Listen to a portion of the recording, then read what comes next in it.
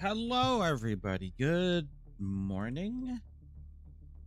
Yeah, good morning. All right.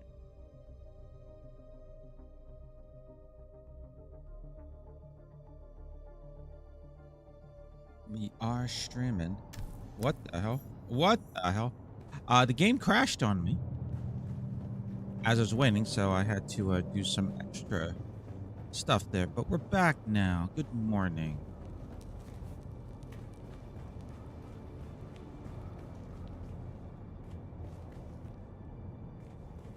Hmm. After all that work I did, Bob is thinking about expanding this to 3.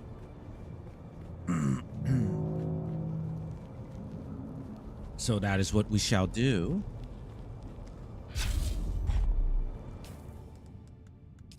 Look at all this junk. All right.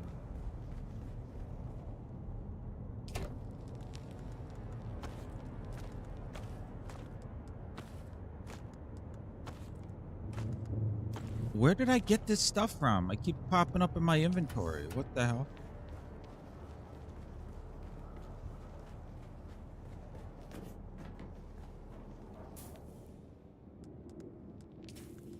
The audio sounds off again. Guess it isn't.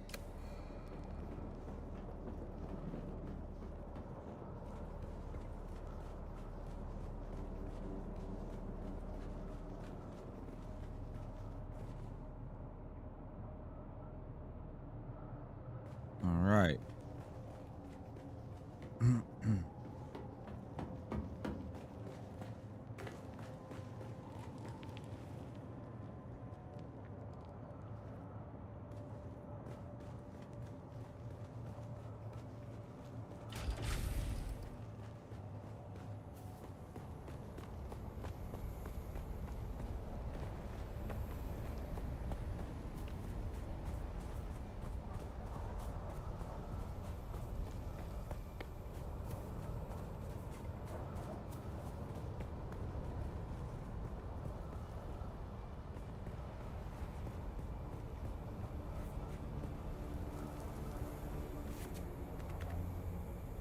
Okay, so there's no reason why it should be 2 wide. We're gonna go with 3 wide.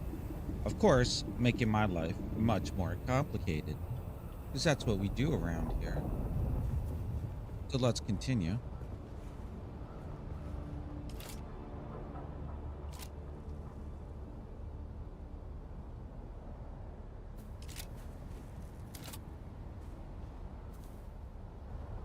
All right.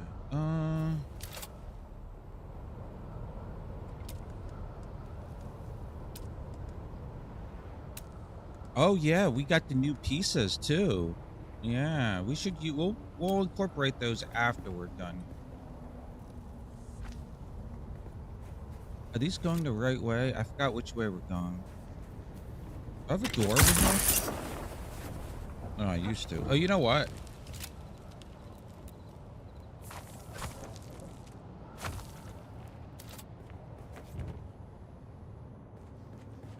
They are going that way. Okay. Hey, can I climb on top of that? I can't go backwards? Hmm.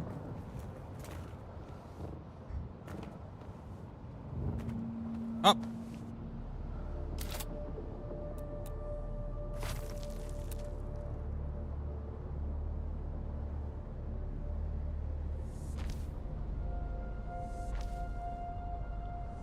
Oh no, it's the wrong height. Fuck.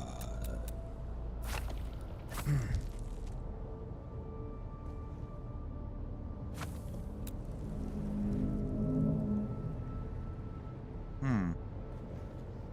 Ah.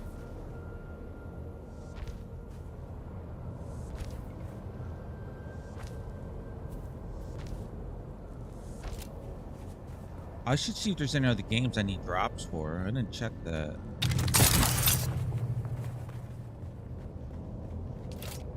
There we go.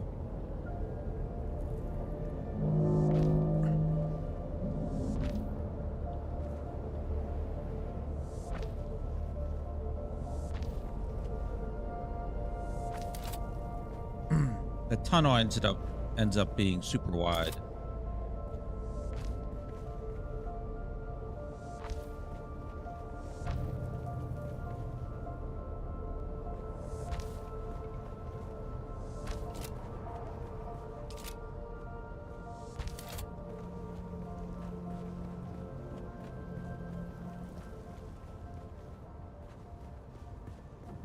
I wonder if I can incorporate any,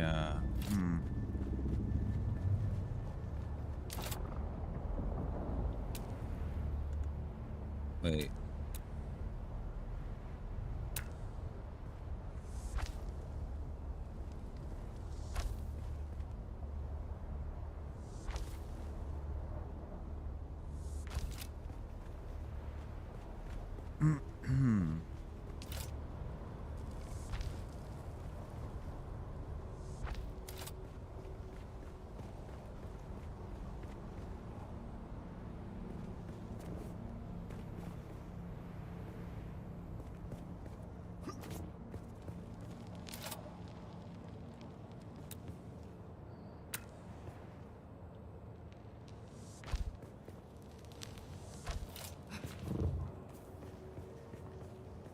Hey, hey.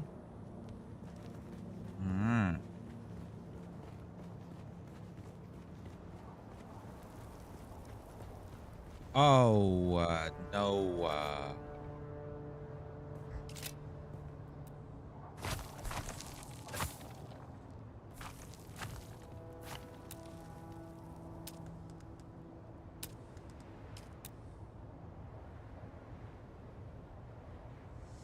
I forgot the walls.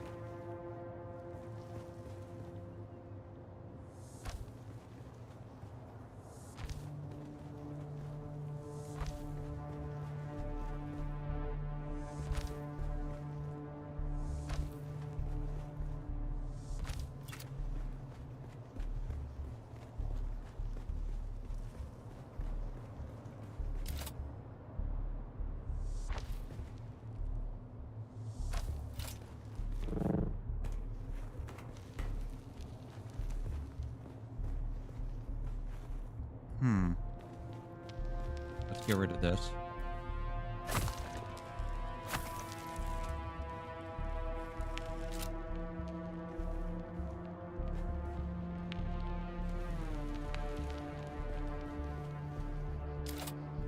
Luckily, we just have to do the one side.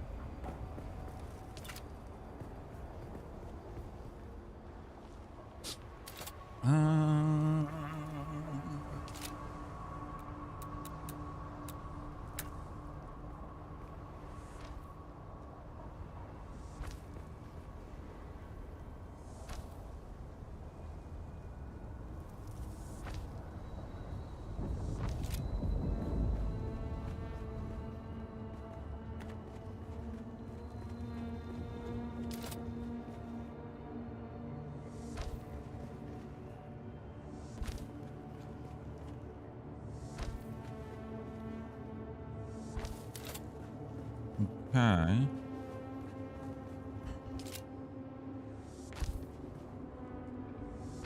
I'm wondering how this is going to connect. Interesting.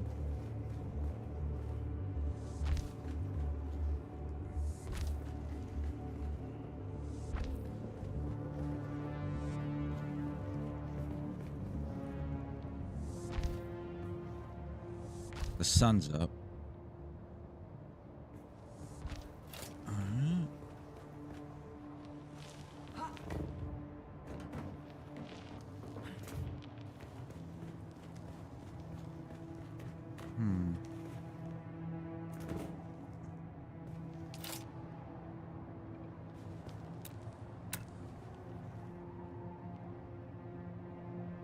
Hello?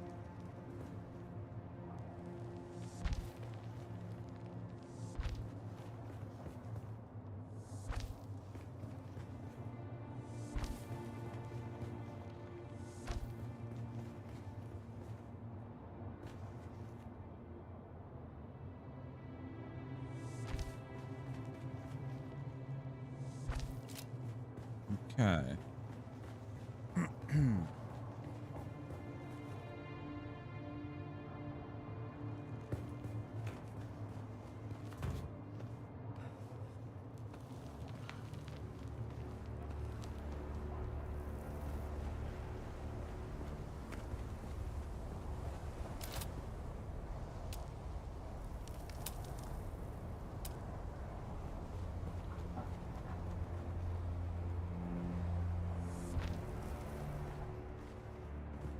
Can't get me, son. Oh, I'm also stuck.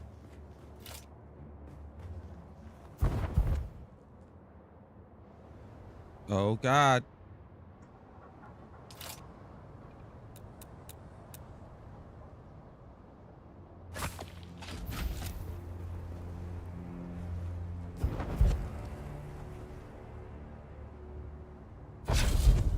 God damn.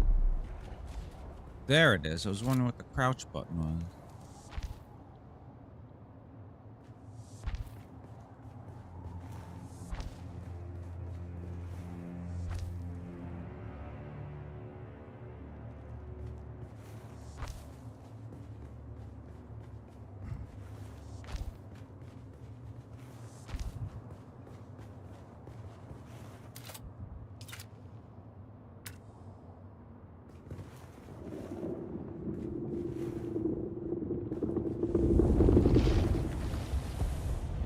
Why I want to connect?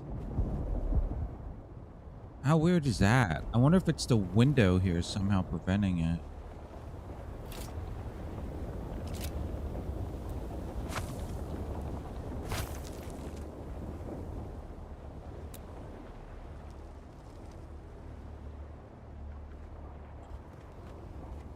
Huh.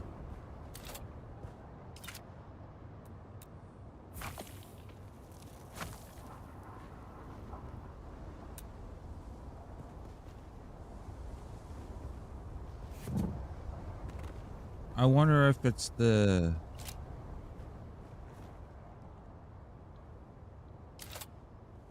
There it goes.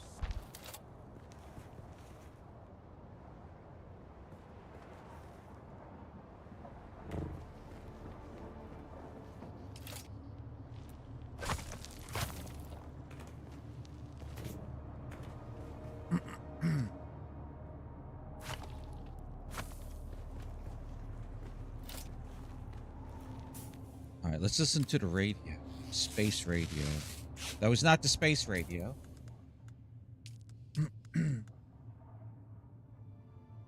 Let's listen to the Harkonnen. Baron himself, Citizen X, we salute you.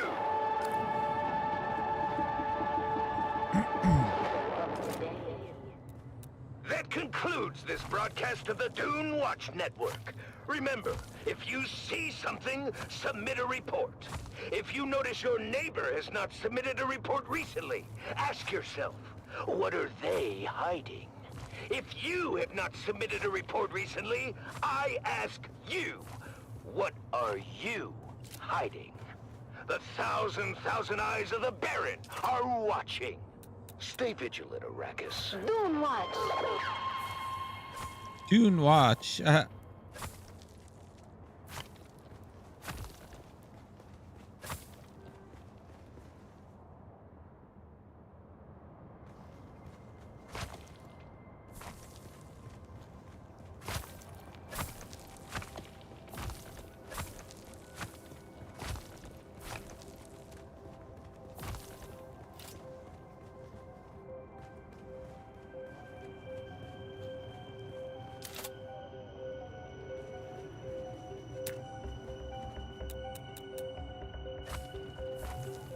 Ah!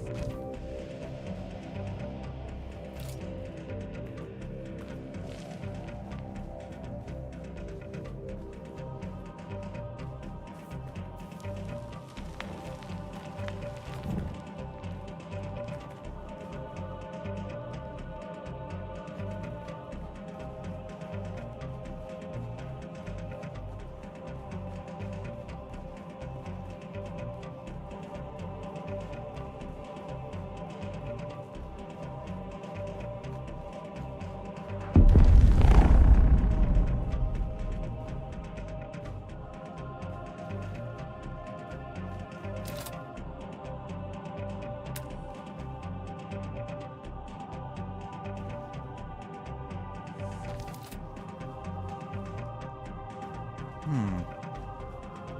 Oh, it goes to here.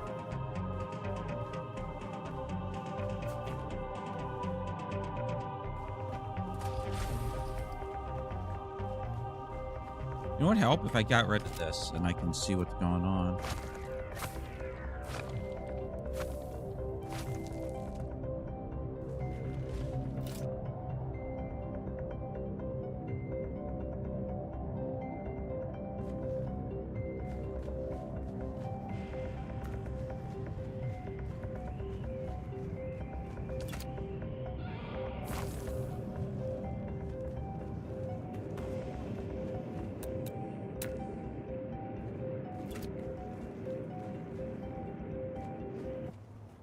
The Harkonnen Network, where every moment is an opportunity to prove your loyalty and strength. Strength through loyalty.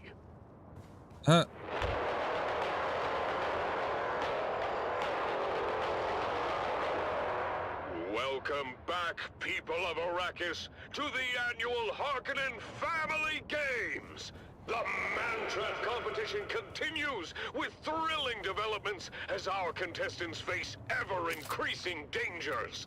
Let's join our hosts, Maxim Dubrov and Vera Kotila, for the latest updates. Thank you and welcome back. We already heard this. Slave master of the labyrinth, and with me is expert biologist Vera Kotila. Vera, we've had quite a series of events so far. Let's do a quick recap of the remaining contestants and their current positions. Indeed, Maxim. First up, we have Amado Del Cid, the pirate who recently met his end at the hands of the twins Morani. Halal Tom has also fallen, leaving us with 7 remaining contestants. That's right. Let's start with the Fremen. He has just emerged victorious against the Steel Fang and is making his way through the western tunnels. His silent determination is truly something to behold. Absolutely. Next, we have the Absolutely. Grey Lady, who has expertly navigated the Shadow Corridor. Her calm and calculated approach has allowed her to dispatch several poison-spitting Groks. She remains an enigma, but her skills are undeniable. Then we have Puikonem, the disgraced guard captain, who has barely survived the web of deception. He certainly has the audience against him, but there is no denying that he has shown surprising resilience. Kaylin Sheath, the former serving girl, has managed to evade numerous traps. Her agility and quick thinking have kept her alive so far. The Fremen is catching up to Puikonem, and it seems inevitable that they will clash before long, unless Nem is killed by Kaylin Sheath first. That's right, Maxim. Sheath and Nem have both reached the treacherous abyssal chamber, a section of the labyrinth with a bottomless pit at its center. This will be a true test of their skills and endurance. The tension is palpable. Puikonem and Kaylin Sheath are circling each other warily, both aware of the deadly drop that awaits any misstep. Kaylin makes the first move, firing her needle gun, but Puiko deflects the shots with his makeshift shield. He retaliates with a swift strike from his dagger. It's a brutal and even fight. Both are landing blows, and both are bleeding. The edge of the pit looms dangerously close. Look at their movements. They're both clearly skilled, but Puiko's desperation is giving him a fierce determination. Kaylin is agile, but she's struggling to maintain her balance. Puiko lunges, and Kaylin dodges, but she's too close to the edge. She fires another shot, grazing his arm, but he doesn't stop. With a final desperate push, Puiko throws his weight against her. Kaylin stumbles, teeters on the edge, and... She's fallen! Kaylin Sheath has plummeted into the abyss! Puiko stands victorious, but he is gravely wounded. He is dragging himself away from the pit, bloodied but alive. What a fight! Puikonem has proven that even cowards can sometimes get lucky, but the ordeal is far from over. Indeed. Alright, this doesn't work. And it seems his path will soon cross with that of the Fremen. That encounter is bound to be explosive, but that will all have to wait until our next installment. As always, straight from the Grand Arena. if I put Stay tuned, this people wall of here. Arrakis, for more live updates and thrilling commentary from the heart of Gady Prime and Gady. the Man Trap. Look at that. That doesn't work there. Unless I can somehow put a wedge wall in there as well.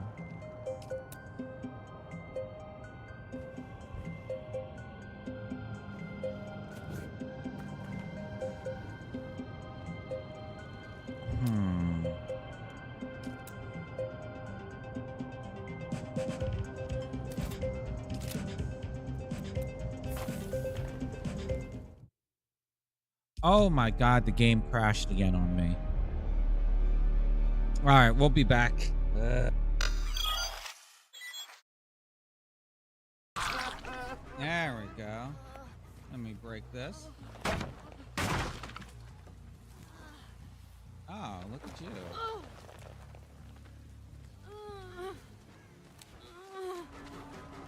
Where's a hook at?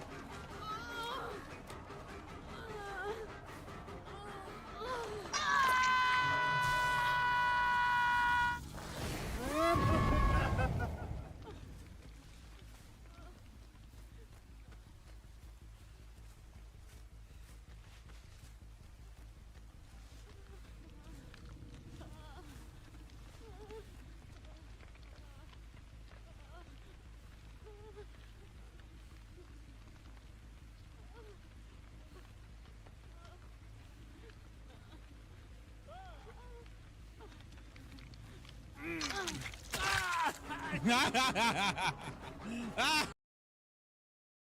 got Steve. I want spam and mac and cheese. Why spam? I fucking love spam. Oh, why was mac and cheese? Because it's fucking amazing. I had it once as a kid and then it changed my life forever. It's delicious. Because I'm hungry, but then I was like, oh, there's nothing. And then I saw a can of spam and I was like, oh, I know what I'm doing.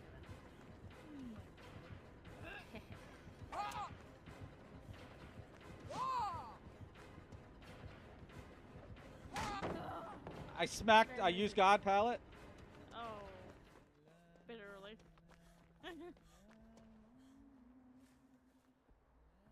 She left Don't me. come at She left me. Please She don't come didn't want any of this smoke. Oh my god, Bob. What? I never get a No. chance to say that. I never get a No. chance to say it. Give it to me just a. That's the same thing. That's the same thing as mushrooms. So why would you eat? Okay, we're back. I hope. Second time the game crashed on me. I gotta make sure I'm not out doing anything. Thankfully, we're only building, so.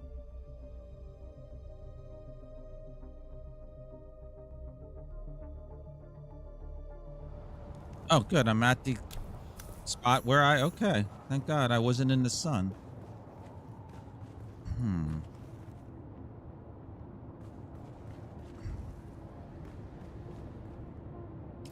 I wonder if I can put a wedge wall here and... Oh, that would look ugly, wouldn't it?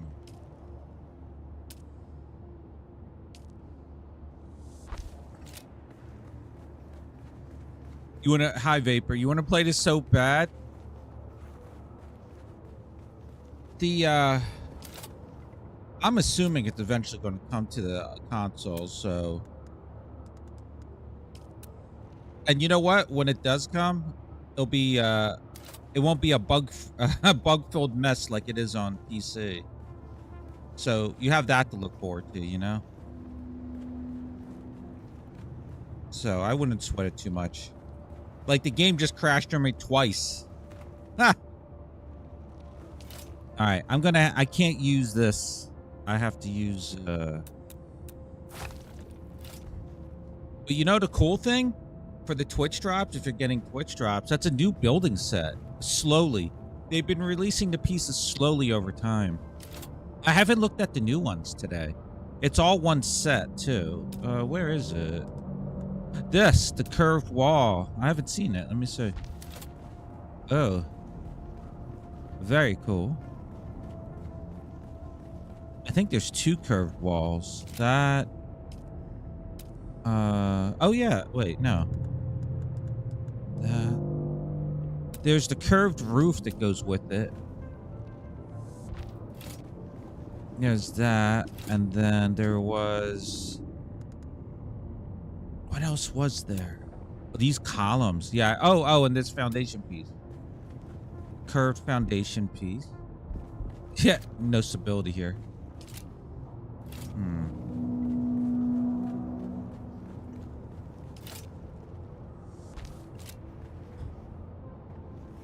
That's cool. Oh.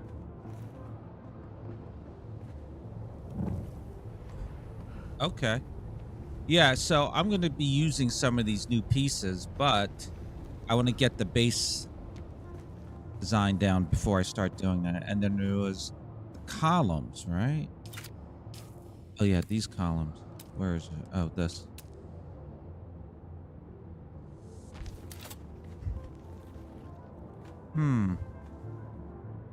I've got to see how this incorporates into the build. I could make this tunnel the new building materials. I don't think there's a ramp, though. There isn't no. There are the stairs, though. These stairs are probably the best ones I've seen in a game. But these stairs came from the last drops.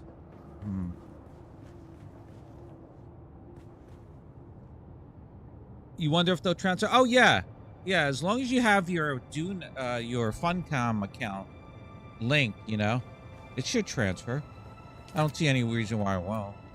Hopefully it, like I said, though, hopefully it does come to consoles. I don't see why it wouldn't. You know, that's a huge market for them. They'd be stupid not to have it.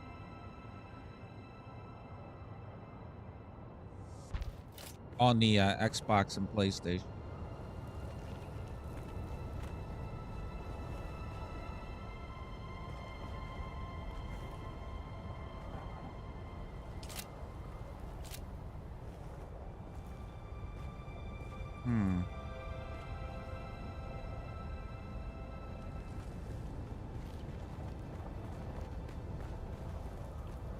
I wonder if it's a graphics setting that's causing my game to crash.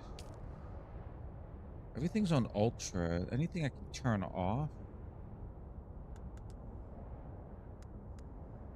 The reflex. Shadows I'm going to put on high. I don't like shadows.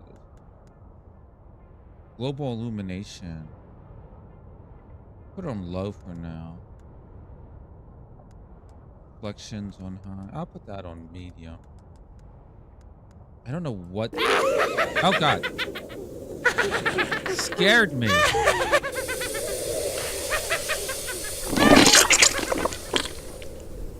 Thank you for scaring me. It's linked from Conan, so I'm sure it is. Oh, you can check it on the page. Go to your Twitch. Here, I'll do it here. Go to your drops page. Right here. Scroll down to... Maybe I'm big in this. Scroll down to Dune. Oh. There it is. Just make sure it says connected. If it isn't, connect it. Oh, this wall. So you gotta... Yeah, no problem. No problem. Yeah. In fact, thanks for reminding me. I want to see if there's any games I need dropped for. Why do I have this connected? I'd never even heard of this game. This is that real life Sims game.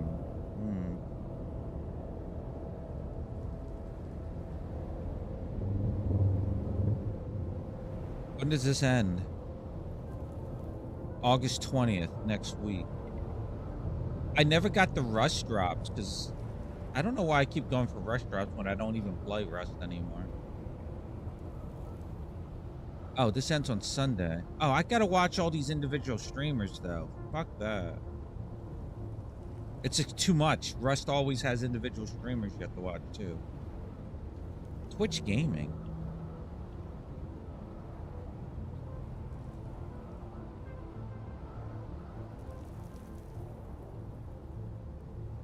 All right. Then I'll get the. I'm gonna get the. Where is it? Wait, how long do I have again? Oh, till next Wednesday. All right. There's nothing I need.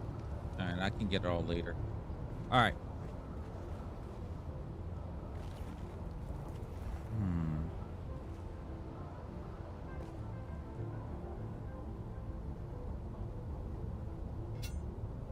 I pushed the wrong button.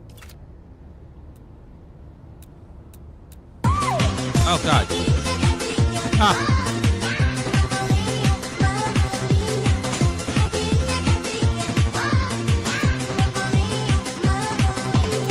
Thank you for the second scare today.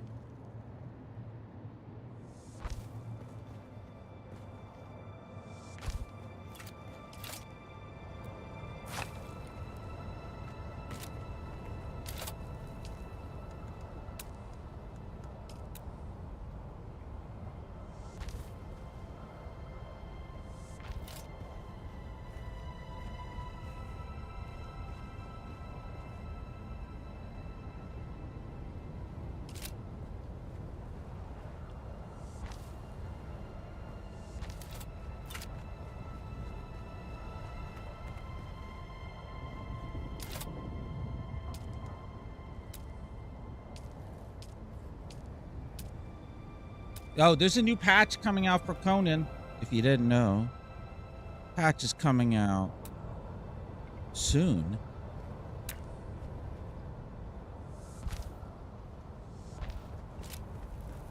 Finally. So hopefully we can get back to some Conan.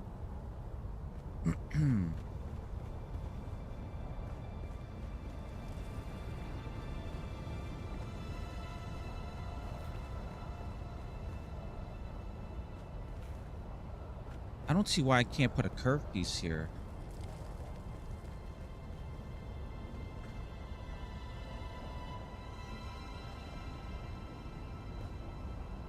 I could use wedge pieces. That's going to ruin my building at the top, though.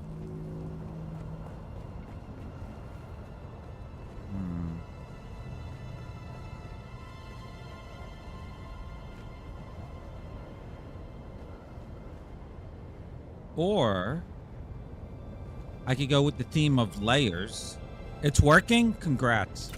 Sadly, you missed the other drops from before, but maybe they'll do the drops again. Funcom has done that in the past with Conan.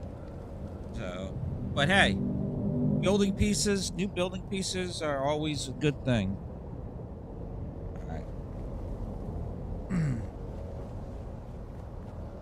All right. Shoot. All right, you know what? We'll match this right here, this one, down to here. All right, that's what we'll do. Instead of me agonizing over this. Shit.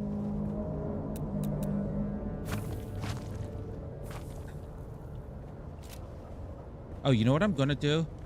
I don't know what the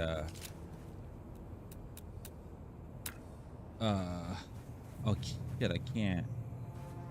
Stability issues are here. So I'm gonna do that.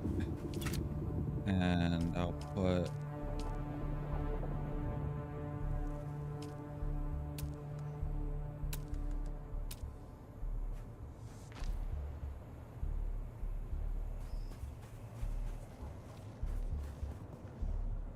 doesn't like the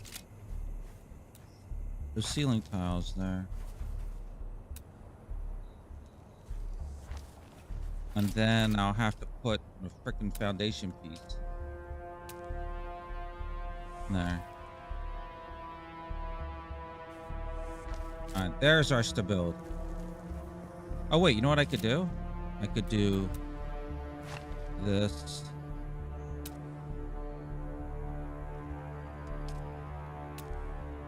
That.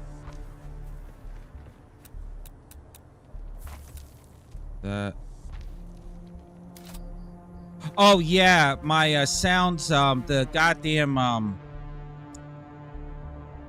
the service I use for the sounds for the channel points, freaking they're not working right now, so I disabled them all. It pisses me off, you know. Twitch, I don't know who to blame, but I think I'll blame Twitch, because a couple months ago they changed how all those channel points, it's not just me, everyone, how like they're done, like the API that's running on their website.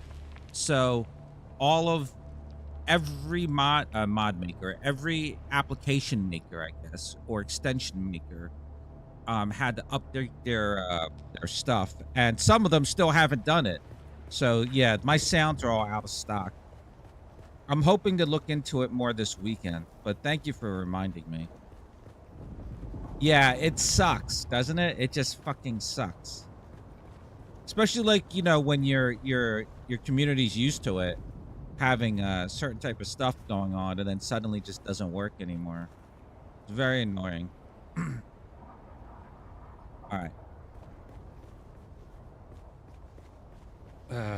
All right, so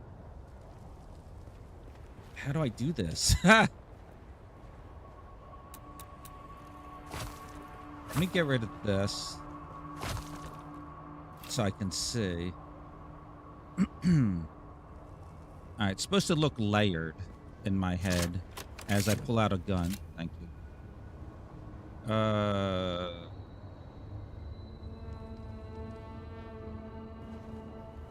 Oh, it can still look layered.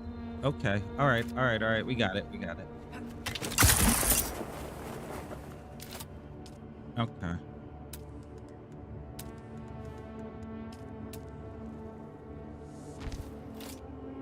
Then we go out one more piece.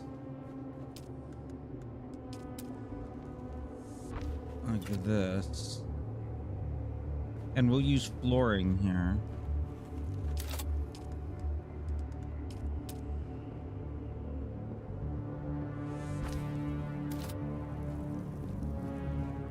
These are going different way, but no one's going to see this shit, so I don't care.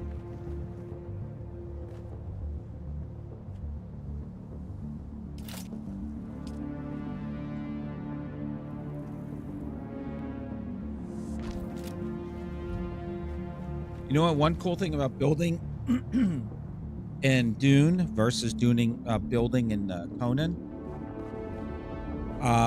It's cool, but it's not cool too, because there's some limitations, and I forgot to use my grappling hook. I'm going to get heat stroke if I don't get out of the sun. Is this thing here. Where is it?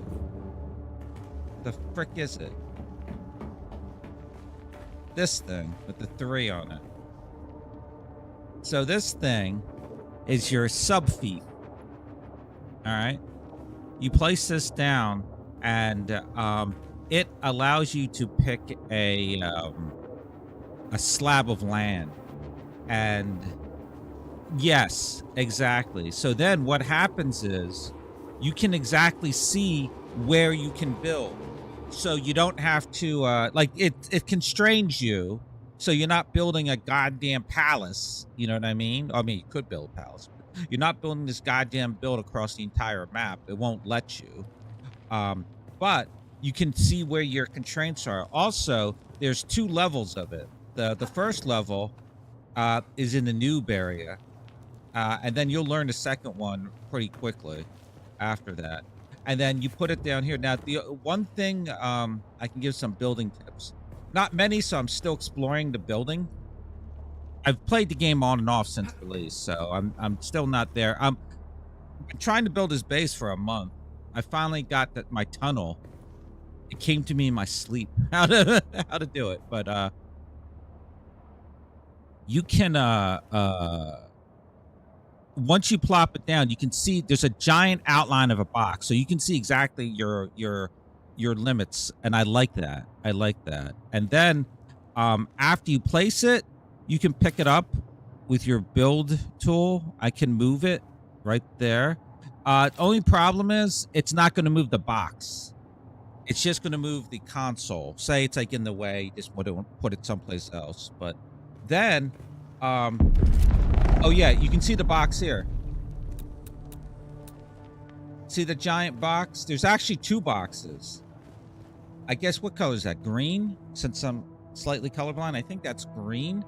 So that green box is the constraints of my building, but you can add on to it with another one.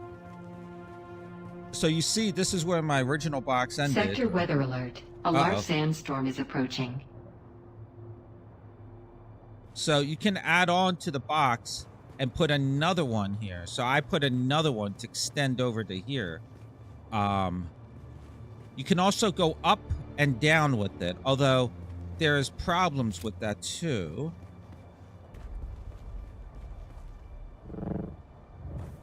So you can see, here's the limit right here where I can build at. Right here. So you can see, so you won't be, so you can see exactly where other players' builds are too, so you don't interfere with them. It'll tell you. But here's the problem, though. If I need to go under the soil here, I can't, because the height is like right here.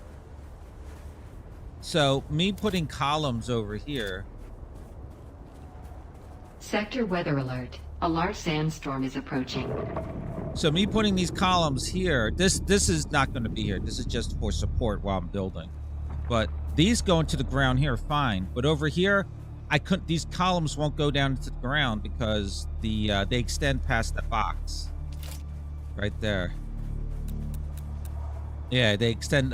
They under the terrain. So this is the limit of where I can build at. But if you notice, look how close I am here to the edge.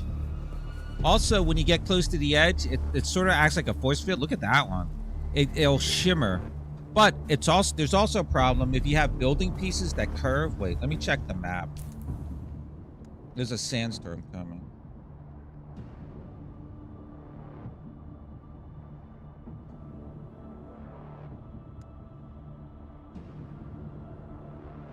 Oh, here it is. Sector weather alert. A large sandstorm is approaching. And here's where I am. So, but yeah. So if you have curved pieces like this, let me see. I can climb. There are some walls that are curved. Like here's a flat wall. And then if you notice, it's right up against that there. It'll say you can't build, but there's walls that are curved. Like this one. Look at that. It's pushing it. Look at that. What is that?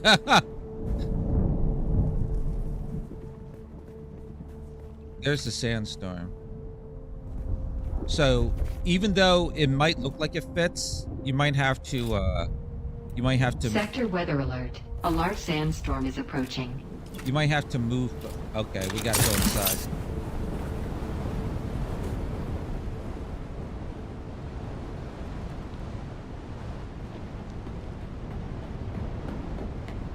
Yeah.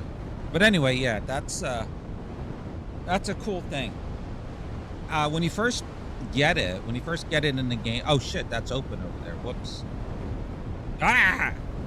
When you first open up that ability, it's really it's a small box, but once you open up this one, it's fairly decent.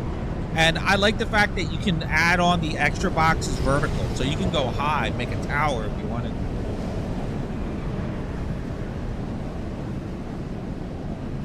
You play another land, a game that does that too, called Small Land. Your hey, it's like this. Yeah, the system seems a little better. Oh, thank you. I'm still exploring the building and how to like in Conan try to clip stuff together and all that. But one thing you got to remember, I'm going to compare it obviously to Conan.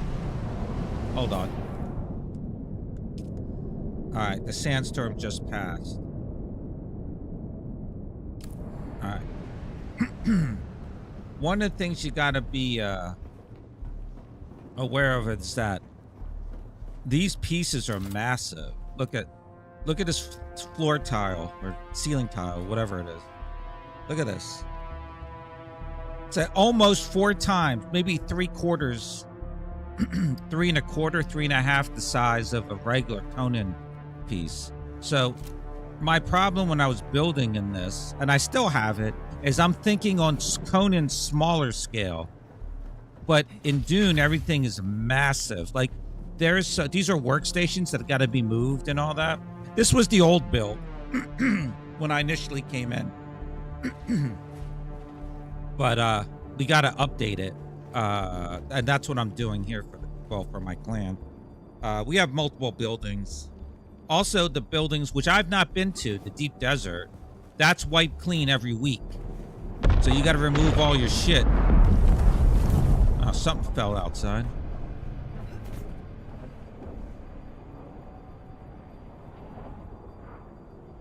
The deep desert is like the PvP area, but there's more PvE area in there.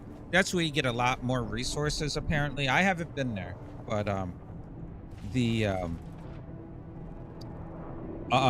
workstations, they all have a power requirement. So if you look at this is a power generator. So if you turn on too many workstations, they all draw wattage from the power, and if you draw too many, it'll trip the breaker and the whole thing turns off. Now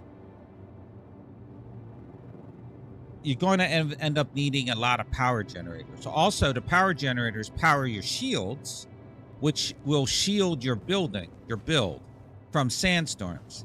If you don't have this, if you run out of fuel cells, the power will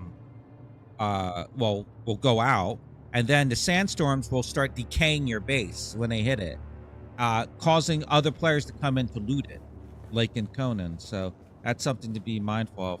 Also, when I was talking about the builds being massive, there are some workstations, like this is for extracting blood from your victims, your players here. This one here, and this is one where you throw bodies in. Oh shit, I need more. Oh, I don't have any bodies. Also, that takes a lot of juice. Takes a lot of electricity. You throw the bodies in here, and then it sucks out the blood, and then converts it to water for you to drink. Some of the workstations are 4 tiles high. So your structures have to take that into consideration. Hence why this building, originally was just going to be a tiny tunnel going between 2 builds. One side's going to be for a hangar bay. Then I moved a hangar over here. There's a what do you call it thingy? Oh, you got to stay out of the sun too. You got heat stroke. I just built this before I ended the stream earlier today. But you got to take that into account. So this area here was originally 1 tile. Then I made it 2. Now it's 3. And it's tall. I'm going to have some balconies here, or walkways, bridges, walking inside of it to hold workstations and whatnot. And this is massive here. This should hold the 1 workstation that's 4 tiles high. So yeah, you need a lot. So you got to look at the movie Dune, since it's based on it. Look at how big the buildings and shit are in there, and then build accordingly. Where do you keep permanent structures at, and why did desert buildings decay? Okay, so anywhere let me go to the map. This is the main play area, this whole area. And as you see, I haven't unlocked this stuff. I mean, I've been there. I've been here and here and here, but I haven't actually done any quests or anything there, any missions there. So I've only unlocked this area. This is the noob area. This is massive, by the way. This is massive over here. This is a dungeon. But, so this area, the buildings are permanent. Okay. But if you go to the deep desert is where PvP can happen. Can. Not all the time will happen, but can happen. But that's where you get a lot of resources because you got to harvest the sand, the spice from the sand. So that's where you really do that. You get a lot of resources from doing that. And also, I guess, from PvPing. So what they do is, in the desert, which is not on the map here, the desert, I have to fly actually out of the... Right next to me, I can leave the area with my helicopter thingy. Right over there, beyond that rock there. I can go there, and it's like a fast travel thing, like a different map. It looks like an arcade game almost. Like you'll see, like, you can move your ship around this map when you get out there, and then what will happen is you can go to the deep desert, and in the deep desert you set up a base. But every week there's a big storm that comes. There's a worm over there. Every week there's a storm that comes, and it wipes everything clean. So your bases out there are meant to be temporary. They last 1 week, and I think it's every Tuesday morning, Monday night or Tuesday morning when they get wiped. So what you want to do is you build a base. Again, just temporary. It doesn't have to be fancy. Just building a base to hold your shit. You need power generators, so you got to do all that stuff. Then you go out, harvest what you need. Look at the shadows. Then you go out there, you harvest what you can. Then before your base is destroyed, you take it back to your base here, and that's the play. That's like the gameplay loop.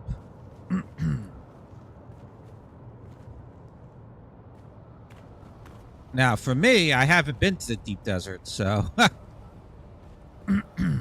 yet. Once I finish this, I'll continue with the game. But this is taking me forever to build, so who knows when I'm going to get there.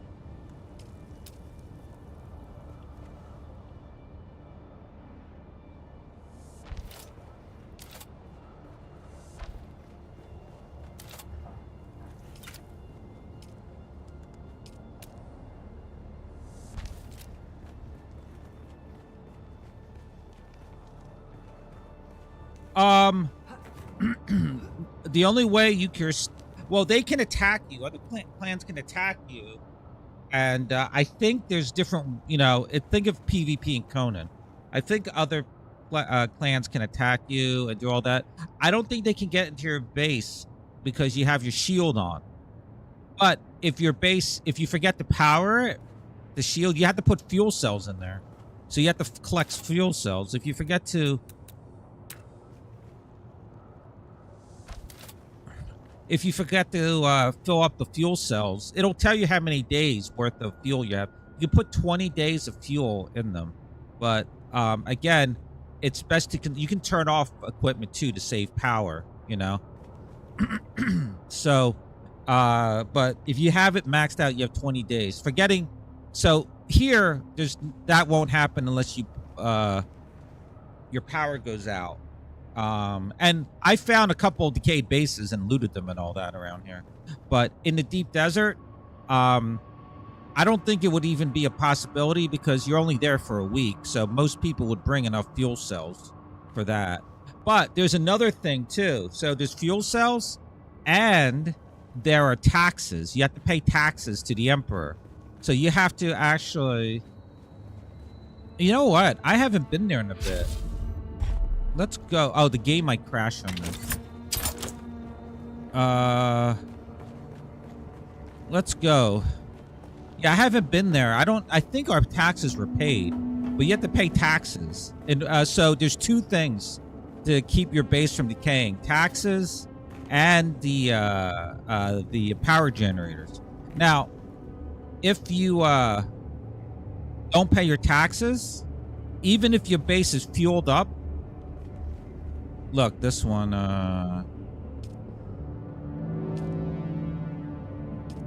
Look, we have 16 days of power here. Even if your base is powered up, your fuel or your generators are powered up, if you don't pay your taxes, the Emperor will shut off all your generators. So eventually it'll either be looted or stolen by other clans. Let's see. How do I do this? Oh, shit. I'm running out of water. How do I do this? I haven't done this in a bit. What is this? 5.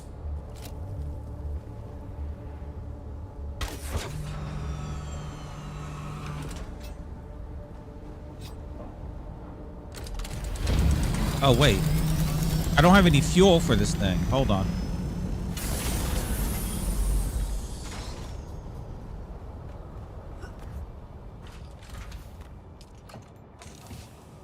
I don't know what the fuel looks like.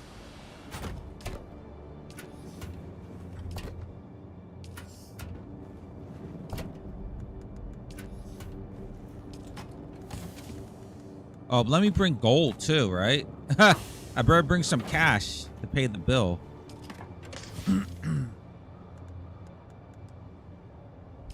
Hi, Lucy.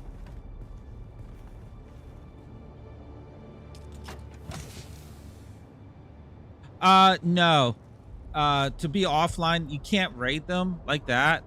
At least as far as I know. I don't think you can. The only thing you can do is attack people as they're harvesting the shit or flying around the map. In the deep desert only. Good morning, Lucy.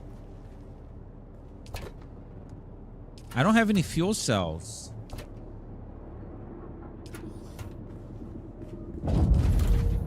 I looked through these. Maybe downstairs. As you can see, it's messy in here. That's because of me building.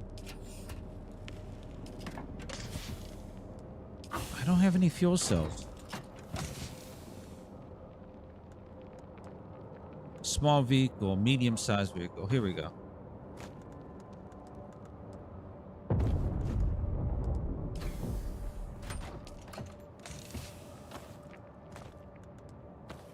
Oh, this one's about to run out. Okay.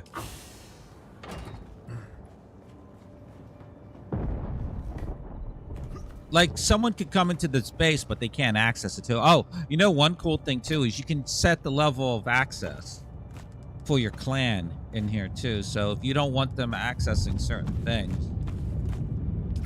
you can change it. And they also can't, like, destroy your shit like they can in Conan.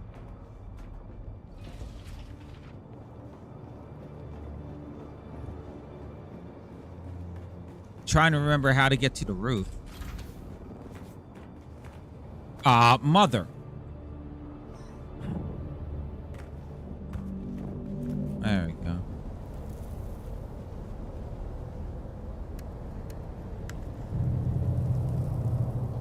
All right. There we go. We're loaded with fuel. All right, let's go. Oh, that's bad. If you get hit by the spotlights, they grapple down and try to attack you. No problem, Vapor. All right, let's go. Let's check out to see if we have to pay our bill.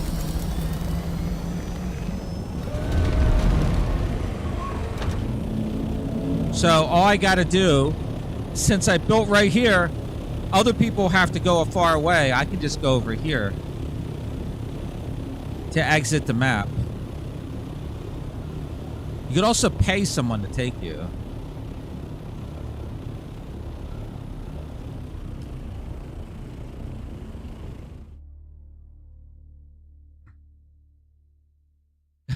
Buried chest in the floor for Shady Clan. That's hilarious. All right, so here's the arcade game. I gotta go to this uses fuel.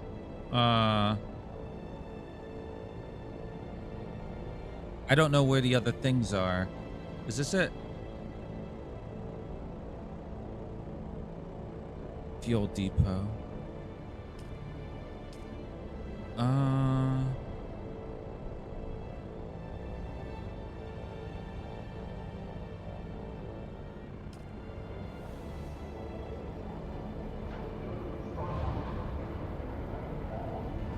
Harko. Okay. This is for my faction.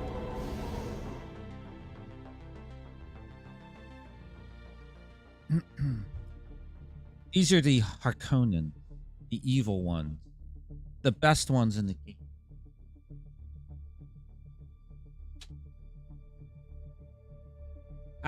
Lucy, I have a job interview at 11 a.m. I went to sleep and I woke up at 2 a.m.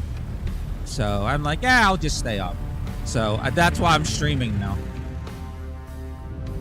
Yeah.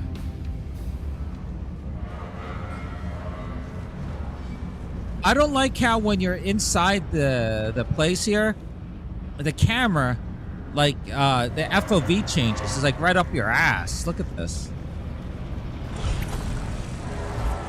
So these are all vendors and shit.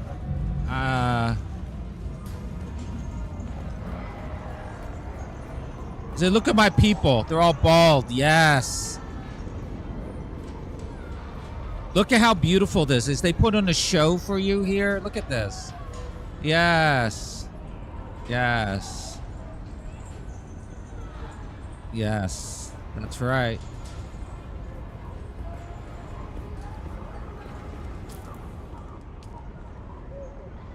Where's the bank? Tax collector. Here you go.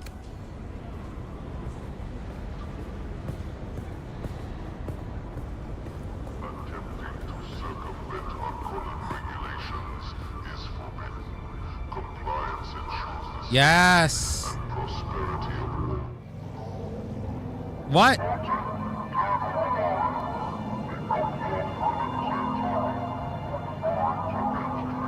Ha! I haven't seen this cutscene before. What the hell?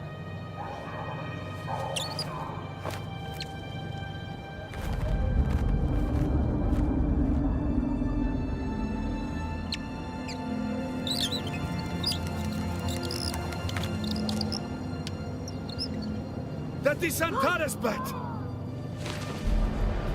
Wait, what? I just came here to pay taxes. Oh, why'd he clip right through me?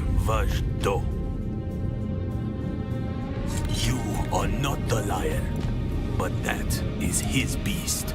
Yo, I just came here to pay taxes. What the fuck? What the hell? I'm not doing the store. I just pay taxes. God damn it.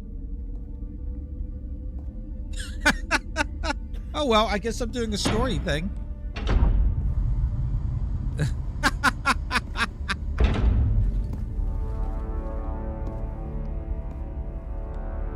Let's make this quick. I have a transport due any time now. Demo, Azat, and whoever you are, get out. Wait, what about me?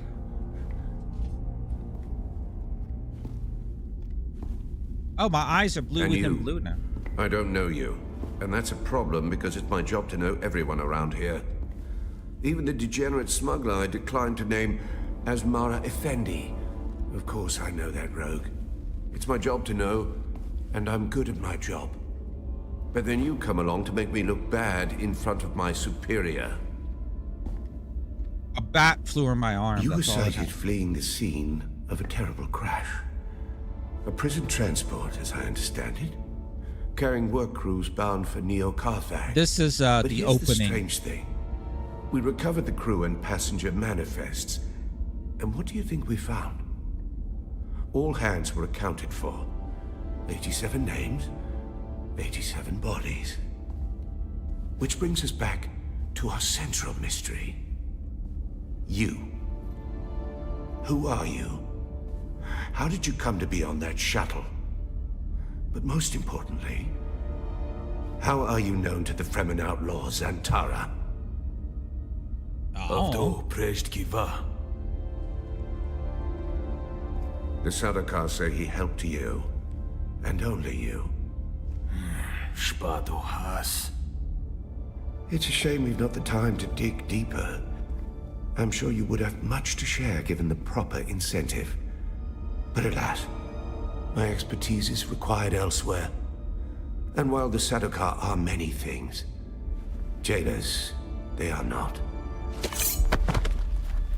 So then, you may take your secrets to the grave. We will find and kill your Fremen Confederate in any event. I just came here to pay my taxes! No slight to you, Tors. I just thought that this interrogation might benefit from my visage. Yo.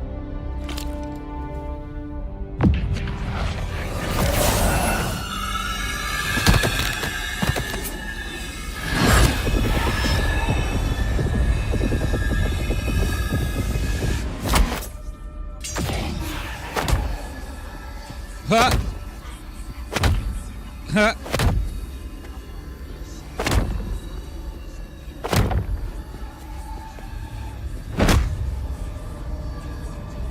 This is how I prepare for a stream. I do this.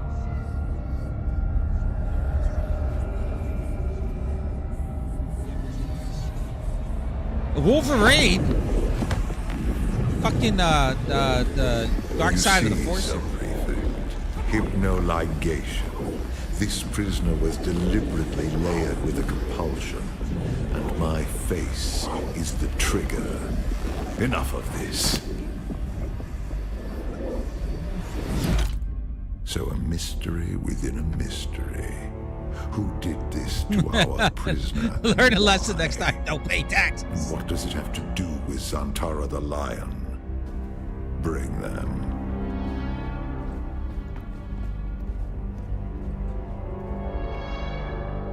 Fascinating. Your compulsion is designed to react only to the sight of my real face. This projection allows us to talk face to face, so to speak. I am Count Hazimir Fenring. I serve the Emperor as observer and confidant, and I keep his subject. You've heard the expression, the spice must flow. I am the... So, having established who I am... All right, so... we turn to you. When you're playing... An escaped prisoner, a survivor. This is from the opening, but every person the story. Carries their past with them. You can say I haven't been anywhere. Who are you? So, if depending on your race or your home planet and other things like the class you pick, you might have more dialogue options. So I'm a peon, which I picked she's poor. She grew up poor. And every time we use the peon stuff, people are like, oh, you've grown above your rank. So let's use the peon stuff. Also, I answer everybody like an asshole if I get a chance. I'll be the judge of that. Though, another lost soul on an Imperial prison transport. What is noteworthy is this sequence. Finally, an insidious form of compulsion that forces the subject to kill themselves rather than be subject to my presence. Do you remember who gave you this compulsion? Do you know how it came to be? Let's see. Should I rat out the Reverend Mother? Sure, why not? That's remarkable. You survived the Bene Gesserit test for humanity. There are very few who can boast of that. Well, you know, And then Zantara rescues you from the wreckage of the ship. Here we go. Why you? What is your association with him? So normally people would say, I don't know. I'm just going to shrug because fuck you. Truth be told, I am less interested in the outlaw. The Sadokar want his head. But my interest... No. I am mostly interested in whoever did this to you, and whether there is a way we can help each other. Help each other? I was about to be executed. Exactly. You have been a victim of nefarious circumstance, and yet I can use someone like you. Someone who can survive in difficult situations.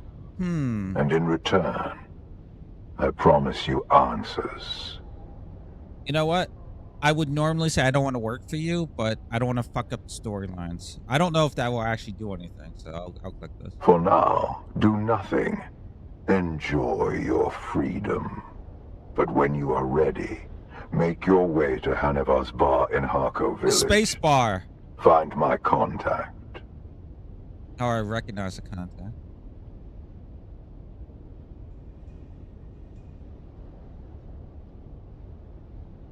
He's throwing gang signs. Space gang signs. That will let her know who you are. Be discreet. The ones who did this to you are powerful and subtle. We've spoken long enough. Blah, blah, blah. I will have the guards return your weapons. You better and put you return out my in the money. street. I gotta pay my space tax. My agent. I leave you with this. Do not waste sorrow over the Goodbye. What? I love my people. Oh, I've been waiting for you. I just got out of jail. Now I gotta talk to this asshole. This is the guy they were hunting. Bastard, you're the reason I was arrested. Where have you been? So, Xantra the Lion, enemy of the Imperial forces. Let's do bastard. Come now, off-worlder. That was a coincidence. Noctua was just so very happy to see you. What do you want? The Sardaukar let you go. Either you told them something valuable enough to buy your freedom, or you've been working for them all along. I was interrogated Which is it? By Count Faring. Told him everything, and he asked me to work for him. Why should I tell you anything? Even if I told them everything I knew, it wouldn't be much. I know nothing about you. Which one's the most dickish one? The one where I just, this one?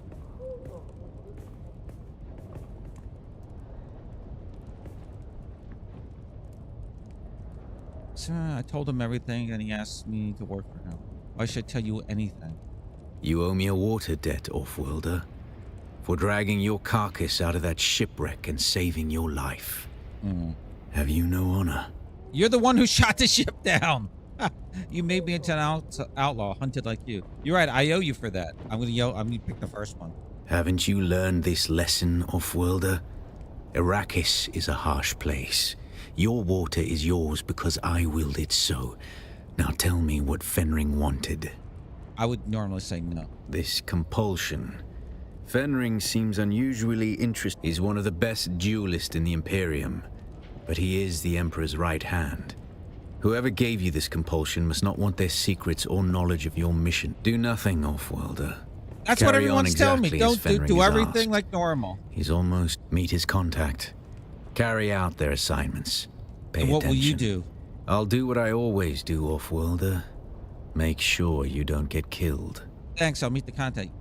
You know I can handle myself now. Nods before disappearing into the crowd. All right. Now, can I walk forward without interacting with anyone? I just want to go pay my space taxes. I don't even know where I'm at now. This map doesn't want to scroll. So here, okay, I'm over here. So straight ahead. God damn.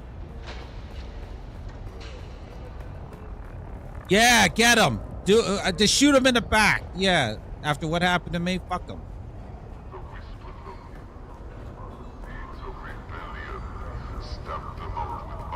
No more space bats, please.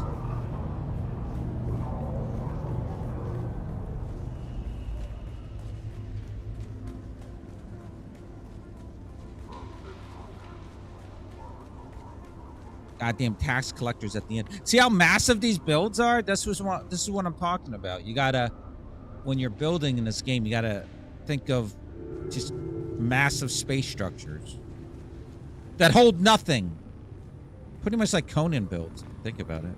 You're back. I know, right? I wanted to pay my fucking taxes. Oh, there's no Bacon paid its space taxes. After all that, I don't have any taxes due. What the hell? Who the fuck are you? Huh? Look, I just been through hell. Huh? Yeah, you better walk away.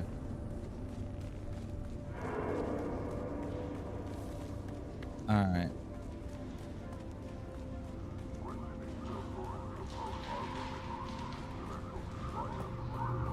Report any suspicious activity to the authorities immediately. I could have exited north too. You can buy this is the Harkonnen faction. You get to buy building materials and stuff from them. But I don't know how high I have to. I haven't done any of their Harkonnen missions. It's all got it's like storm glass. Let me see where it is. Let me see how much it is. Maybe I can buy that shit. Landstrad, water, Harkonnen vendor here. Behind me, a vehicle seller. This dude. I knew you'd be back. Only a matter of time. Oh, these are just the parts. I don't know where the houses are.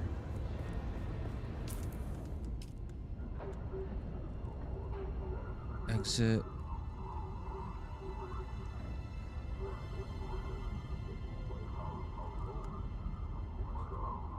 For some, see, there's a bug here. I can't scroll up for some reason. Oh, here we go. Oh, for 1 second it worked.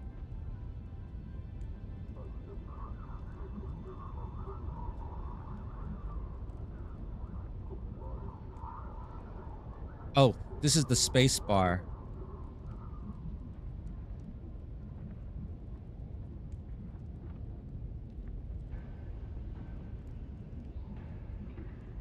Maybe it's the Harkonnen vendor down here.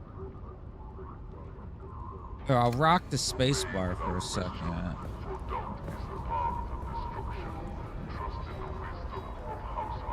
Yeah! Arrest him.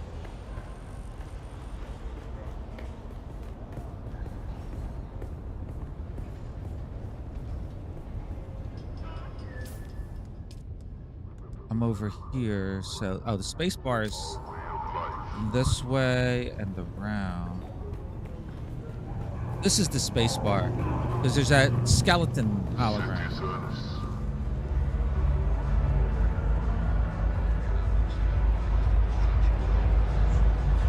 Yeah.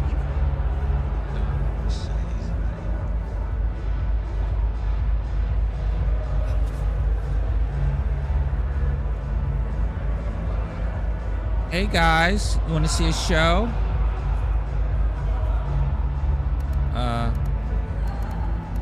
There. I don't have any dance emotes.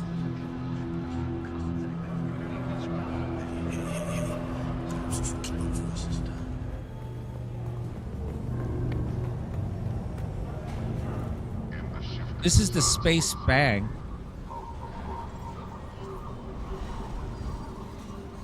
I haven't explored this. I don't know what this does.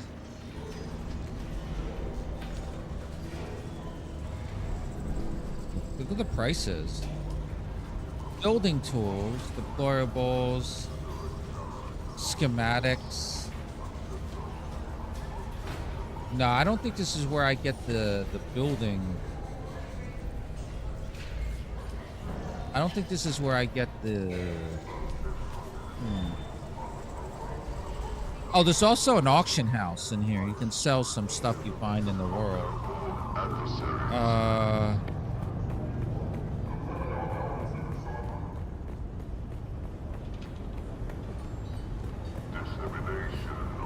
Get out of my way. Can't get enough of me, can you? I don't even know who you are. Oh yeah, Atreides. Okay. Requires reputation level 3. Yeah, here's the the Atreides. Fuck that, but I want Harkonnen. Oh, look at this advanced light set. I could buy these. How much coin? I have 56,000. Ooh.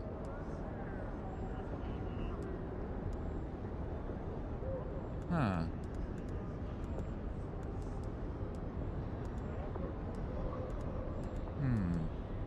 These swatches are paints. 40,000. Holy shit. Does he have anything? Hello again. He just sells spice, right? Yeah. Food. Water. What's this guy sell? Ah, you're back. Shit. Parts. Water.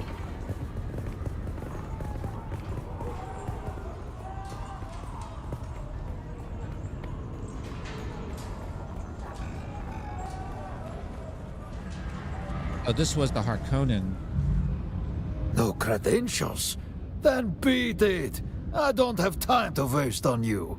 I gotta do my Harkonnen missions.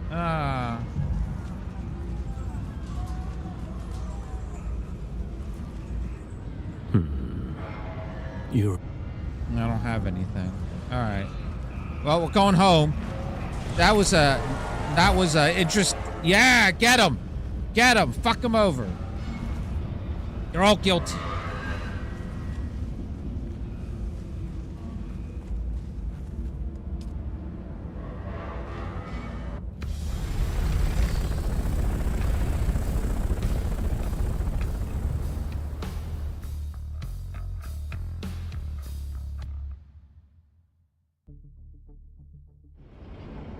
Yeah, Lucy, it's for the same position that they canceled. This is where I gotta go. The interview.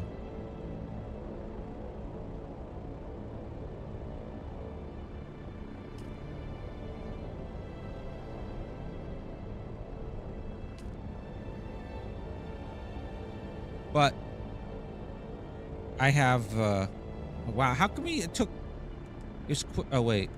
So we have to go in at the right, so my base is around 4 o'clock here. So if we go here, we'll be near my base.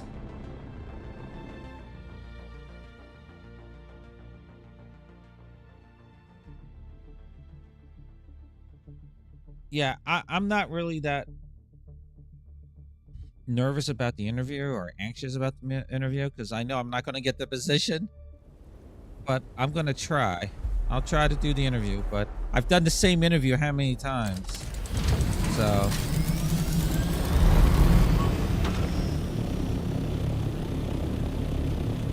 exactly.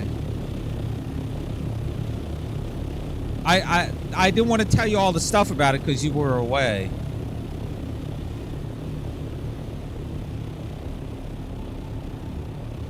I don't know where I am on the map. Yeah, see, there's my home base.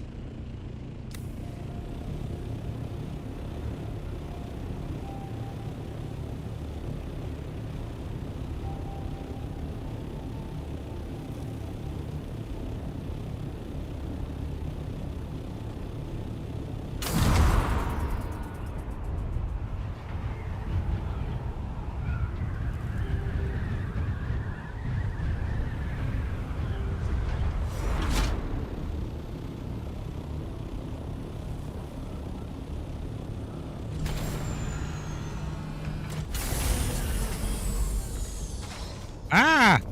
I almost got killed.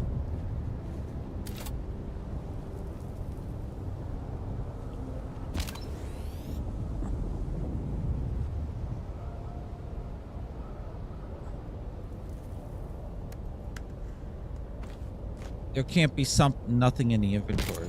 There you go. When you store it. All right. Back to our building.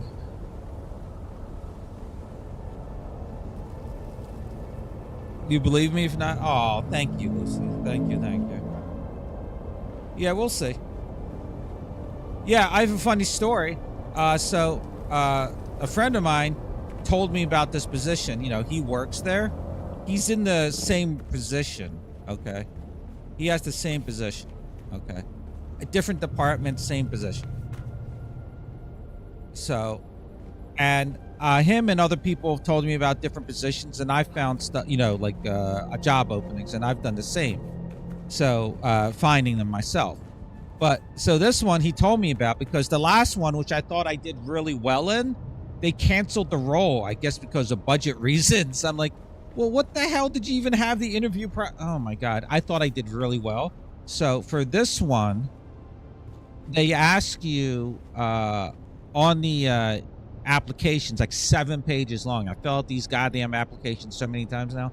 There's a part where, have you applied to this company, or have you applied to this company before? And if so, when?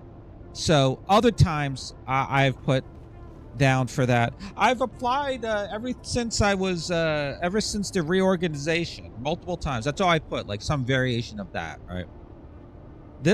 For this position, I put down the name of the HR person. I said I applied for the same position in a different department. However, the role was canceled, and as a result, you know, I didn't, whatever, I forget how I ordered it. However, when I was there, I talked to this person in HR. This person interviewed me, and blah, blah, blah. And I don't know if that helped me get this interview, but we'll see. Because I used names that I you know, interviewed in the past, so maybe they contacted them. Who knows? All right, so we're working on this corner before I decided to go pay my taxes. So yeah, that's basically it.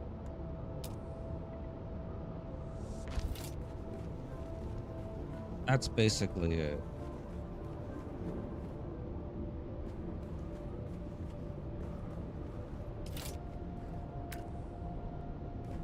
So, since Dune Drops just came out, and like I said, oh, you didn't hear, I went to sleep around 10, 11 p.m. I was going to try to sleep until 6. I woke up at 2. And I'm like, God damn it. Because of the heat. So I'm like, fuck it. I'll just stay up. I still got to shave. It's a virtual interview, as always. Why won't this connect?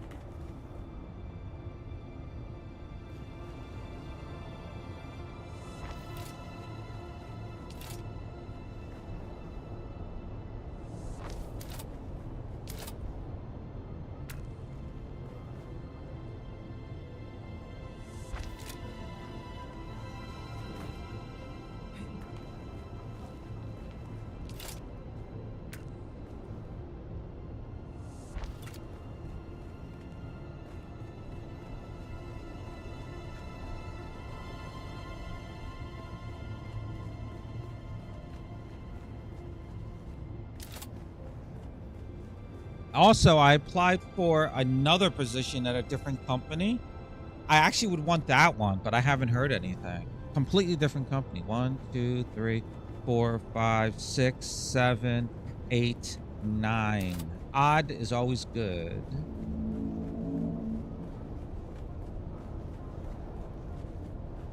Sort of. We'll see. We'll see if odd is good here. I guess I'll just put the flooring down.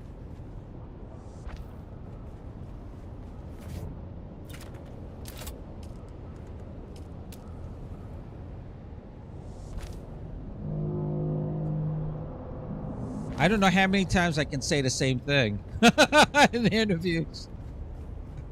Well, you know what? A sane person would say, Bob, maybe you're saying the same things over and over again. Is the reason why you're not getting position. But like I said, I thought I did well last time.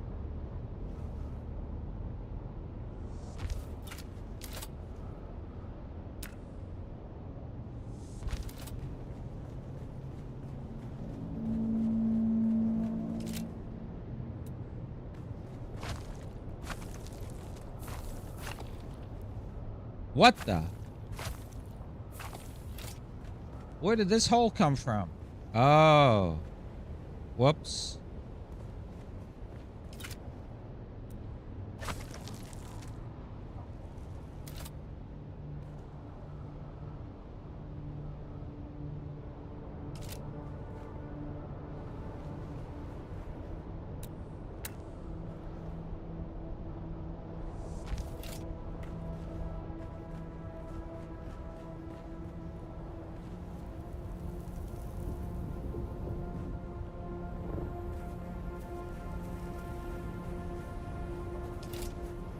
We're right up against it. Look at that.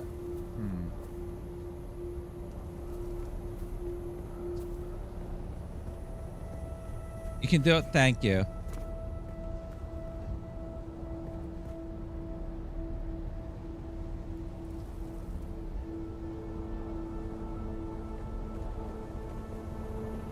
I'm going for a layered look here.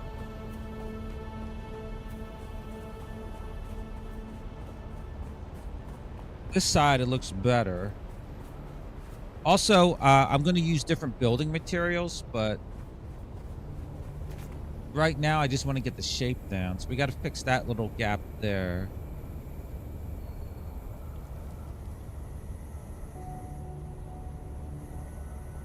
All right, so I hate the grappling hook.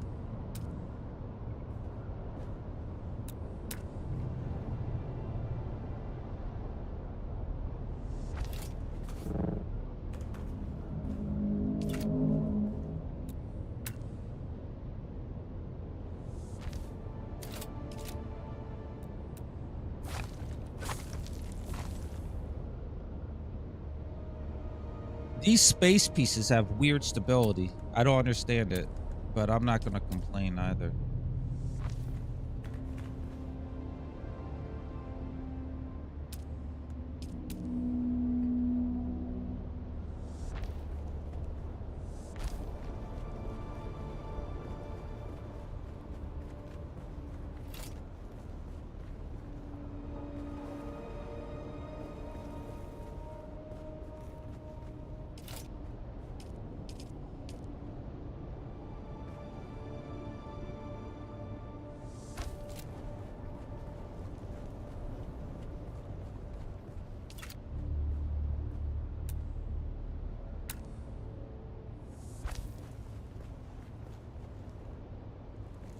Once I get the basic shape down here, then I can go a little nuts with there's a couple aesthetic things I want to do to the outside, but I can't really do at the moment until I get the basic shape down.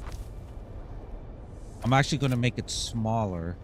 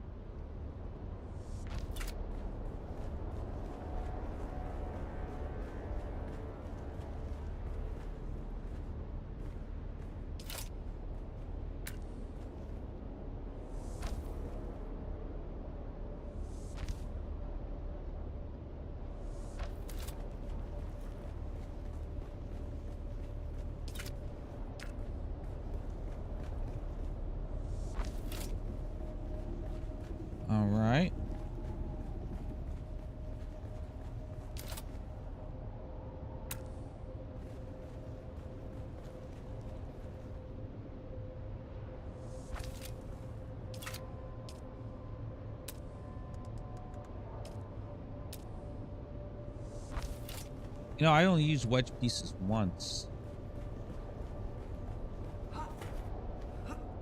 This is the hangar bay for the helicopters. Jesus Christ, there's a hole.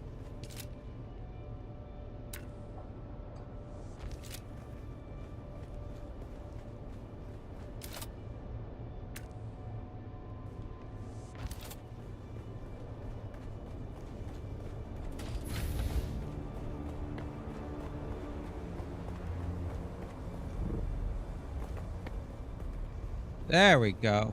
Much better. Much better. Sector weather alert. A large God damn it. sandstorm is approaching. Where? Where? They lie.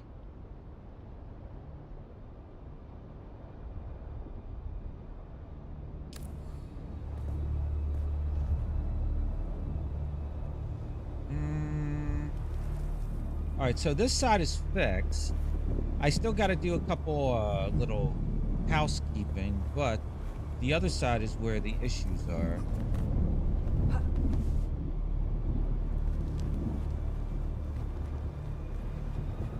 And then once the basics, oh, there it is.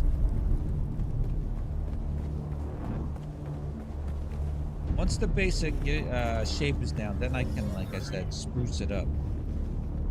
What was that?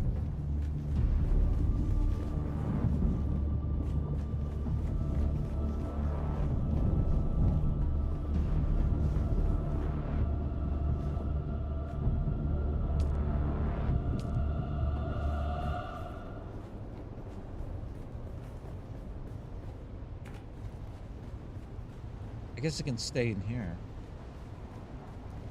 Sector weather alert. A large sandstorm is approaching. Also, I noticed the gap here.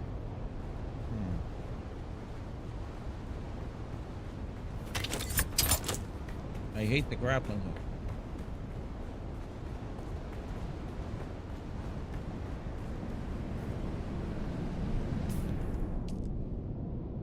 Oh, we're on the tail end of it, or the edge of it. Earlier in the stream, I had no sandstorm. And then once I mentioned, oh, I haven't had a sandstorm all stream, suddenly one popped in. All right. So, this side matches that side.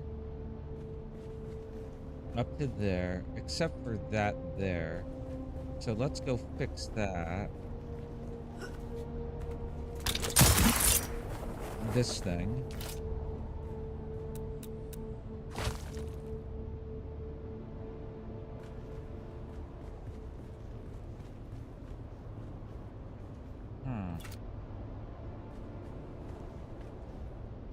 Maybe we wait for night. The sun's right there.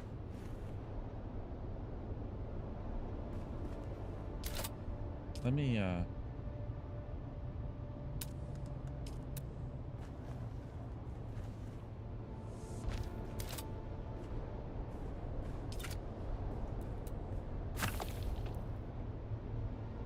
Huh.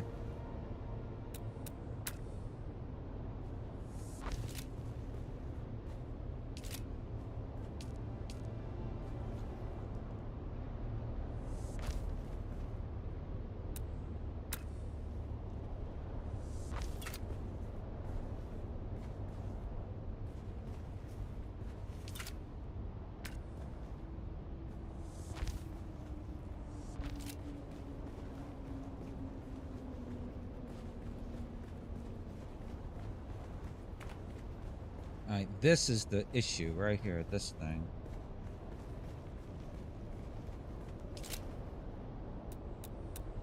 Doesn't have to be symmetrical.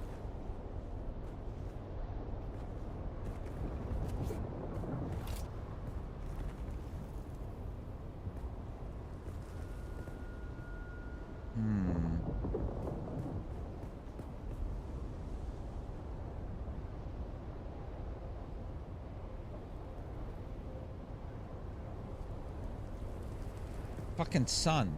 Jesus Christ.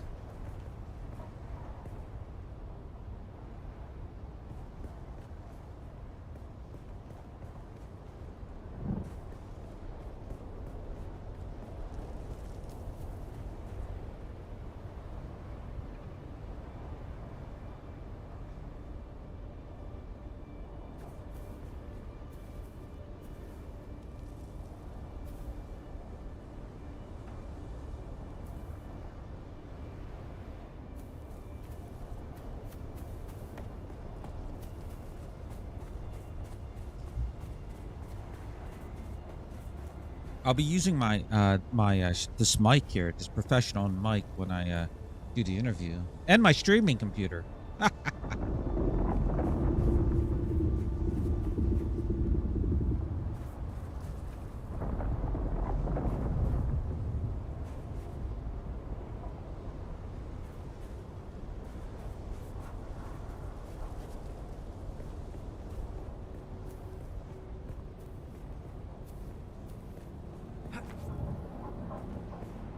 You know what? Let me finish the flooring here. Let me do this. Oh, hello. See, I don't like the fact that it looks like one giant box in there, but I will fix that. Wait, that's the... God damn. That's the lower level. Lower level goes... Oh my goodness. 1, 2, 3. Okay, 3 high. Alright, so that would make sense for it to extend up to there.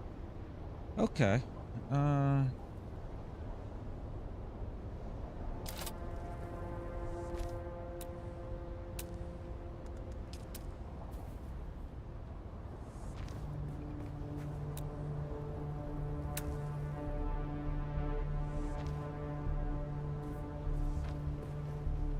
Putting different colored pieces will break this up. Also, I have some geometry I want to add later.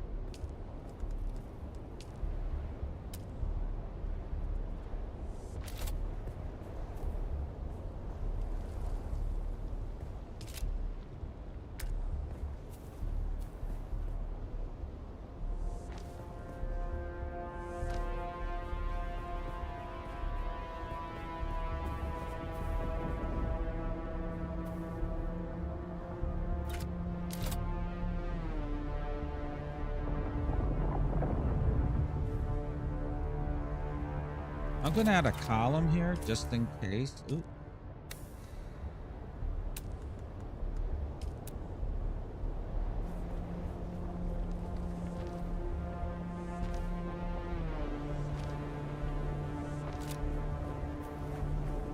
I got heat stroke.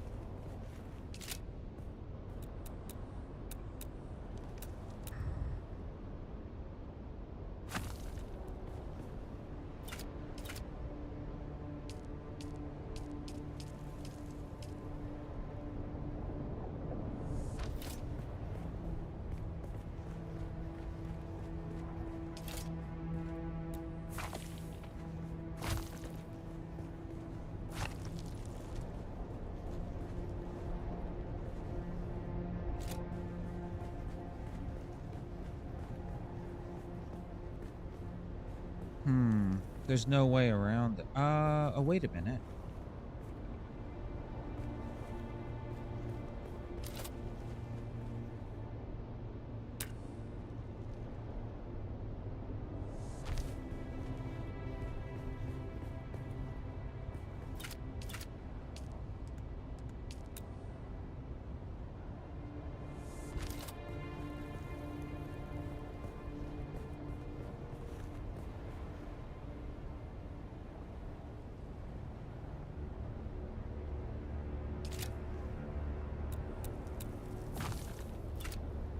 There's no way around this.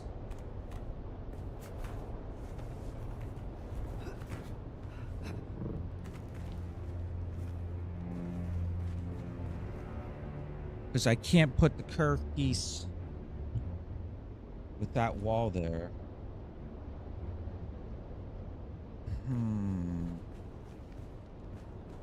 Only thing I can do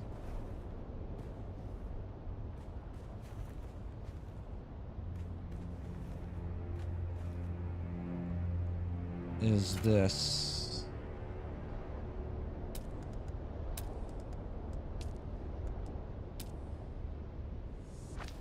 And go with a square.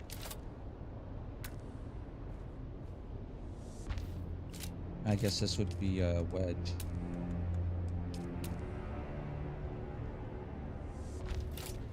Like that.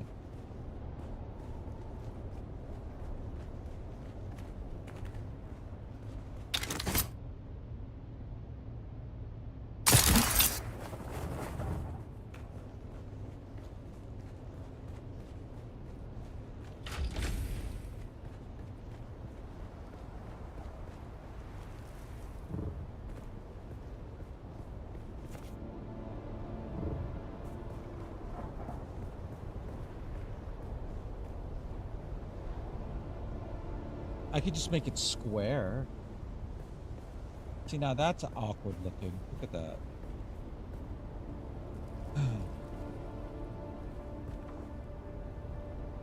I could just make that square. Like it was. Huh.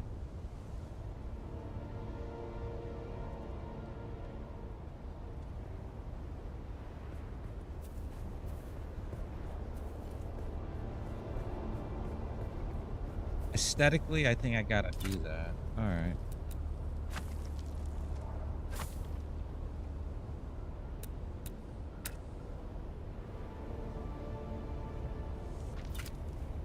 Yeah. And then we put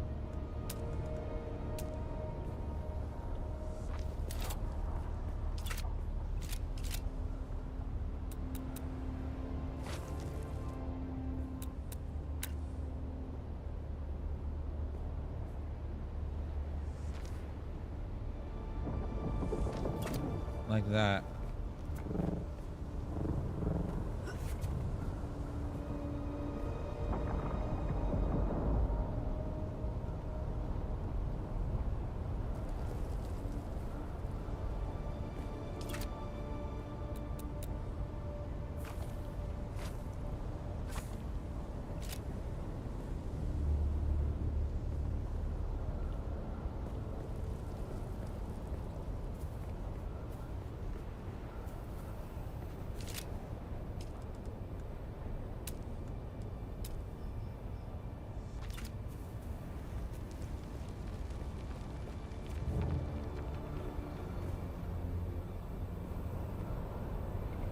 So flat.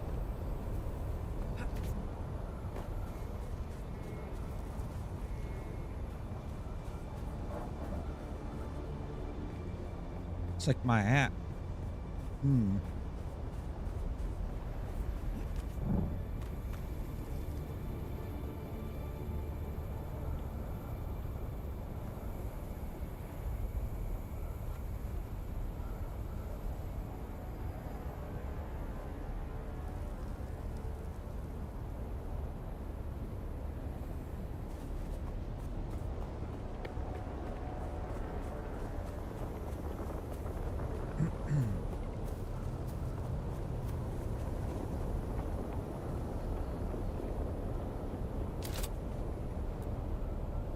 One, two, three, four, five, six. Huh.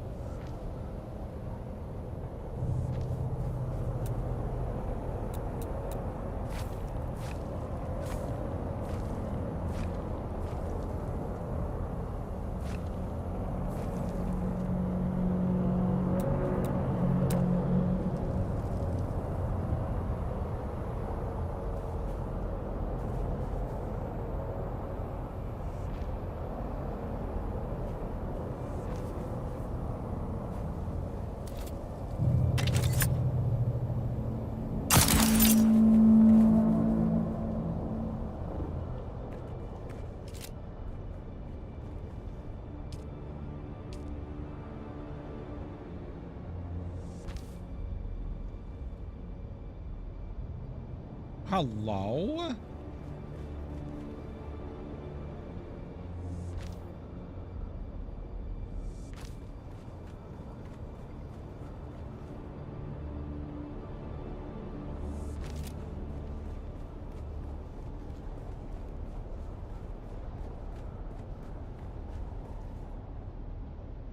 Huh.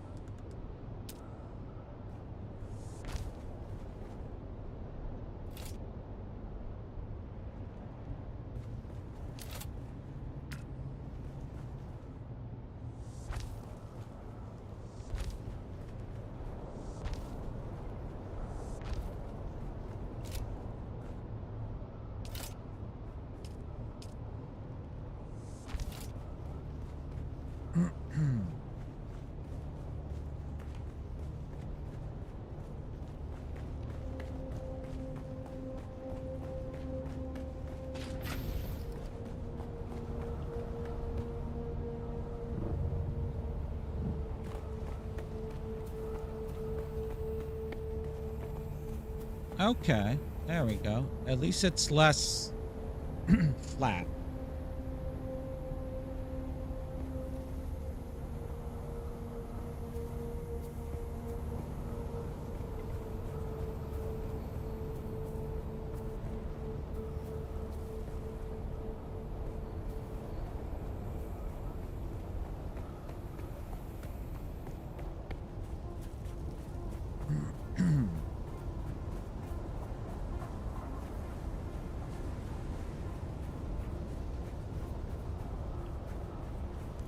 Alright, sadly I had to get rid of these columns that took me forever to place. I'll leave them for last.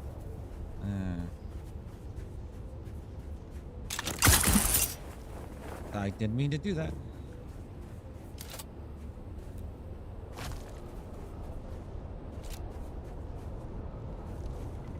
Alright, now we got other issues.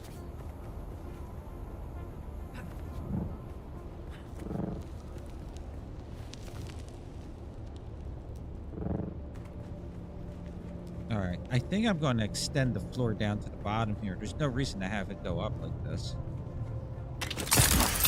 As I fuck that up. There you go.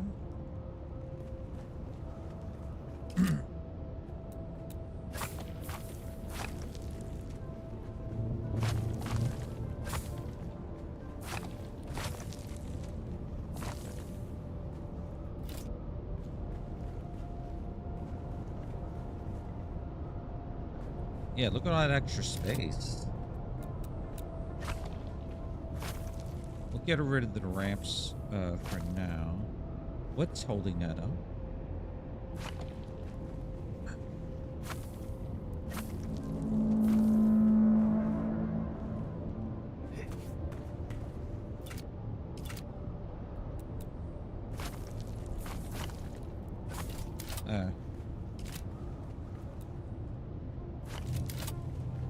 One, two, three. So, we could put some. It should fit. Yeah. Now, let's make this a little more beautiful, shall we?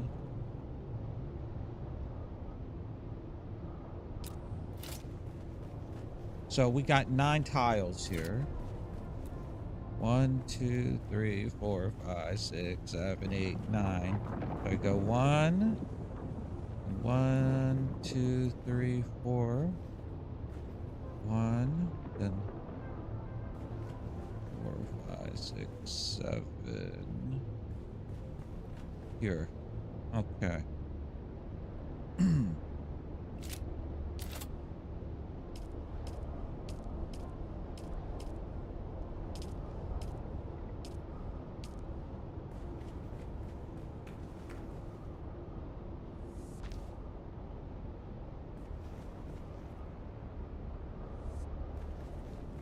Hello?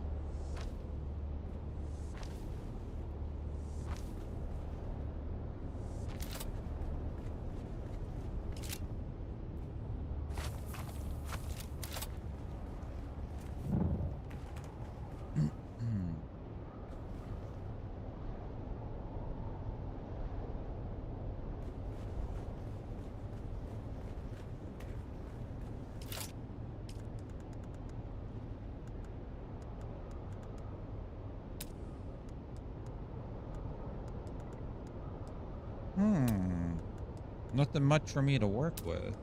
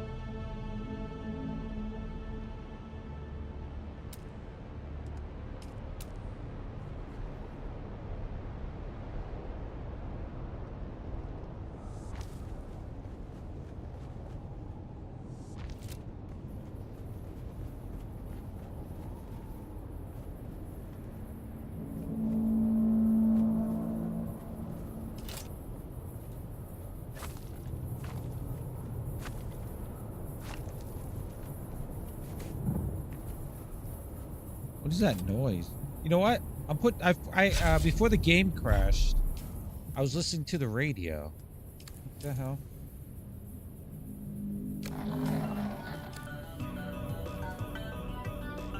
Space radio.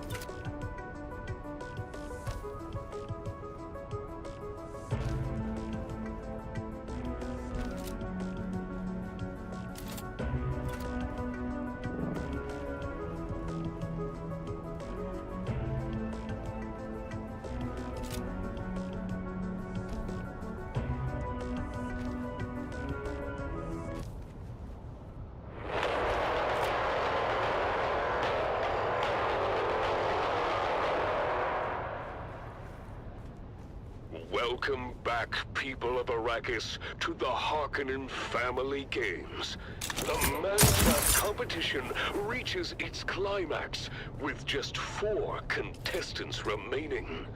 Let's join our hosts, Maxim Dubrov and Vera Kotila, for the latest updates. Welcome back. I'm Maxim Dubrov and this is Vera Kotila. I guess. Yes, Maxim, let's do a quick recap of our fallen contestants. We have lost Hollow Tom, Amado Delsin, Kaelin Sheaf, and most recently, the little Ishkali slave called Kanto. Such a waste. Kanto had potential. But now, let's focus on the final confrontation between the Grey Lady and the twins Morani. The twins are approaching her from 2 sides, and it looks like she's trapped. She's completely surrounded. I don't see how she can get out of this one. Wait, Maxim! She's doing something! Her stance! She's using the voice!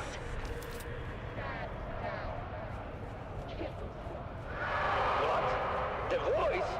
This is impossible! I remember now! Maxim! That's Sister Elara, the Bene Gesserit defector! The scandal when she was expelled was huge! She's been missing for years! Elara? The one who challenged the Reverend Mothers? This is incredible! Exactly! She was known for her mastery of the voice and her truth-sayer abilities. And now she's using those skills to turn the twins Morani against each other. Look at them! They're attacking each other! She's commanding them What to the? fight to the death! Of course, Maxim. Sister Elara was a high-ranking Bene Gesserit. That is, until she was expelled for unknown reasons. The Bene Gesserit are very secretive and do not like to broadcast their failures. But she escaped, and they could not hide the extensive manhunt. I suppose she has been in hiding since. That's very unexpected, Vera. As far as anyone here knew, she was simply the proprietor of a pleasure house. But it seems she has quite the Proprietor of history. a pleasure The house. twins Morani are tearing each other apart. They have no control over their actions under the voice.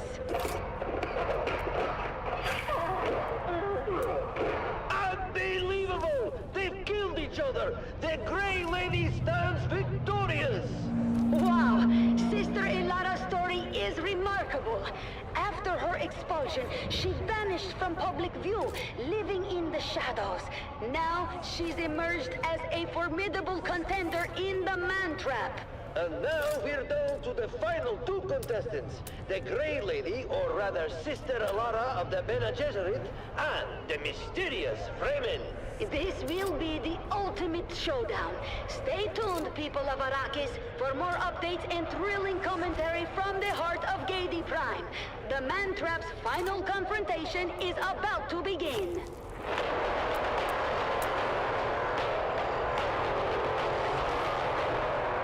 Keep your ears glued to the Harkonnen Network for live updates and all the brutal highlights from the Man-Trap. The final battle is here, and The you final won't wanna battle. miss it. The Harkonnen Network, where every moment is an opportunity to prove your loyalty and strength. Strength through loyalty.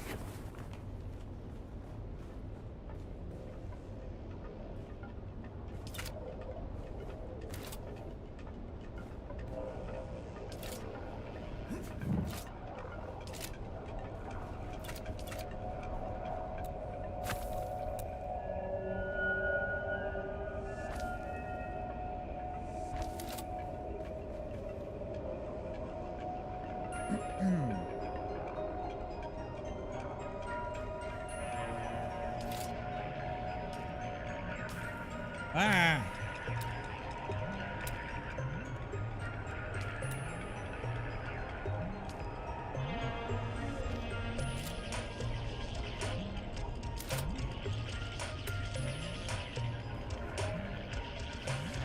Scaffolding.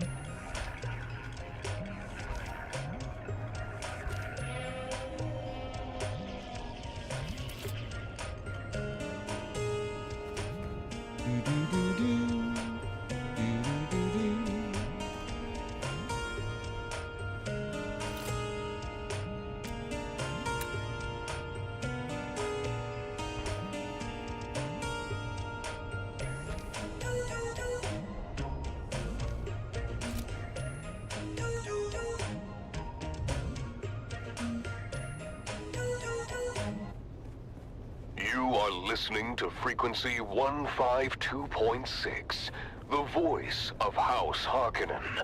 We are Arrakis. Now witness as the dark and tangled truths of House Atreides are revealed by the Convert. Greetings, Truth Seeker. I am the Convert. Once an advisor to the Atreides regime, who now lives under the protection of the Baron. Recent events have shown me the true nature of those who claim to rule with ruthless fairness. I am not here to tell you what to think. I only offer questions. I offer you questions Plans within to plans. unlock your own truth. I ask, do ideals and official declarations matter? Or are we driven by darker forces?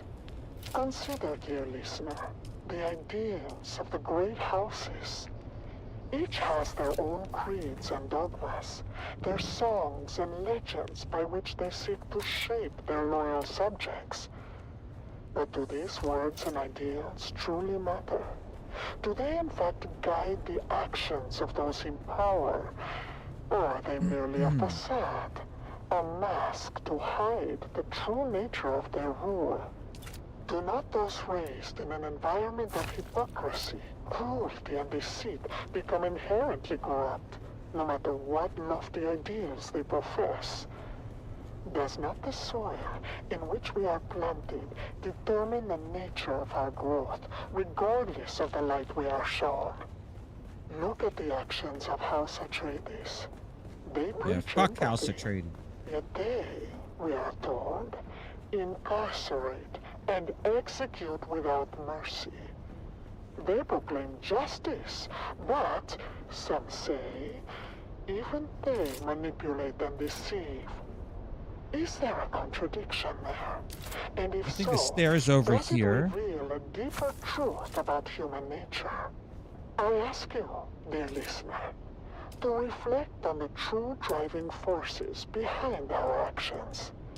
Are we, as individuals, truly guided by the ideals we profess? Or are we rather shaped by the actual environment in which we live? I have seen the truth behind the facades.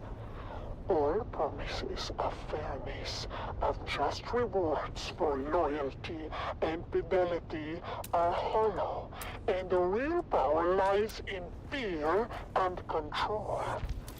I found that to be true for House Atreides, but I have found that the corruption of power is universal. And those who claim to hate hypocrisy and false virtue are no more free of it, though it may be clad in different words. They lied to me. The Harkonnen lied. I should have known. My family was not killed by the Atreides. Word has reached me that they yet live. Kill this protected by traitor. the children of Caladan from the people who betrayed them. Agents of the very house I pledged my loyalty to. House Harkonnen, with all its cruelty and deceit, has shown its true face.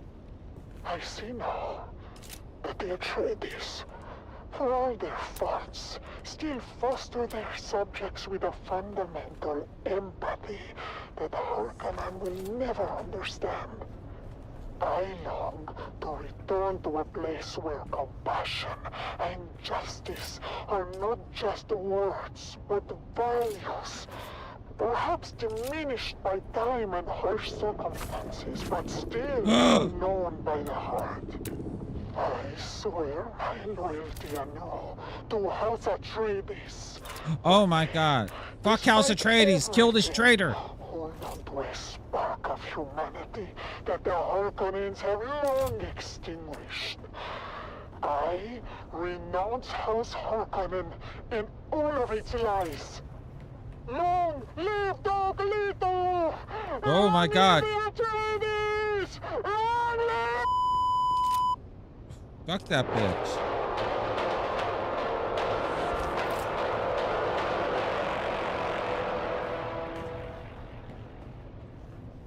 Stay tuned to the Harkonnen Network, where loyalty, strength, and victory are celebrated. Strength through loyalty. Knowledge is indeed power, dear listeners. And speaking of knowledge, I feel the urge now to share a candid story from my own life, and perhaps it could be a learning opportunity for any young Harkonnen woman pondering their prospects. You see, once I had an intimate acquaintance with a highly ranked officer. He shall remain unnamed, but let's call him Bersag X. He was quite charming, and our nights were filled with passion and whispers. But he was prone to speaking in his sleep, and therein lay his doom. His doom. The words the Bersag spoke in his post-coital slumber were, let's say, troubling. He spoke in the darkness of the night, of doubts, of questioning the Baron's decisions. I knew then what I had to do. The very next morning, This I is reported Ventress. his treacherous thoughts. The Baron, in his wisdom, had Bersagex removed from his position and taken to a place where such doubts could be corrected. While I was praised and handsomely rewarded, I took a new lover. This time a brigadier, who turned out to have challenges of his own. But that, my dear listeners, is another story entirely. The lesson here, of course, loyalty above all. Loyalty to the Baron, to the glorious Harkonnen family. Never, ever forget that. Now, let's return to our uplifting music. Huh.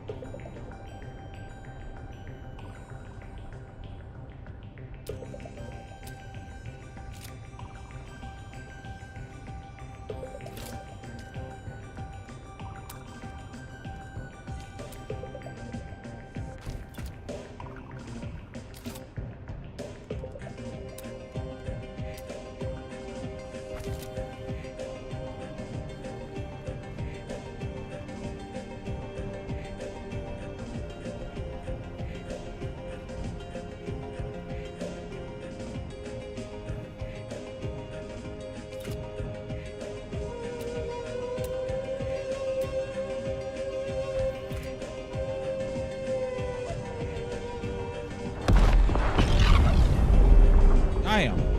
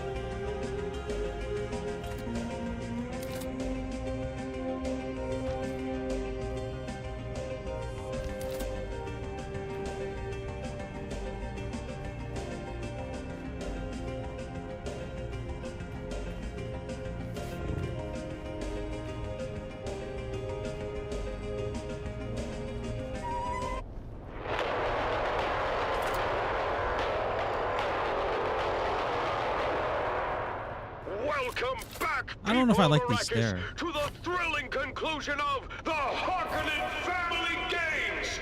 The competition has reached its final showdown! Let's join our hosts, Maxim Dubrov and Vera Kotila, for the ultimate battle of the Man Trap! Thank you and welcome back. Vera, we are about to witness the final confrontation between the Fremen and Sister Lara. Indeed, Maxim. Both contestants are nearing the innermost chamber of the labyrinth, each approaching from different directions. Sister Alara has reached the chamber first. The massive stone door closes behind her, trapping her inside with one of the most fearsome creatures in the Imperium, a Lhasa tiger, its muscles rippling beneath its striped fur, chains rattling as it moves. The Lhasa tiger, known for its immense strength and ferocity, is chained in the center of the room, guarding the seal that the victor must press to win. Sister Elara is attempting to use the voice on the tiger. Listen! Obey. Stand down. The tiger isn't responding. It's immune to her control. She's trying to keep her distance, but the beast lunges at her with claws extended. She's down! The tiger has mauled her. It looks like Sister Elara is finished. Now the Fremen has entered the chamber.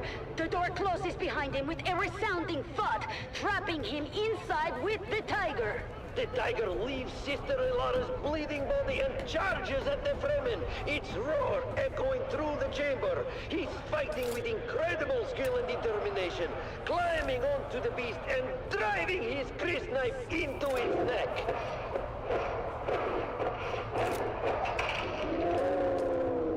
The Fremen is holding on, despite being horribly injured.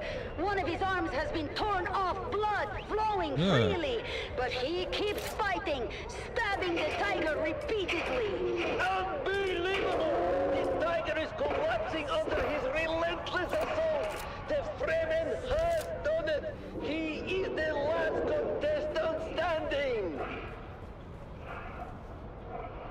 The crowd is silent as the Fremen struggles to his feet, his body battered and broken, stumbling towards the seal that will end the game. He's almost there.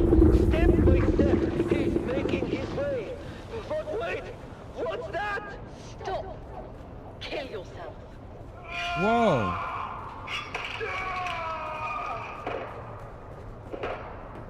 Sister Elara is still alive! She's using the voice to command him! He's done it! The Fremen has killed himself! Sister Elara is rising to her feet, her face a mask of determination! She's walking proudly to the seal, pressing it with a triumphant smile! Sister Elara has won the Harkonnen Family Games!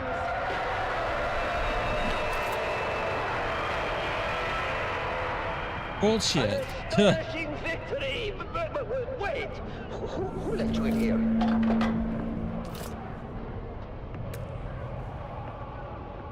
What? No, take your clothes from me! You have violated the rules betting on Kanto's victory. You are coming with us. This is bullshit! You can't do this! They cheated! Well, this is unexpected. Maxim is being taken away by the guards. It seems I am alone now. What an incredible ending to this year's games. Sister Elara has emerged victorious, proving her resilience and skill. And as for next year's games, I believe we might already have one contestant lined up, Maxim Dubrov himself. Oh, Maxim.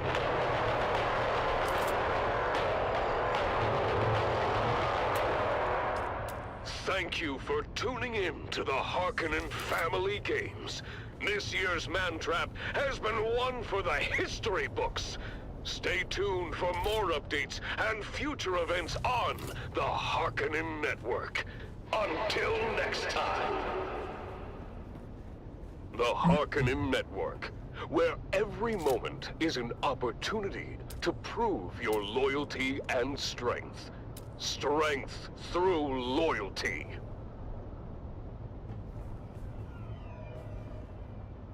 Huh.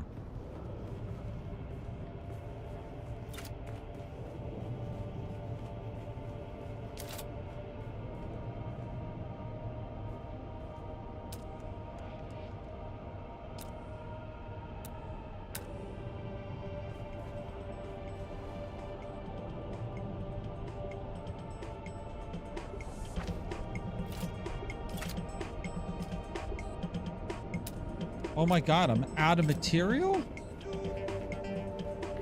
I'm actually out of material. What the hell?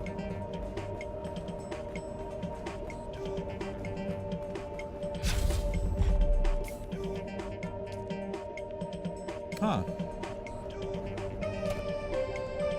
Look at that. I have... Wow. Huh. I guess I gotta go farming.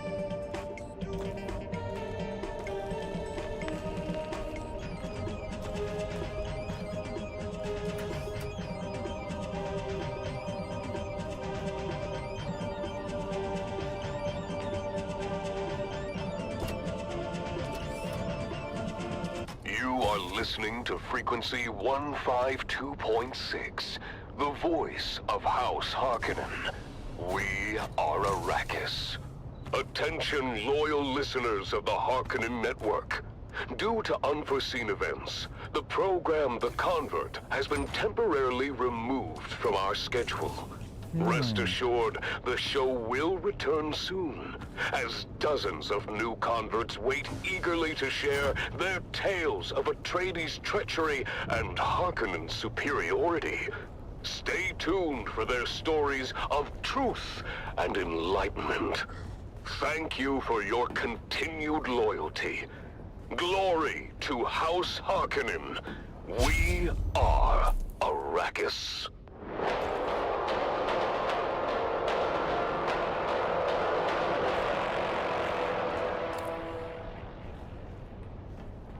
That was The Convert, exclusively on the Harkonnen Network. Stay tuned for more compelling content. Strength through loyalty. What a powerful message from The Convert. As my dear friend Lady Maris always said, the path to truth is paved with difficult questions. Learn which ones to avoid.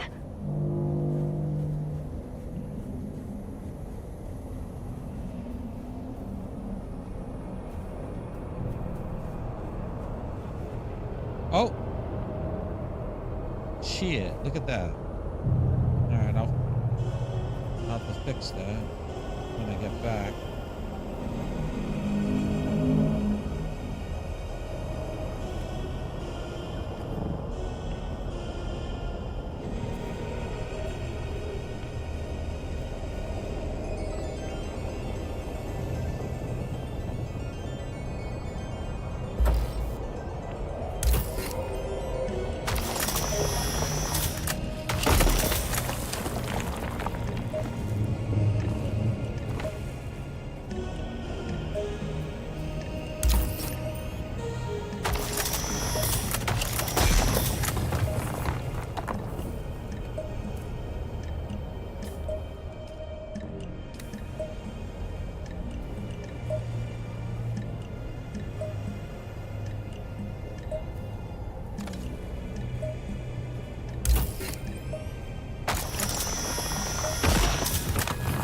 Nice.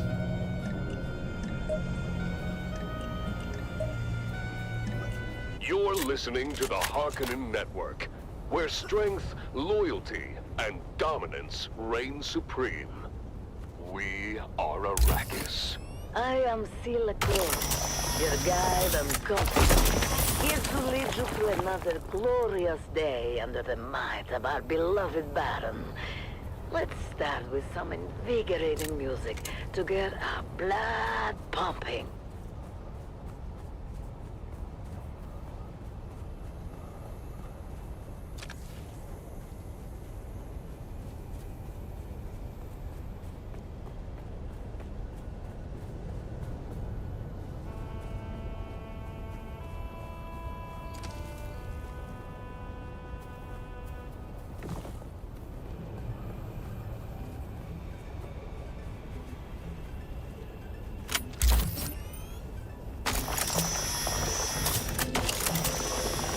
What the hell?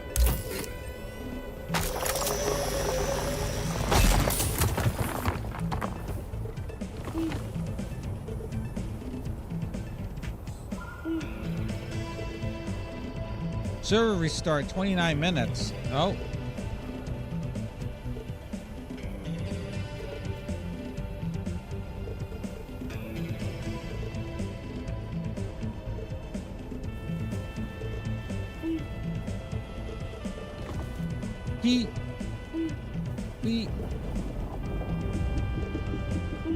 So 6 a.m. All right.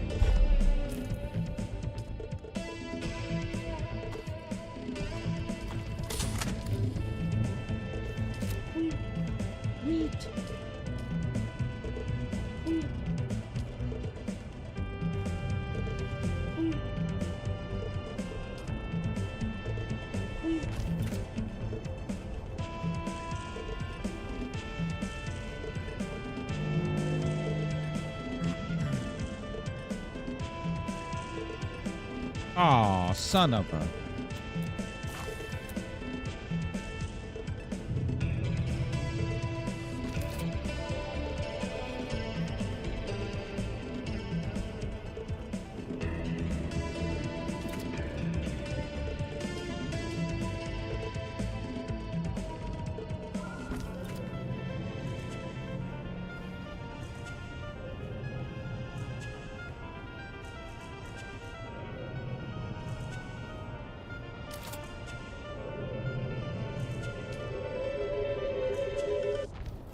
Now let's dive into our first program of the day. The converts, where truths are unveiled and the light of loyalty shines through. Listen closely, for within these words lies the key to understanding the true nature of our enemies. You are listening to frequency 152.6, the voice of House Harkonnen.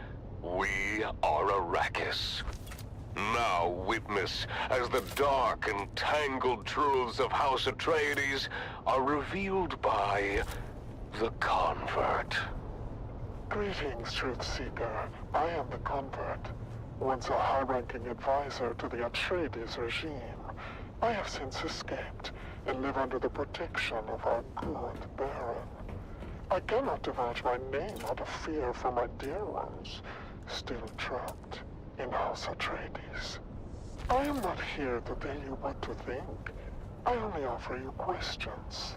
The right questions. Questions that are keys you might use to unlock your own truth. Today's question: what does it take to forsake privilege? Did my position among the Atreides grant me prestige, power, and pleasures unending? Was my future utterly assured? Was the wine of Caladan the sweetest across the known universe? Yes, to all of these, yes. And so, dear listener, I invite you to consider this question. What would one have to witness to give all of that up? To trade those privileges for the never-ending paranoia of being hunted? Follow that question to its ultimate conclusion, dear listener, and you may just find your truth.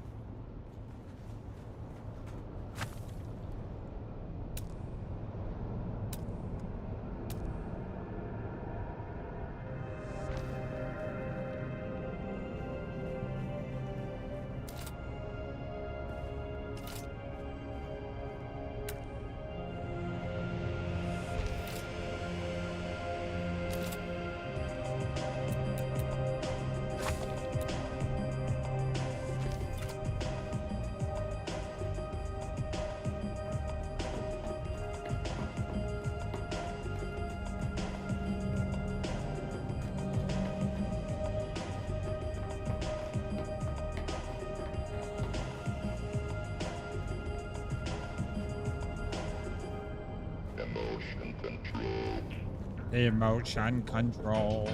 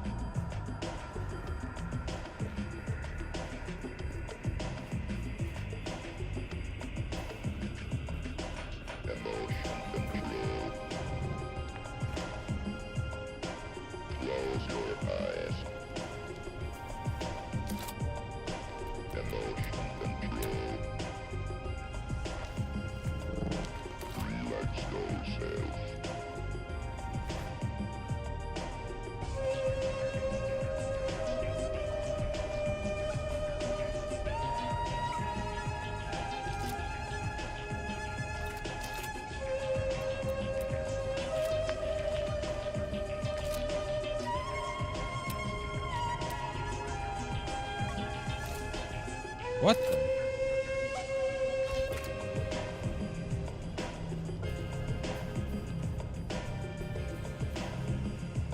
So this has to be a wall.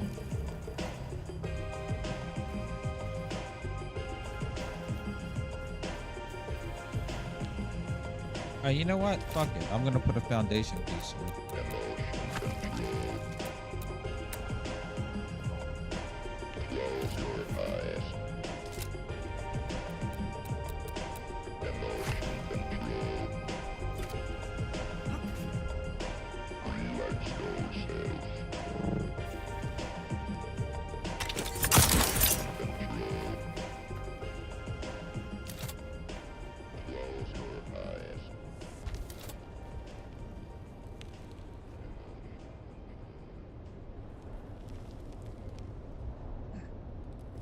You're listening to the Harkonnen Network, where strength, loyalty, and dominance reign supreme.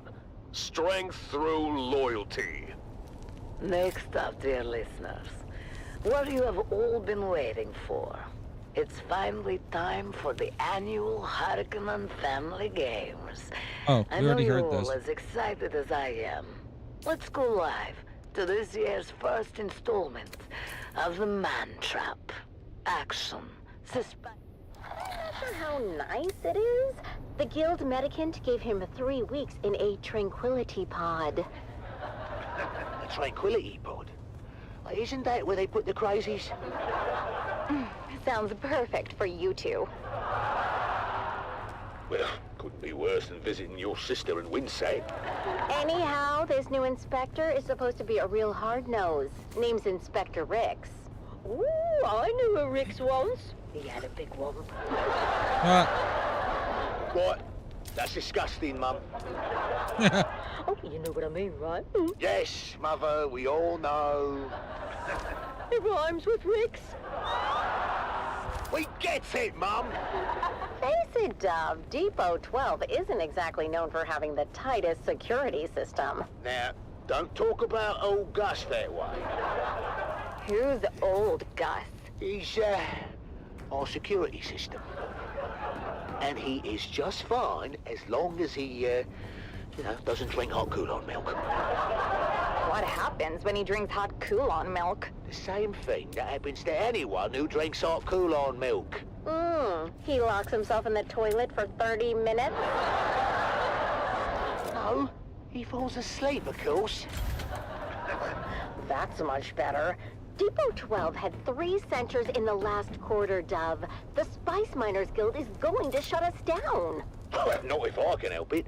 Me and Frank are going to come up with a plan to make Depot 12 the most secure spice depot on Arrakis.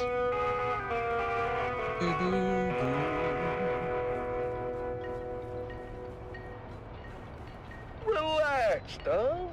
I've got us covered. Yeah, that's what I'm afraid of. Hey, don't knock until you hear the plan, buddy boy. I rigged together a special security apparatus. Frank, my dear, you are still picking bits of your last apparatus from your arse. Don't remind me. Trust me, buddy. This one is foolproof. My best invention yet. And that is what I'm afraid of. Good morning, Depot 12. I'm here to conduct a thorough inspection of your current security initiatives. This sector is one of the worst in the Imperial Basin. You can blame the Kirab for that, Inspector. I'll decide where the blame goes, Dune Man. Now, Dune show me Man. your security. Very good, Inspector. Frank? Oh, that's my cue. Sorry. What the? Automaton awaken! What am I looking at? My new sentry automaton. I named him Gary.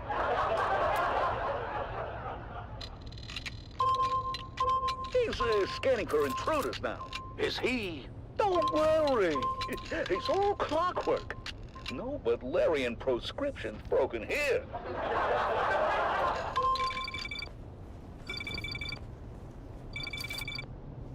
Frank, he must think we are the intruders, eh?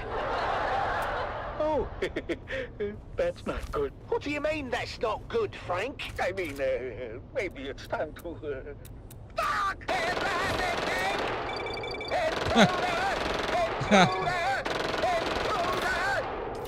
It sounds like a dollar. Looks like we're gonna need another inspector. I got this one in my hair. Oh, another day, another Solari. Another night.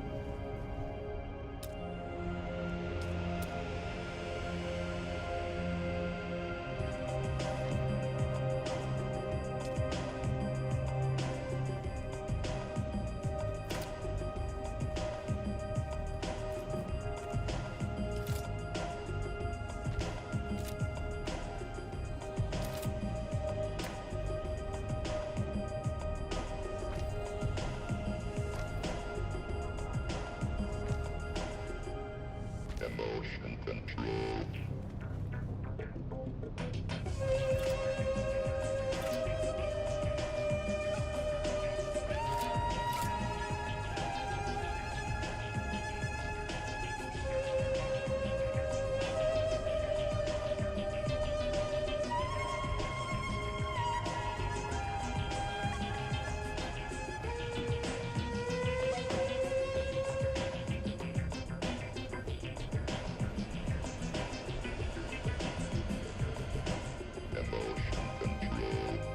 Emotion control. Close your eyes. Emotion control. Relax yourself.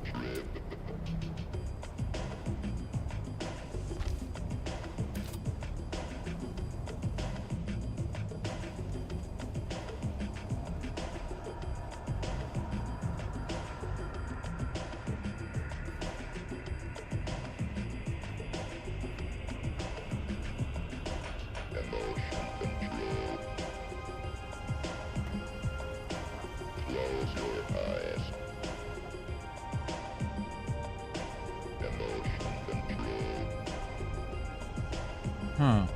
Alright, so there's only one opening over here.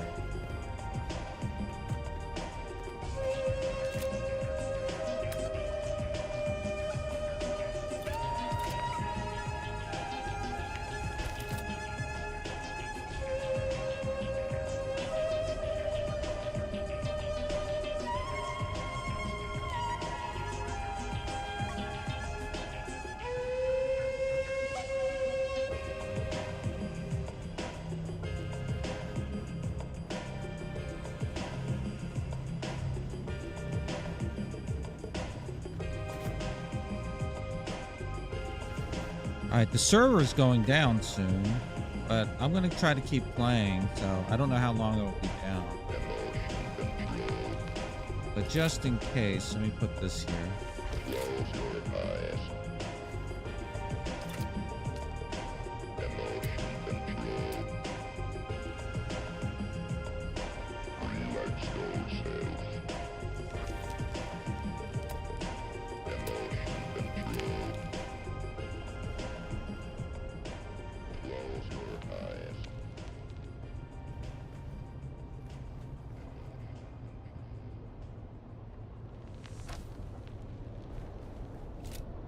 That's good. This is Dune Man Keith Villari. All guild brothers know about the danger of entanglement in harvesters. But what about the cost and equipment downtime? Each moving part must be carefully sanitized of blood, bone, and other viscera. Alright, since we Costing your guild greatly and lost time and efficiency. Be profitable. still waiting. Be safe. 11 minutes. The Combined Hunted Communinet Theater presents an Arakin Playhouse production of 5 Days at Carthage. Brought to you by the generous patronage of the Padishah Emperor and the tireless support of the Spice Miners Fellowship and Leisure Committee. And now, it's time to dim the lights and return with us to those fateful days before catastrophe came calling. It's part 1 of 5 Days. Oh, we got here part 1 again? Oh. Here, let's listen to the Atreides. The Imperial Scenarist Guild has been provided unfettered access to the sealed records and tests.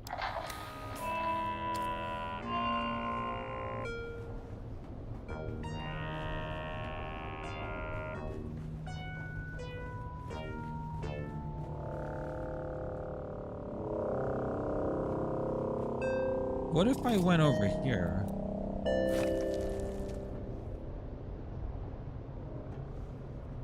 Welcome, noble listeners of House Atreides, to another poignant episode of Through Their Eyes. Today, we bring you the story of Sergeant Creel, a decorated member of the 2nd Deep Desert Expeditionary Force who has faced the horrors of war firsthand. As we delve into his experiences, we honor the bravery and sacrifices of our troops. Wow, won't let me do that. Sergeant Creel, thank you for joining us today. Can you start by telling us about your involvement in the operation at Dejum Wadi? Of course, we're operational in the deep desert, so when scouting came back with reports of a Hark emplacement at Dejum Wadi, well, that was a serious provocation. What happened at Dejum Wadi? Like I said, we own the deep desert, so when word got back to us of a Harkonnen bastion being raised, our commanders knew what to do. 7 different cohorts, including the 5th Mesa Infantry and Gurney Zone, were simultaneously deployed in a coordinated attack. The whole operation was brutal. The Hark defenders much more vicious than we were used to. And yet, you and your fellow soldiers managed to execute the mission with surgical precision. Can you share a specific moment from that operation that stands out in your memory? There was this one moment, I guess. The Hark Bastion was still only half built, and we'd taken on a group of engineers, but we were spotted by a fortified lasgun position from the finished part of the bastion and pinned down. They were really tearing us apart. But somehow, we managed to get behind them through the half-built works. I remember crawling through the blood-stained sand and rubble. The smell of death and fried ozone thick on the air. When we finally took out that position, at least, it felt like a small victory in this ceaseless ocean of despair. Your bravery is truly inspiring. As the operation continued, what kept you and your fellow soldiers going? Duty. Honor. The things they drill into you from day one. The example set by the fearless men of Gurney's Own. But honestly, in the end, it's all about the man next to you. It's him you fight for.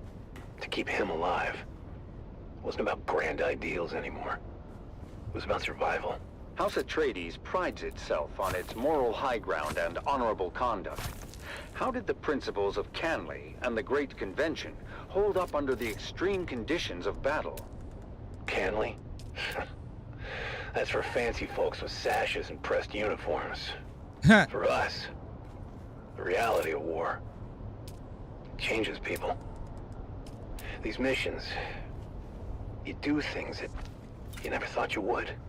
I remember one night, after we took out a Hark listening station, seeing my comrades picking through the carnage off of Harkonnen survivors. They seemed different somehow. As if the brutality of the war had drained all humanity out of them. I even remember... Sergeant Creel, it's clear that the emotional toll is heavy. Perhaps we can focus more on the moments of camaraderie and hope that you experienced during these dark times. The what?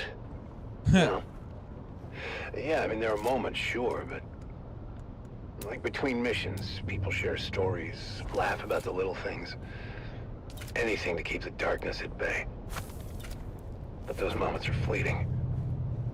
The reality of what we have to do is always there. Of course, my build lurking is in the background. working against And me now during with the these shield stairs. wall operation, what was the state of your unit at that point?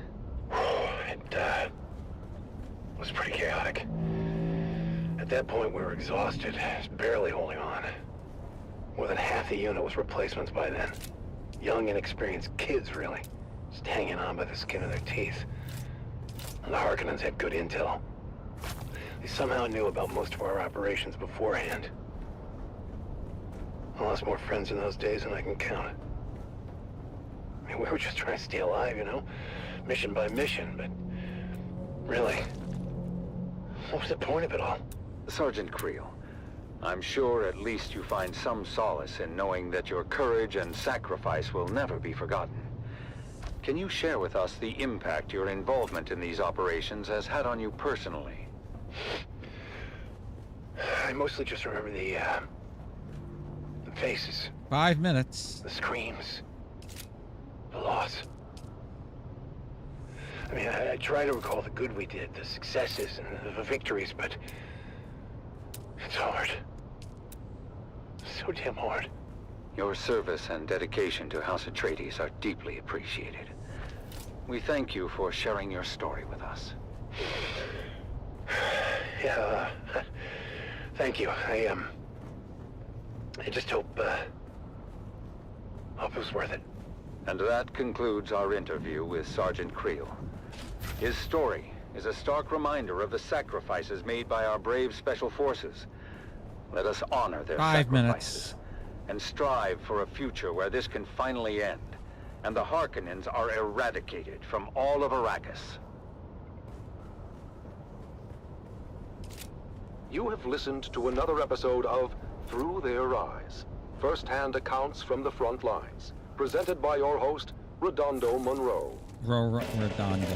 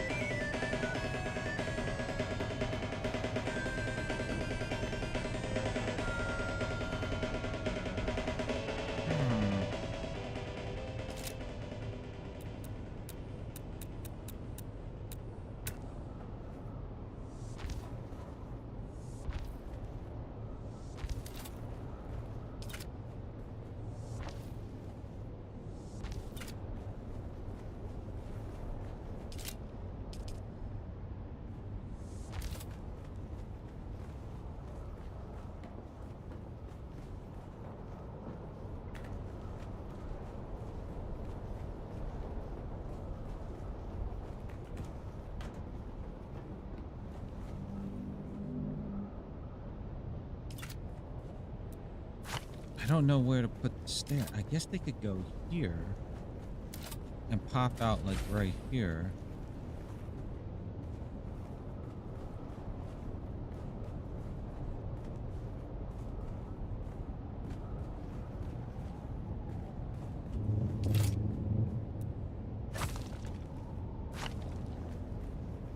Then they would have to come in through the...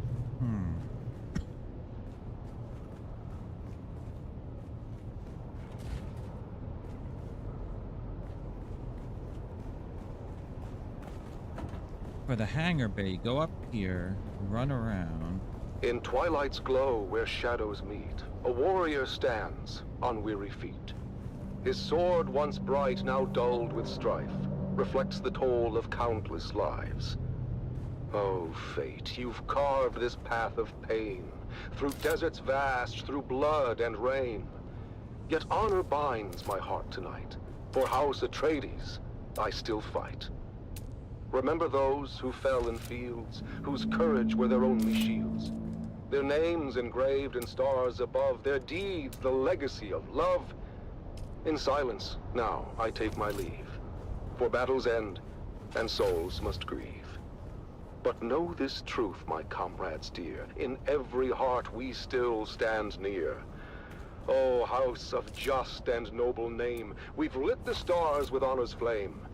And though my journey's end is near, House Atreides, shed no tear.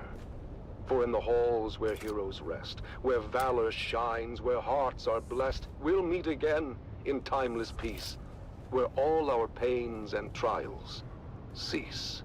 In twilight's glow where shadows meet, a warrior stands on weary feet.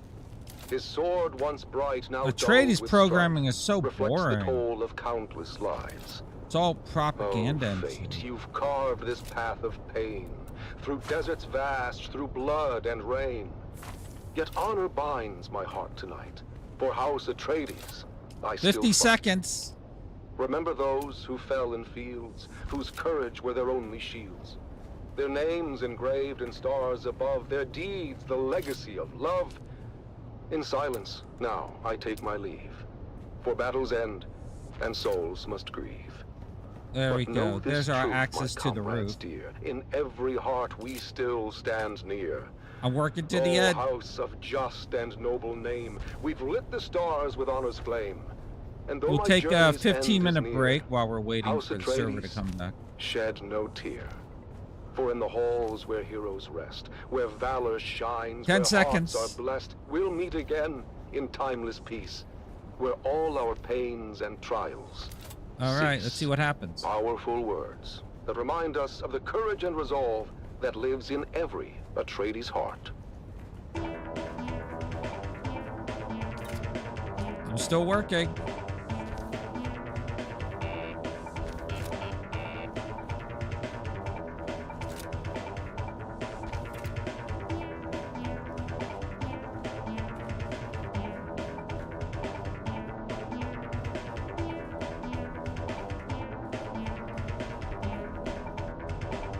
I haven't been logged out yet. This is funny.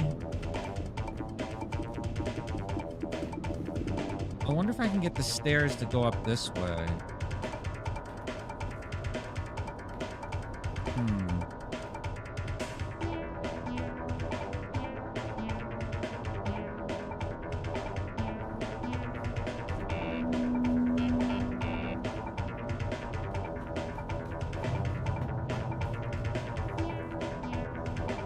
So I have the stairs start on this side and wrap around like that.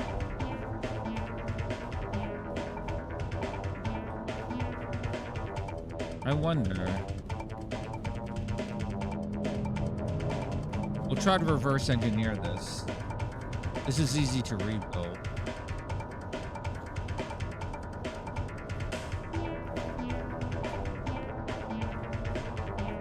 So we have the stairs going down here.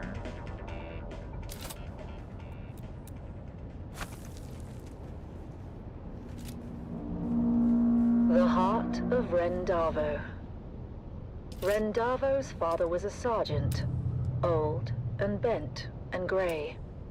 He served the Duke in '88, back in a bygone day. Connection to server He lost. lived out in the No. desert and scraped his meager No. fare, with children 9 around him, and Ren, the youngest there. The older siblings Let me learned some see. sense, So but it Ren goes down was this left way. without. He was tall, but It short wraps on around that wisdom, way. That's all. and Yeah. grew up. Oh, there we go.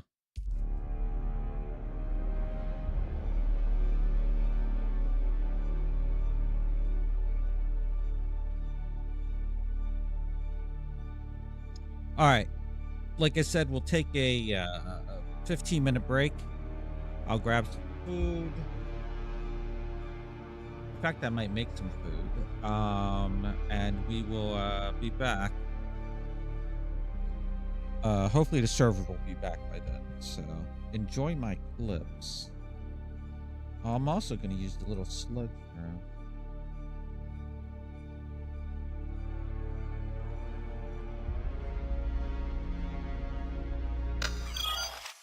All right, we will be back. We have Myers stand under the light.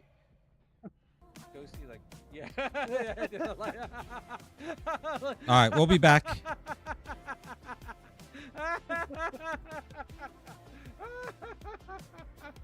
Nope, that's not sweet shot. Sweet. Kitty, behind you.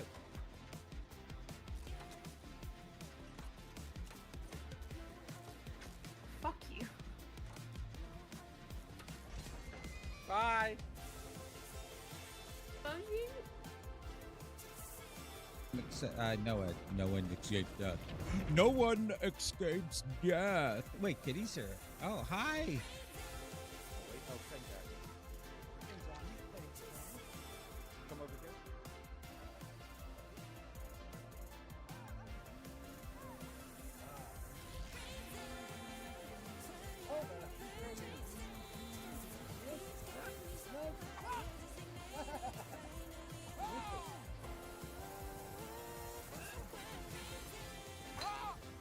Yeah.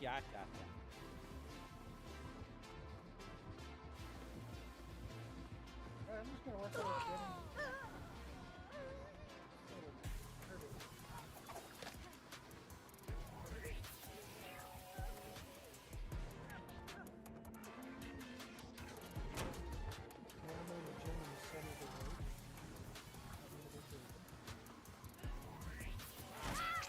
Ah.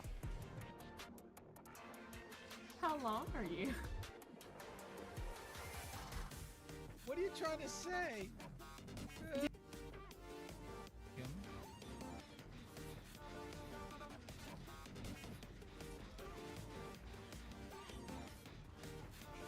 Oh, yeah. Oh. Oh,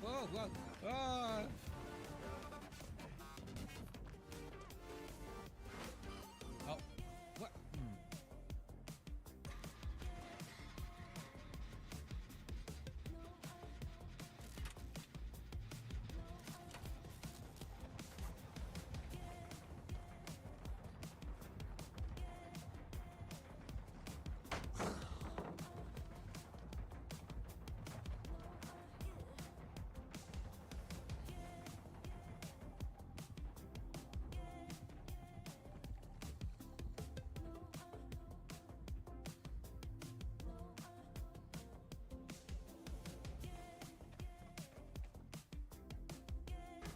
All right. Now, this is better. I don't want to do it in the basement.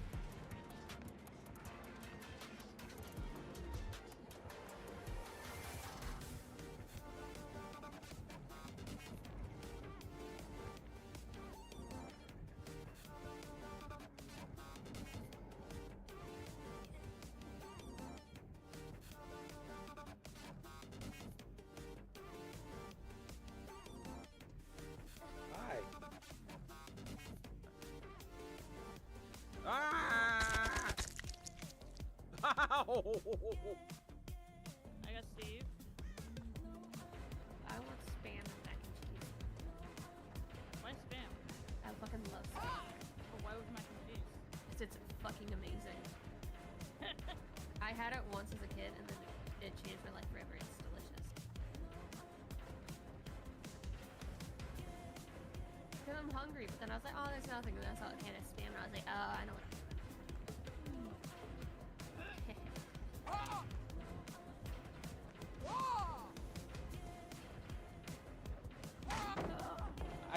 I used God palette. Oh. Bit early.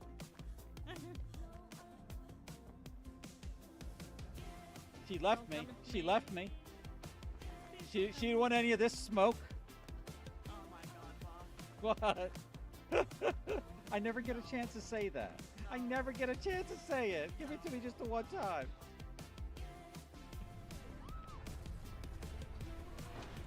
Ah!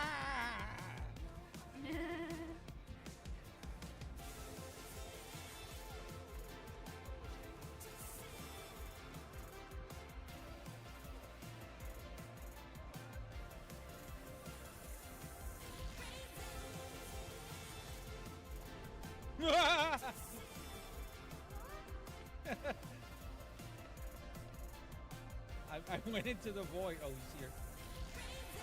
He's looking for me. He's looking for me.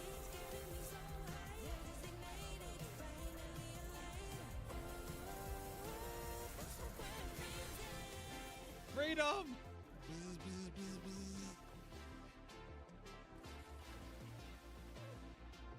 Oh, fuck you, pumpkin! Yeah.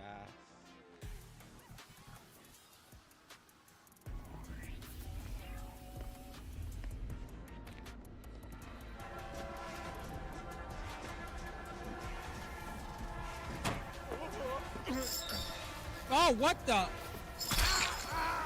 What the hell was that?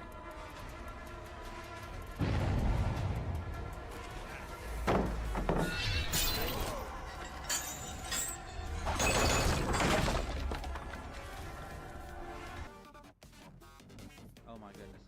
Listen. Look, I invented this.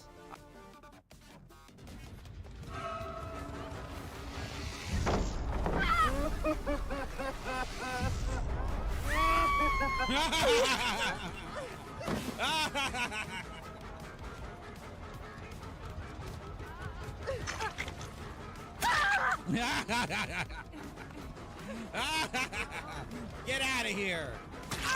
Get out of here!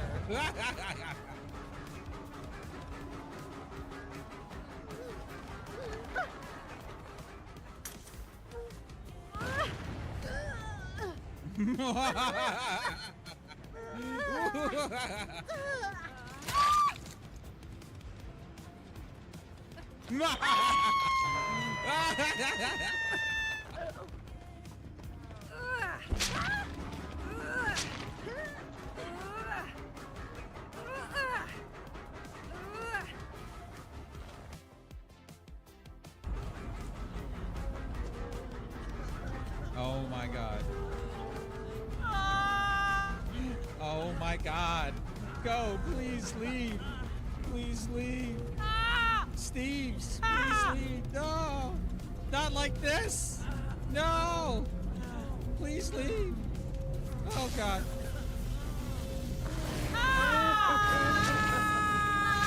Oh my god. Hi, Shash. GG's to you. Oh my god.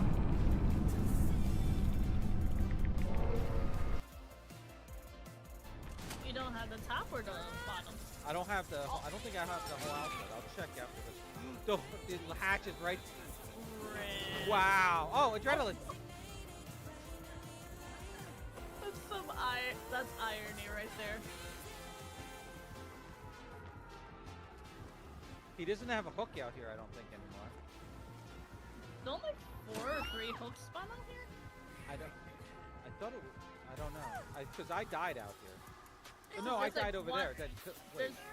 There's one by each exit, and then there's a one in center. So Wouldn't he have a hook piercing? I don't know. Oh, right next to the hatch, so you can see the hatch.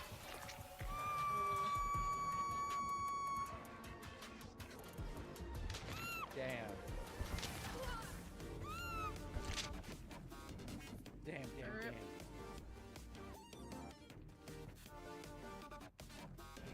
Because by the time I run back, I'm going to die of heat exhaustion.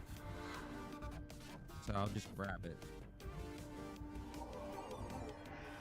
Why does it do that? Why does it do that? I am confusion. It makes me feel funny. It makes me feel funny. I don't know why. Okay.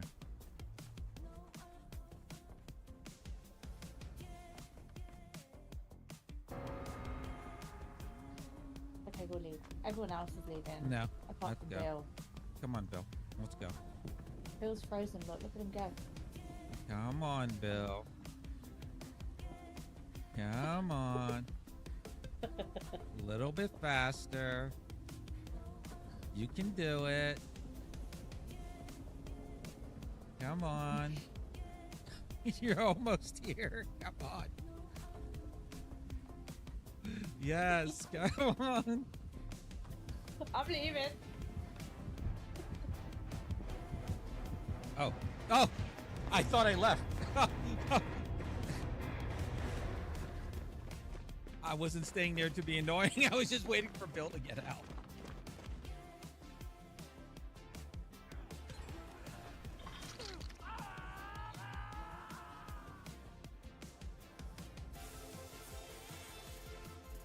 Come on. Come on. Come on through.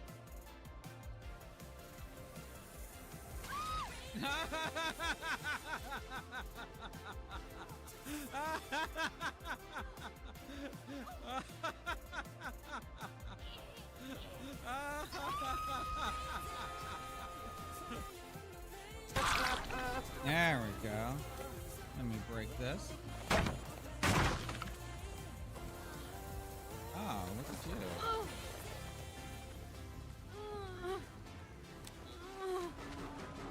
Where's a hook at?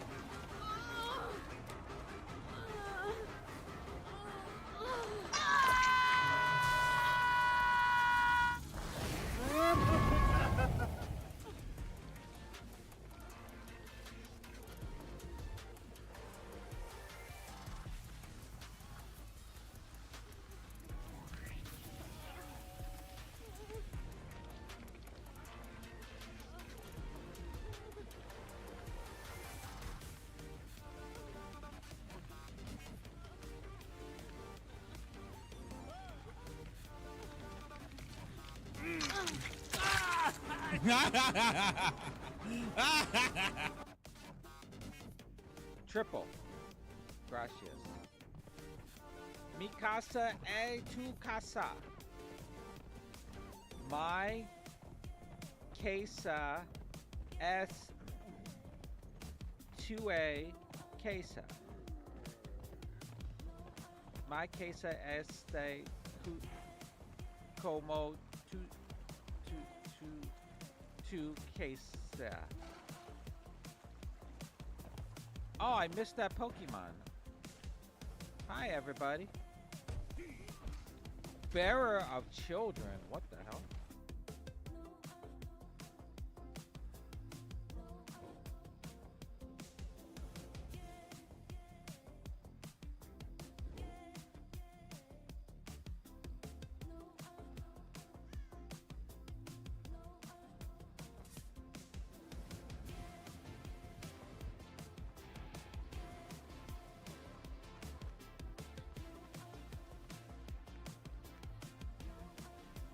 Did I not do it for 20 seconds?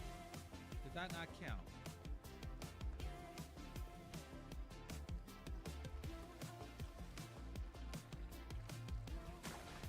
No, I didn't boot. I smacked her with... I smacked her. I smacked her. That wasn't a boot. Wait, hold on.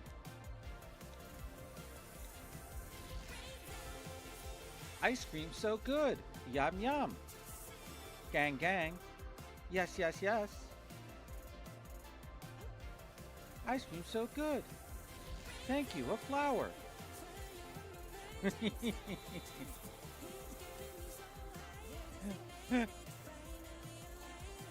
improve Hamlet? Wait.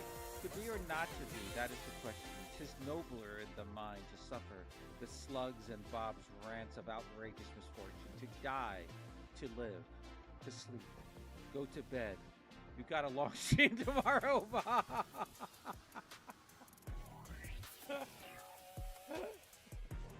Well, normally you're posting like song lyrics from Rent. I'm not gonna read the whole goddamn thing. I read the beginning like to be or not to be. Okay, I'm done.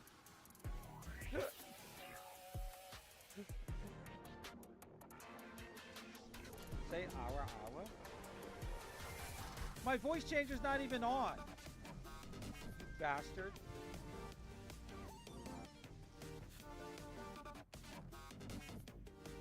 Put the diamonds inside the womb for fun. It's a new kink.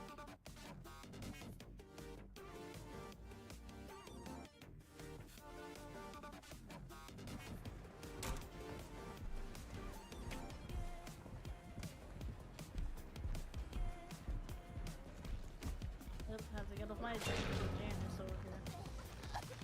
Janice. That old Janice. Zombies! You know, in my head they Ah! are weddings. Fuck!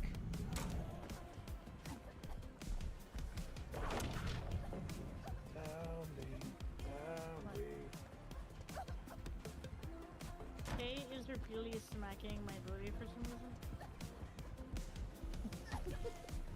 He's leaving Janice away now.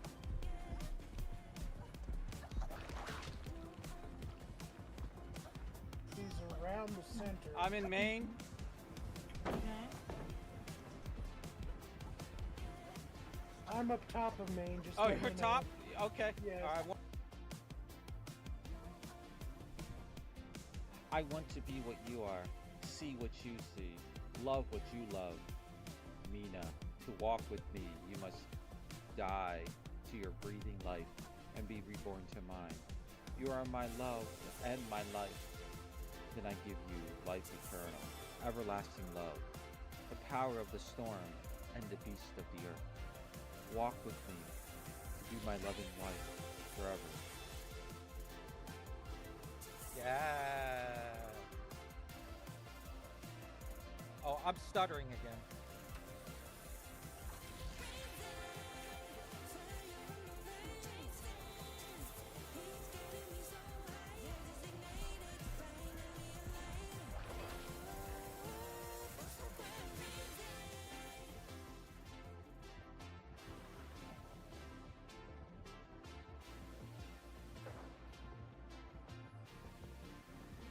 What? I think he saw me.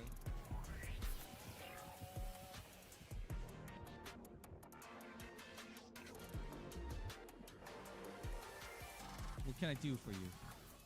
No, I'm not going out to your car. Okay, I'm a classy lady. You just stay there. Don't even talk to me.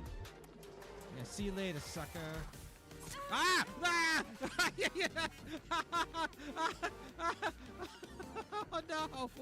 No!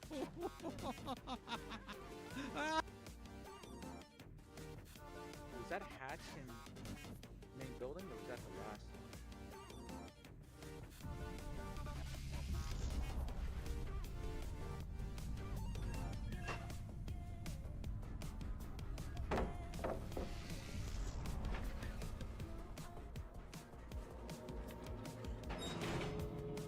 Yes!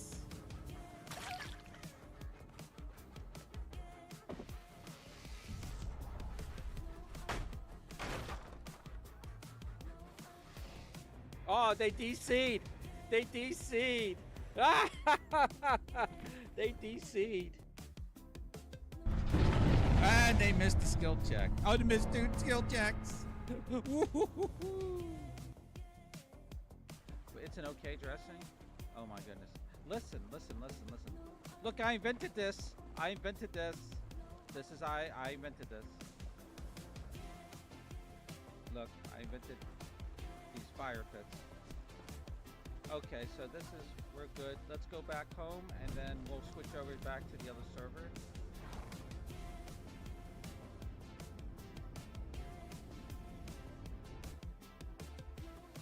She's up top, saloon, second floor. Okay. I'm heading towards the inmate. She's on me. Alright, I'm gonna start this gen.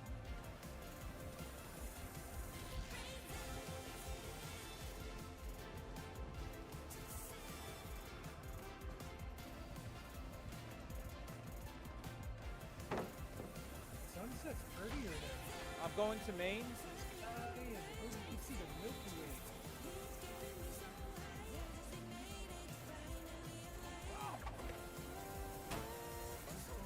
Second floor. Stay out of main. Jeez.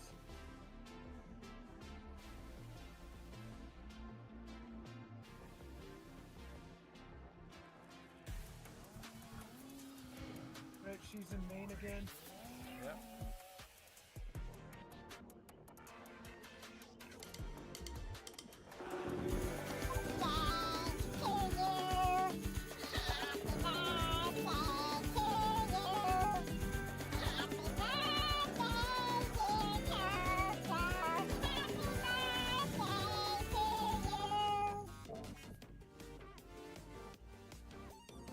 You happy now? You happy now? Huh?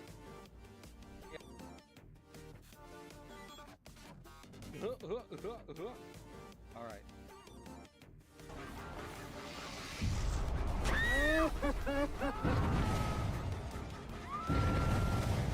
Let me kick this.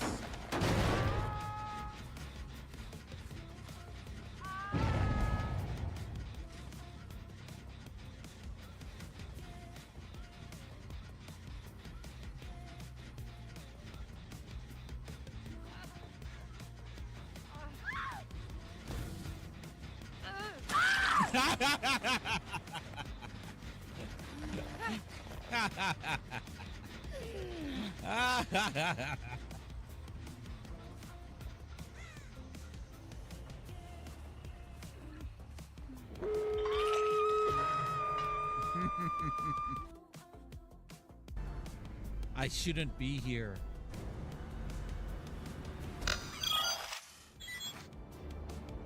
All right, we're back.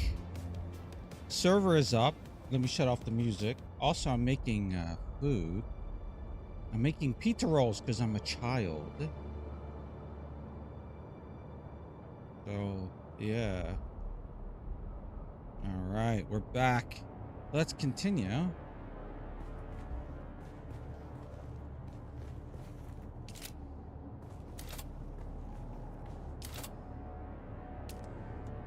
Oh. Give me 1 second.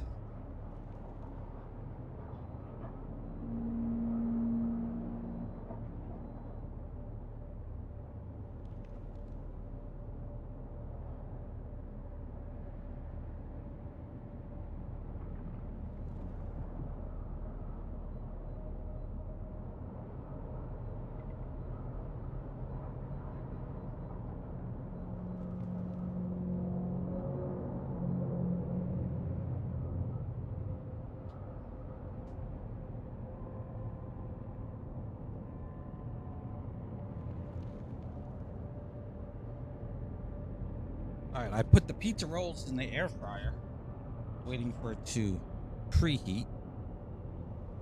All right. Why pizza rolls? Why not? All right, here we go.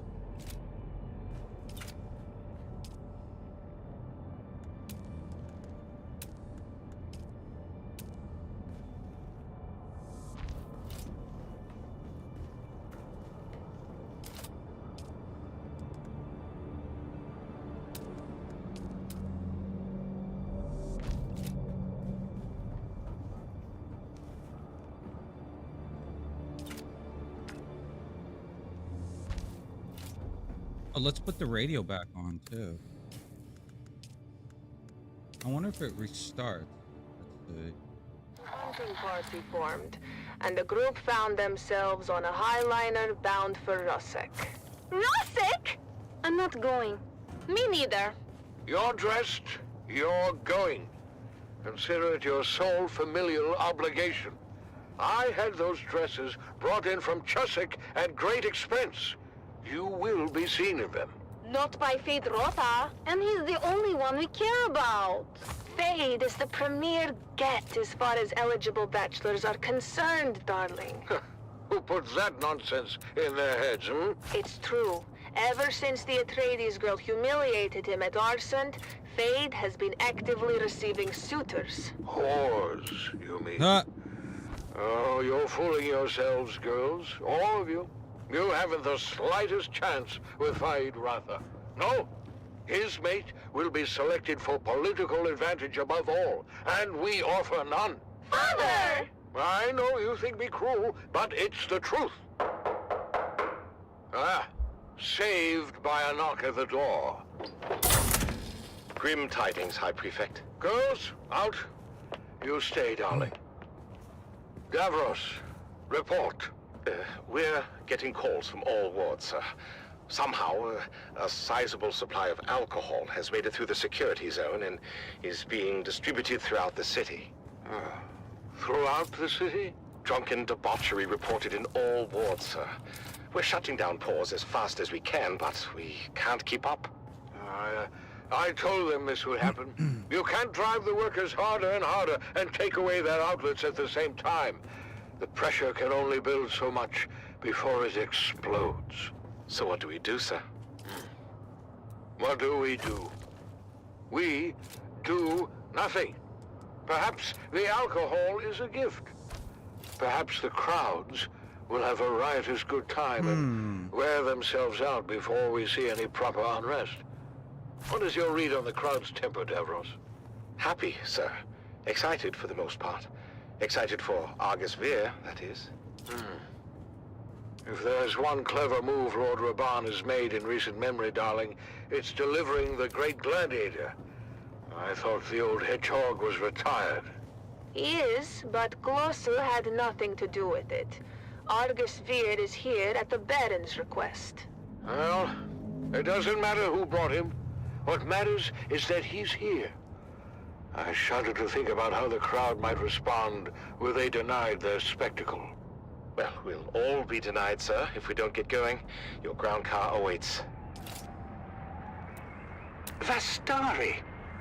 What happened to Valentin? Oh, I know I'm late with your spies, but it's been insane up top. The crowd's worked up as I have never seen. Oh my. Argus. Yeah, well, better wake him already. He's up next. I think that might be He's dead. He's I dead. Can get a bucket of water or something. We're going to need more than a bucket of water, I'm afraid. Argus Veer is dead.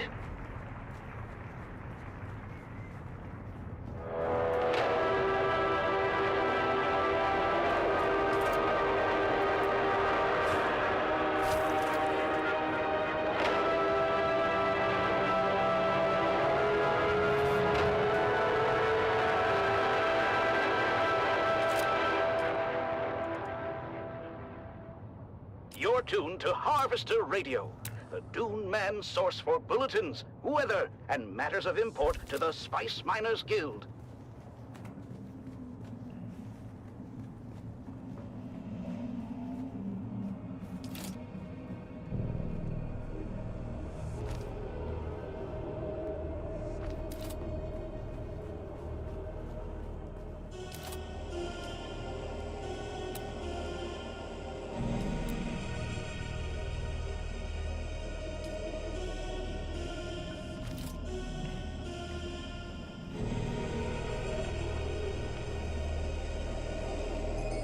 If there were some half stairs, I would put them here. Huh.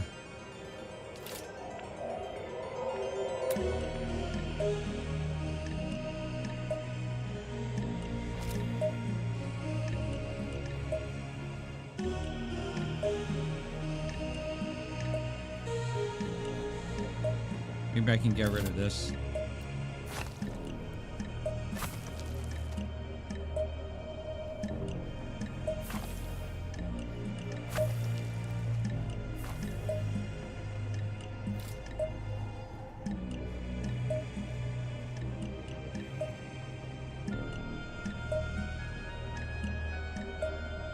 Man, half stairs right here would be nice.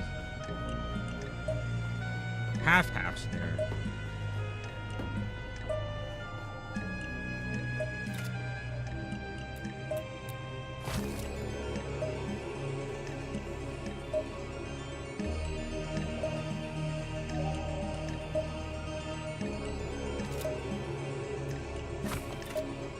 I mean, I could still do it.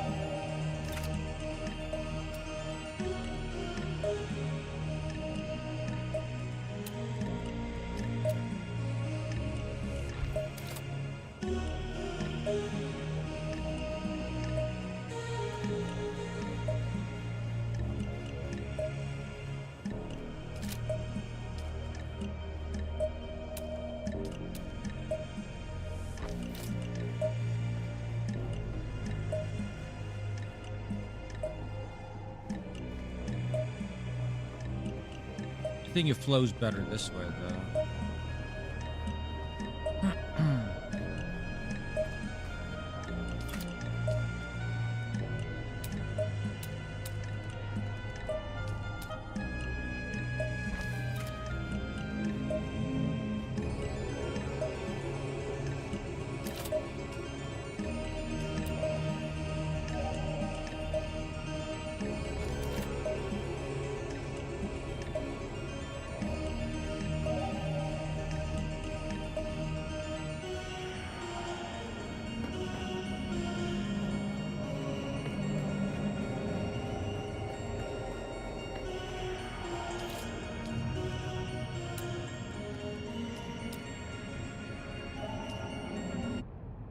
It's the Grabbin' Gang, presented by the Imperial Scenarist Guild and Linder and Gold Coffee.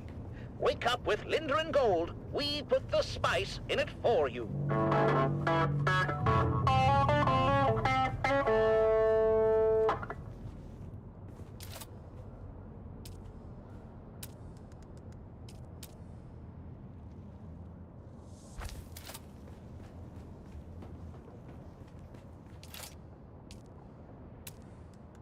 The Grabbin' Gang was recorded before a live studio audience.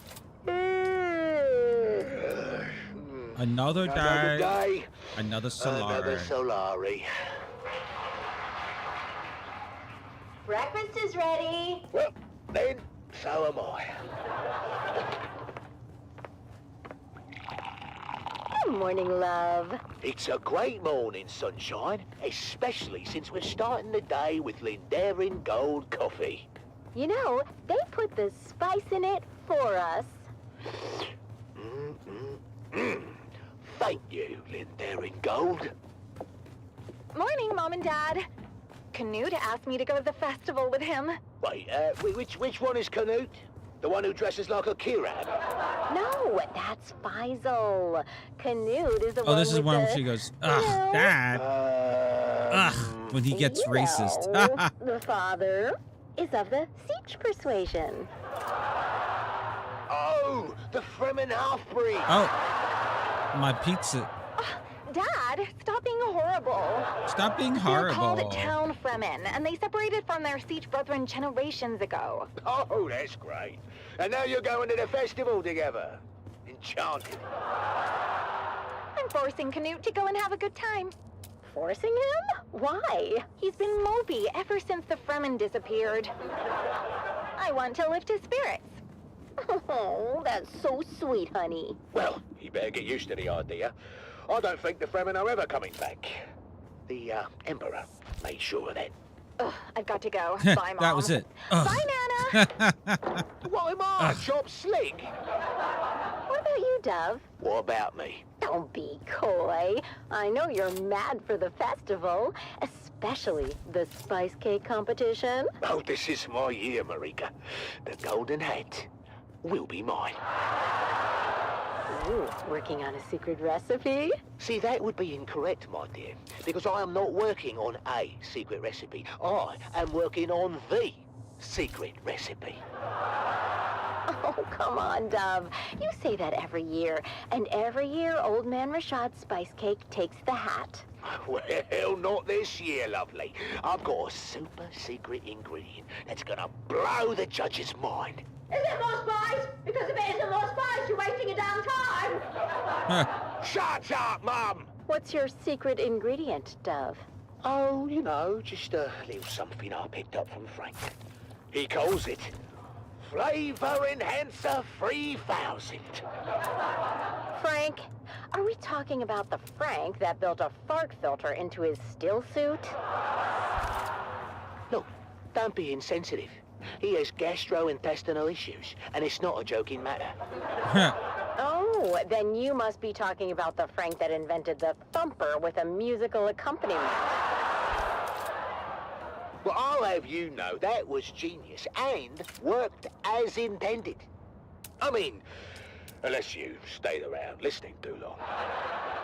Oh, I'm sorry, Dove. I don't think Old Man Rashad has too much to worry about.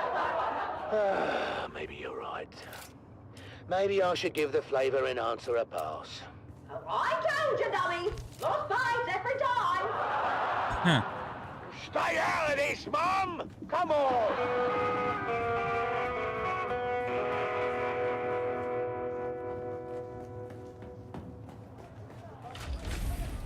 The Pharaoh sees all, but what does it see for you? Have your fortune told and learn what. All right, let me grab my fate has food. in store. Only 25 Solaris. Did the judge come around yet, Dove? Not yet. Where's Junie? Looks like they're in line for the fortune teller. What? No! That's Old Man Rashad's booth.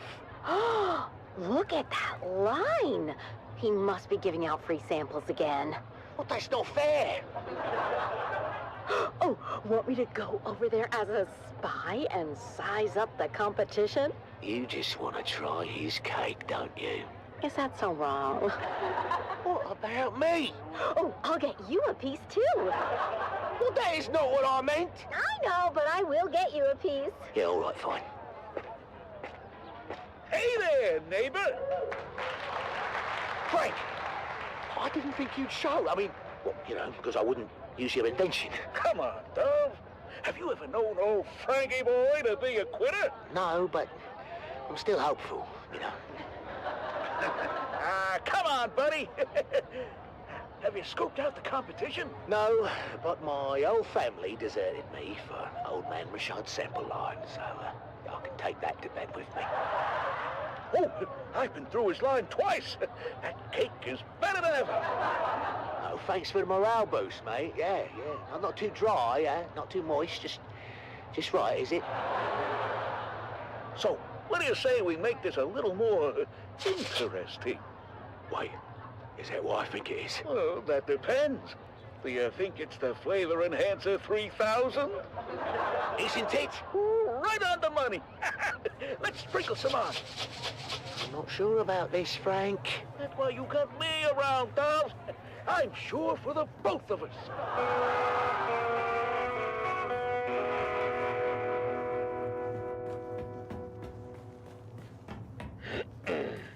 So sorry, honey. Oh, what? I haven't lost yet.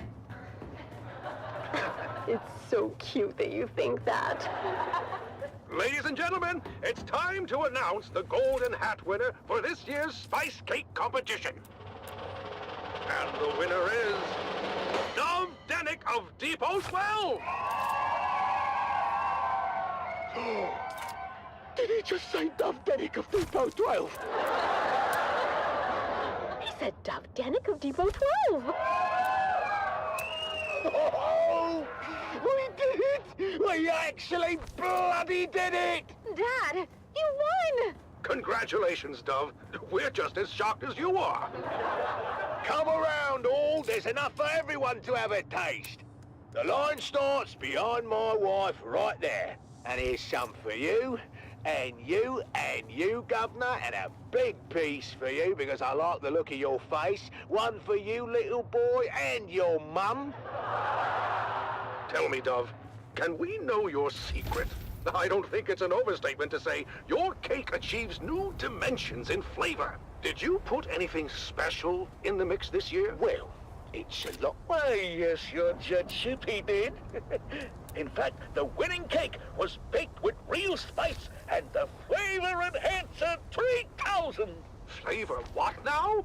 Flavor Enhancer 3000. A new dimension in flavor, discovered and refined by yours truly, Franklin Munt. I can't believe I'm saying this, Frank, but one of your harebrained inventions finally paid off. Oh my! What was that? You okay, Mr. Judge? Sorry, I don't know what came over me. I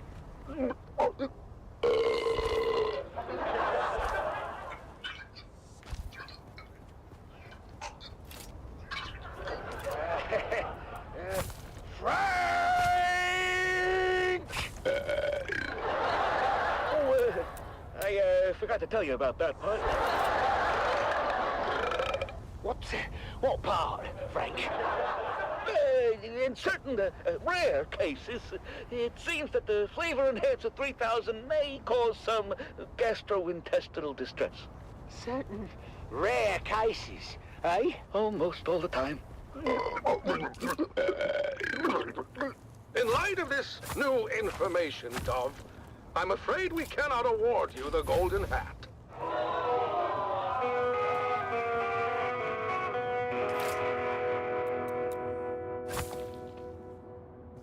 Well, we didn't win, but at least we didn't do any permanent damage.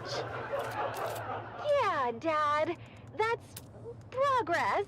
Well, you know what? All things considered, I think we did pretty good today. Yeah, we did.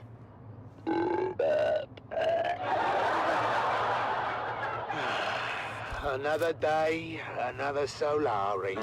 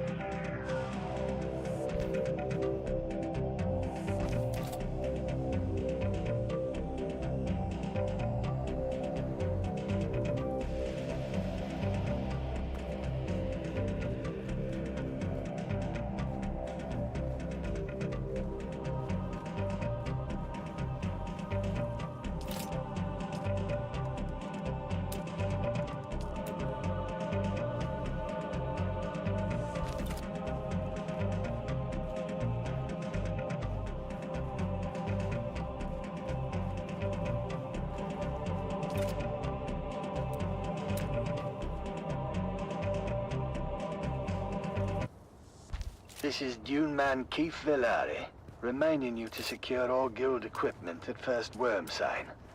My crew waited too long and lost both crawler and carryall to the Leviathan. We thought we'd landed the big bonus, But now it will take generations for our children and grandchildren to work off our debt to the Guild. Be profitable. Be safe.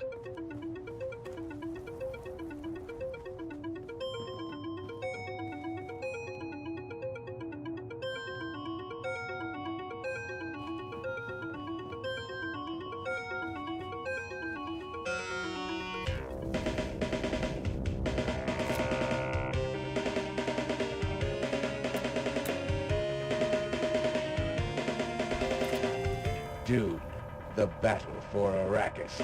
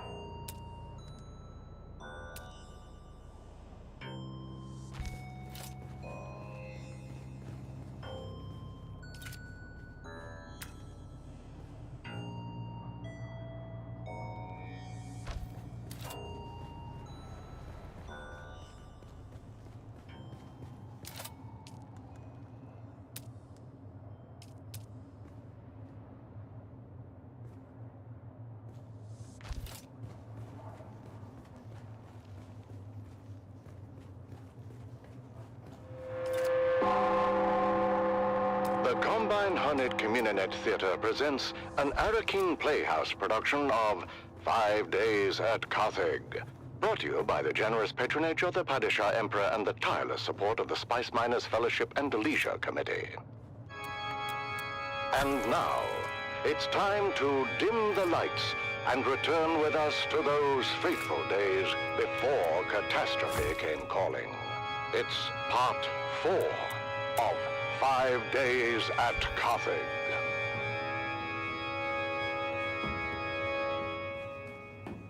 The Imperial Scenarist Guild has been provided unfettered access to the sealed records and testimonies of those who survived the Carthage incident.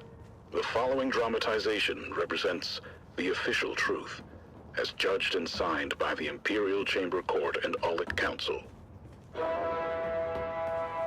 So let us journey then to the burning sands of Arrakis, a desert planet in a far-flung corner of the known universe. The year is 10-1-94, and the war of assassins between House Atreides and their ancient enemy House Harkonnen is well underway. Once again, we join our story in the tunnels below the Great Carthage Amphitheater. After months of being overworked and forbidden from all vice, a massive cargo load of illicit alcohol has found its way into the city and flasks of the anxious capacity crowd.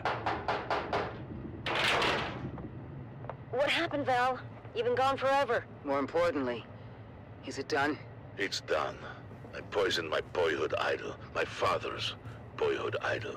An old man at the end of his rope, just hanging on for one last time in the spotlight. One last bow. Something bad happened. Well, my path back here took me through the main concourse, where I came face to face with a 20-meter hologram of you, Stisk. Then you, Zoe, Jingo, Max, and finally me. No way. How can they be looking for us, Stisk? Not just the Harkonnens, the Imperials as well. There's an alert on both communinets. Don't worry about it. I've got it covered. Bullshit, you've got it covered. They know we're here. It's a miracle none of them followed me back. I said don't worry about it. In about 10 minutes, we're all gonna walk out of here together right through the main concourse. You drinking your own supplies, Stisk? Our faces are probably spinning on every corner in the city by now. There's security everywhere. In 10 minutes, the authorities are gonna be too busy to even care about us. What are you talking about? Too busy with what? Too busy with the poor people of Carthage. So tired, so overworked, and forbidden from even a drop of the good stuff to ease their troubled minds.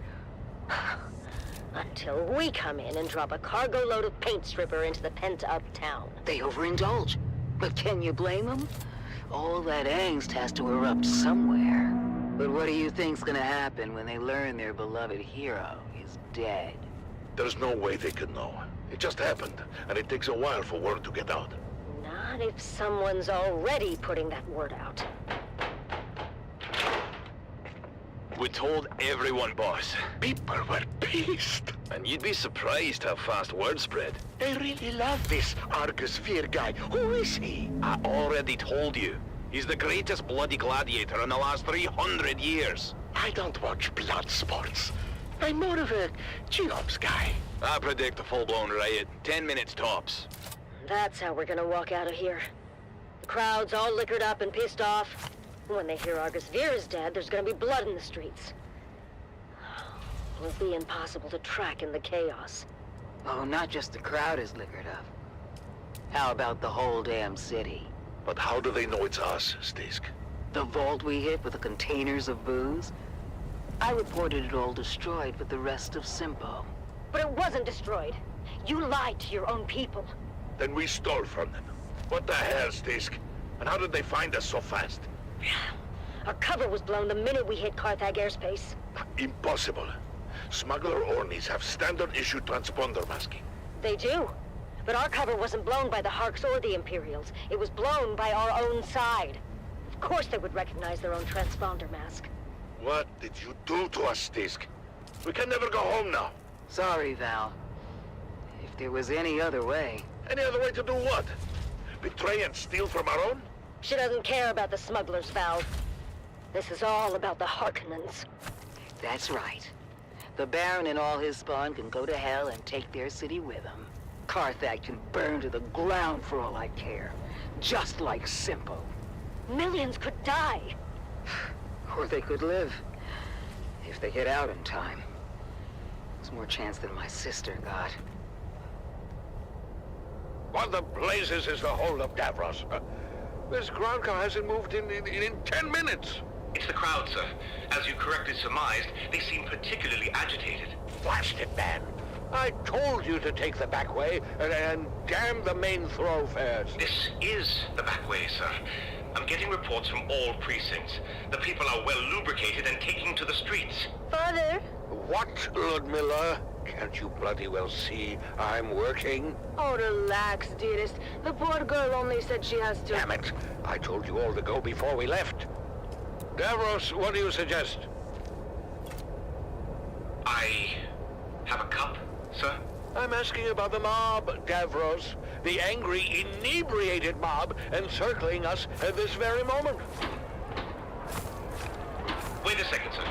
There's a bulletin being flashed on all Communinet frequencies. Put it through. This is Chome Communinet 1 with an emergency bulletin. At 21 local time, Carthage officials announced the death of famed gladiator Argus Veer. Further reports indicate widespread unrest throughout the city, as well as full-scale rioting at Amphitheater Square. Prefecture authorities have ordered the streets cleared, effective immediately, as a curfew is now in effect. Let's go live now to... I am surrounded by fools, darling. And not the drunken, slack-jawed apes cavorting just beyond. No, the fools I lament are the dead-eyed imposters within my own organization. The so-called prefecture authorities that have, for some unknowable reason, ordered a curfew and the streets cleared.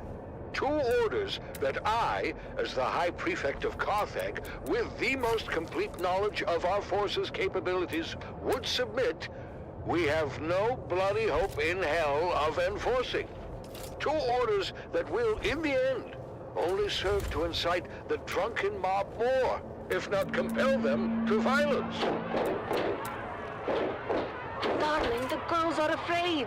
Listen, girls, This is a Series 7 armored ground car. The same vehicle used in the Emperor's own livery.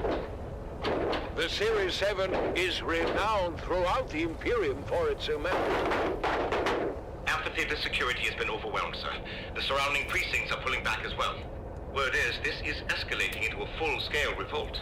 Darling, if we don't survive this, I want you to know, I hate your entire family. Father! Whatever happened to set this off? Oh, you can be sure there's a Harkonnen at the bottom of it. Actually, sir, reports are coming in attributing both the alcohol and death of Argus Fear to a rogue smuggler and her crew. Still, I suggest we withdraw to the residence until the situation is secure. Yes, Stavros, get us out of here. Sir, do you mean... Yes, Stavros. Engage the battering ram. Very good, sir. Now would be a good time to ensure all your safety harnesses are well fastened. It gets quite bumpy at ramming speed.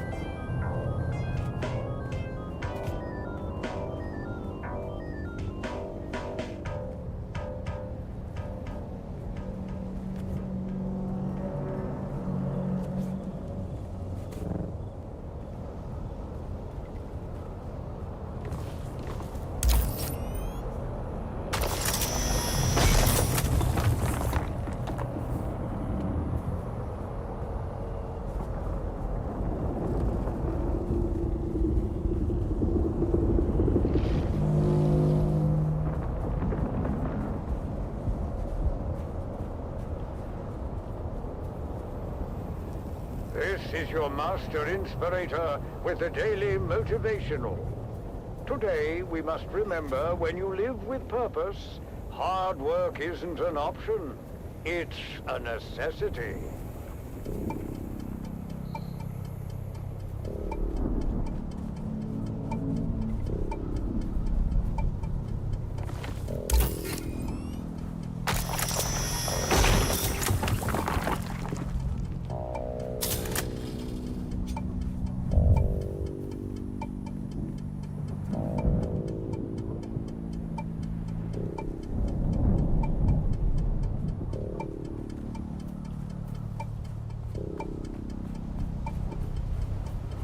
Sector weather alert. A large sandstorm is approaching.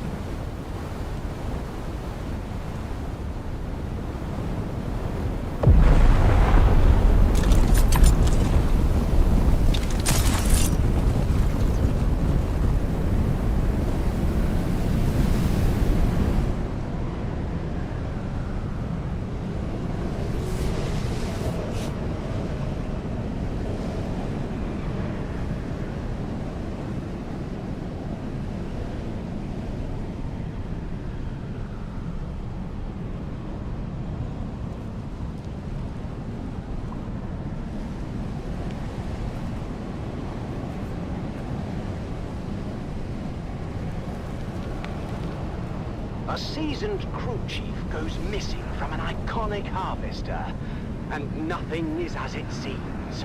In this tale of intrigue, betrayal, and deadly ambition, the sands of Arrakis hide many secrets. Join us now as we begin to unravel the dark and mysterious truth behind the disappearance of crew chief Jarek Thorne. It's Death on the Titan, Episode 1, Eye of the Storm. It was my first time on the Sand Titan, but I knew it well. Everyone did. It was the last of the old Venport Demeter 4 super harvesters. A 6-deck factory harvester with a rebuilt Dyrmidium centrifuge. A rust-hued colossus that had become more than its well-worn constituent parts. The Sand Titan had become a symbol of the Spice Miners Guild itself. Its silhouette was a well-known and comforting sight upon the dunes. But I wasn't there for the tour. I'd followed a long and circuitous route from Transport Thopter to Transport Thopter as I worked my way into the deep desert where the Sand Titan roamed. As a senior ombudsman for the Spice Miners Guild, it was my job to solve problems and make sure that the spice kept flowing. The spice wasn't flowing, though.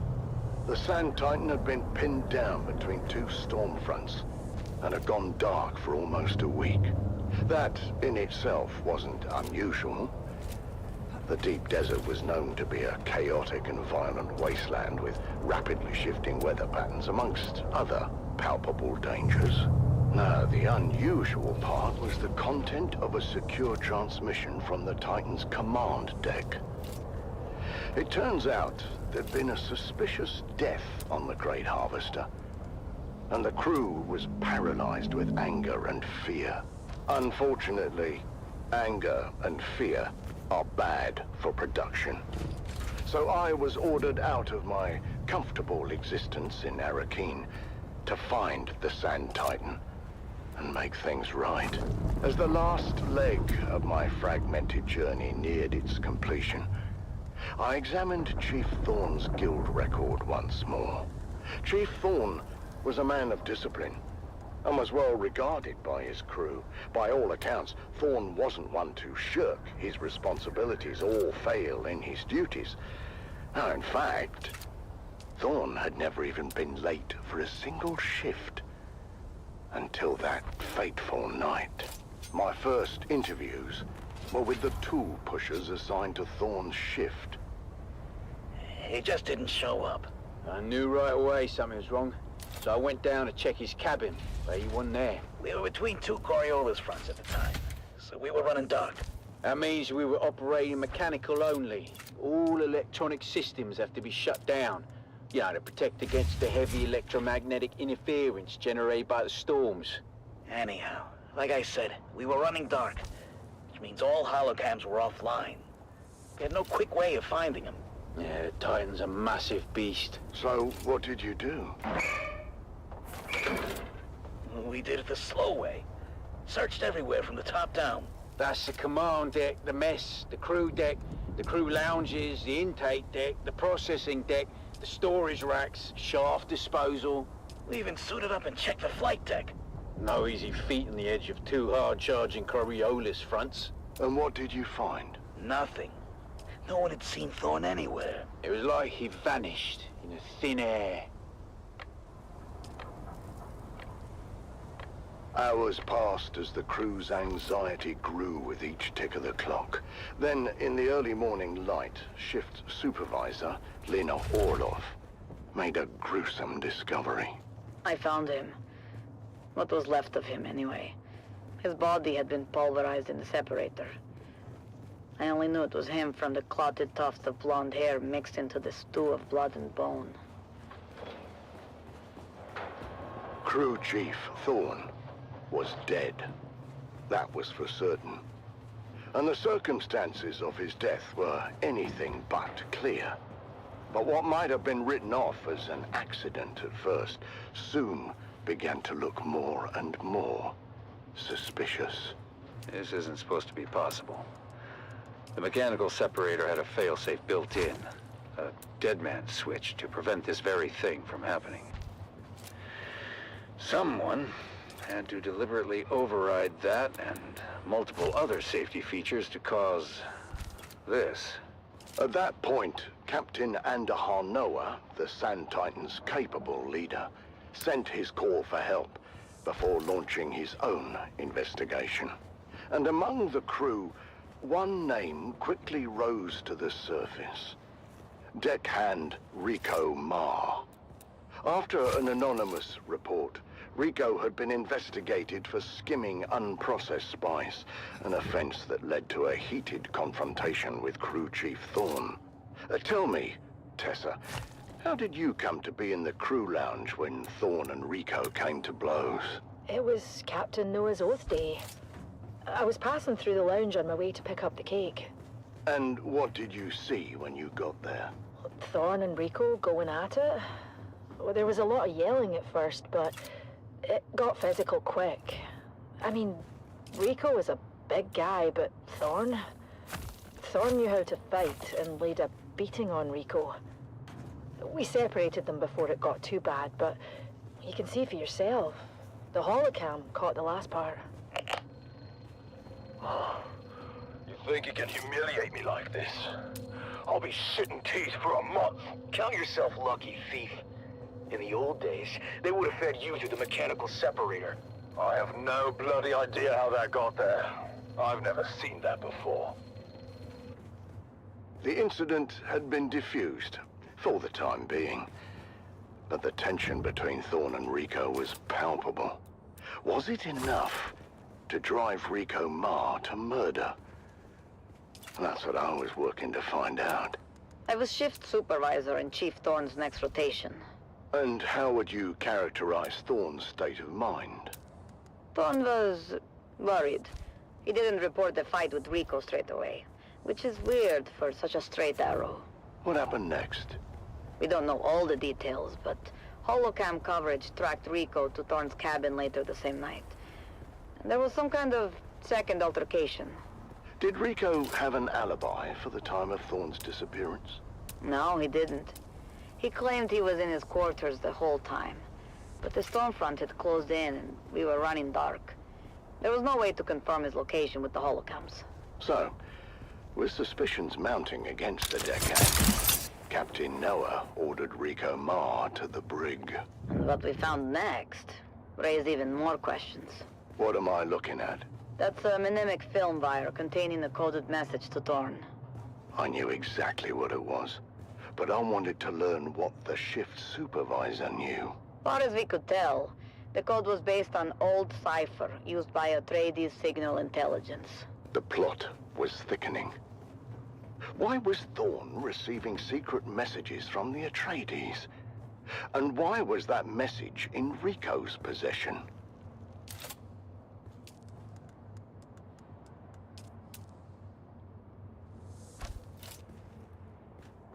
I hadn't decided yet whether Rico was lying or not, but it seemed the crew had made up their minds. Let us in there. Just give us 5 minutes with our good friend Rico. Promise to be nice. You there? Just burns out. Communications specialist Jeb Dolan was tasked with deciphering the secret message, and I tried to impress upon him the importance of doing a quick but thorough job. What started as a murder was rapidly becoming something else, and I had to get to the bottom of it quickly. The Spice Miners Guild had a mandate to remain neutral in the ongoing war of assassins, and had successfully done so.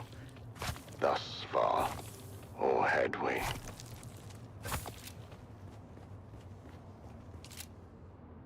Join us again next time, as new secrets are revealed, and we dive deeper into the enigmatic death of Crew Chief Jarek Thorne.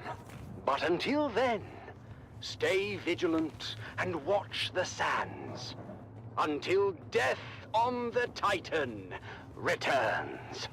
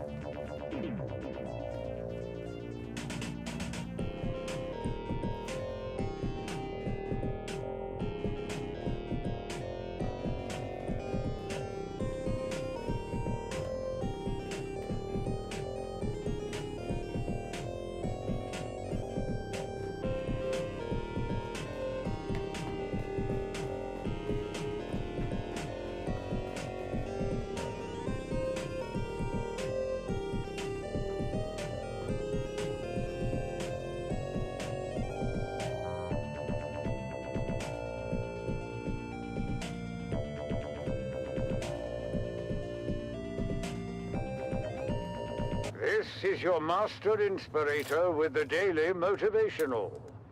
Today, we must remember, we don't work for recognition, but to work worthy of recognition.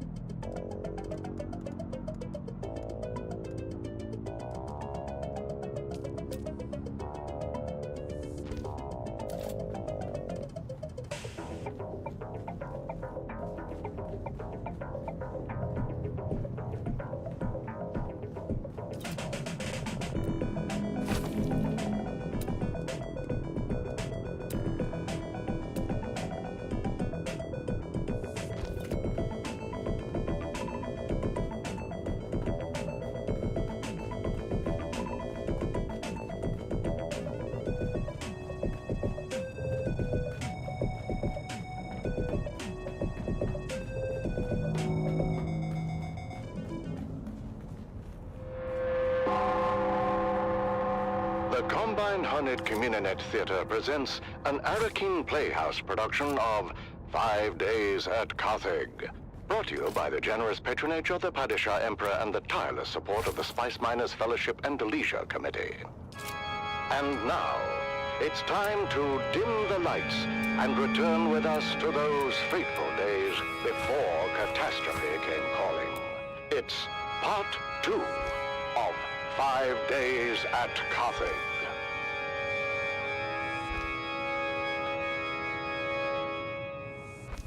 The Imperial Scenarist Guild has been provided unfettered access to the sealed records and testimonies of those who survived the Carthage incident. The following dramatization represents the official truth, as judged and signed by the Imperial Chamber Court and Aulic Council. So let us journey then to the burning sands of Arrakis, a desert planet in a far-flung corner of the known universe. The year is 10-1-94, and the war of assassins between House Atreides and their ancient enemy House Harkonnen is well underway. We join our story in the bleak hills of the Simpo Uplands, a barren and windswept place, devoid of any life. Devoid, but for the crew of smugglers carefully negotiating the rad-blasted hellscape. The locals say these hills are haunted. What locals? There are no locals. Not anymore. That half-blind fortune teller in Arson said these hills were wild with evil spirits. She called them Jinn. The bigger question is, how the hell a half-blind fortune teller in Arson knew to talk about these hills at all? Did we not agree to keep quiet about coming here? Simpo was a restricted sector.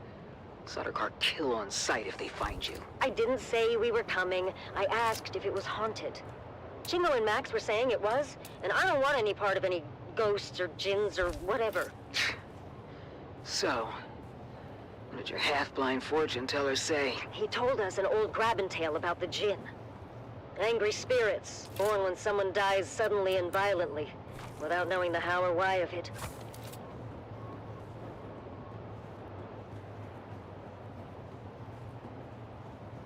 Sorry, Stisk. Val said you had people in Simpo. Contact. Get ready. Around the next bend on my mark. Go!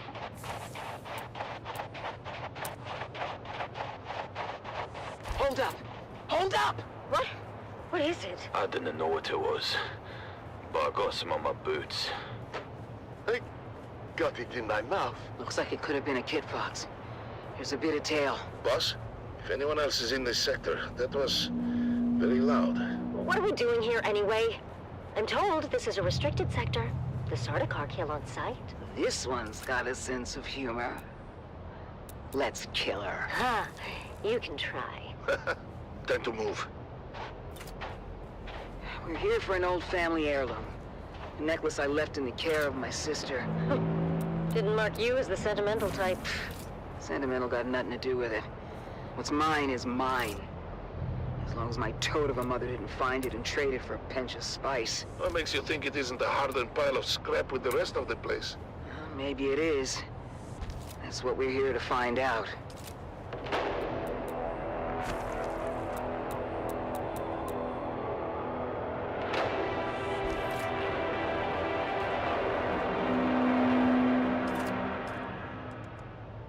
What is this stuff? Regular old sand. Heated to 5,500 degrees. Who did this? Surprised you don't know. Your Honorable Duke was in the thick of it. It was before she arrived on Arrakis, and not a story either side wishes to tell. What story, Val? Simpo was a Harkonnen village, even after Shaddam took Arrakis from us. He means the village elders were bought and paid for. Anyway, it seems the town water system had a crack in it, or a deficiency of some kind. But no matter how many times the village petitioned us for help, they were met with typical Harkonnen indifference. Granted, we had a war of assassins to wage, and there were other priorities. But that didn't sit so well with the younger folk in the town. Seems that dying of thirst makes you cranky. Go figure. So let me guess. They went behind your backs to the Atreides. Yeah, you got a smart one here, Val. Don't screw it up. Of course. That clever bastard Dufir Hawat immediately saw both the strategic and propagandic value in turning a Harkonnen stronghold. Duke Leto tasked his best men with the job. You know, I don't think propagandic is a word, you big ox. What did the Harks do? Harkonnen loyalists within the town began a campaign of sabotage to discredit the Atreides and undermine the sister project. Typical Harkonnen treachery. A superficial investigation uncovered the treachery, but the Atreides engineers couldn't prove their innocence and were ultimately arrested. I'm sure that didn't sit well with the Duke. The Atreides acted quickly and decisively, deploying a full garrison to free their engineers and install the younger upstart villagers as the new town leadership. I'm sure that fat slig of a Baron loved to hear that. He did not. But he was spread too thin to do much about it. Even when the new town leadership formalized their fealty to House Atreides. Good for them.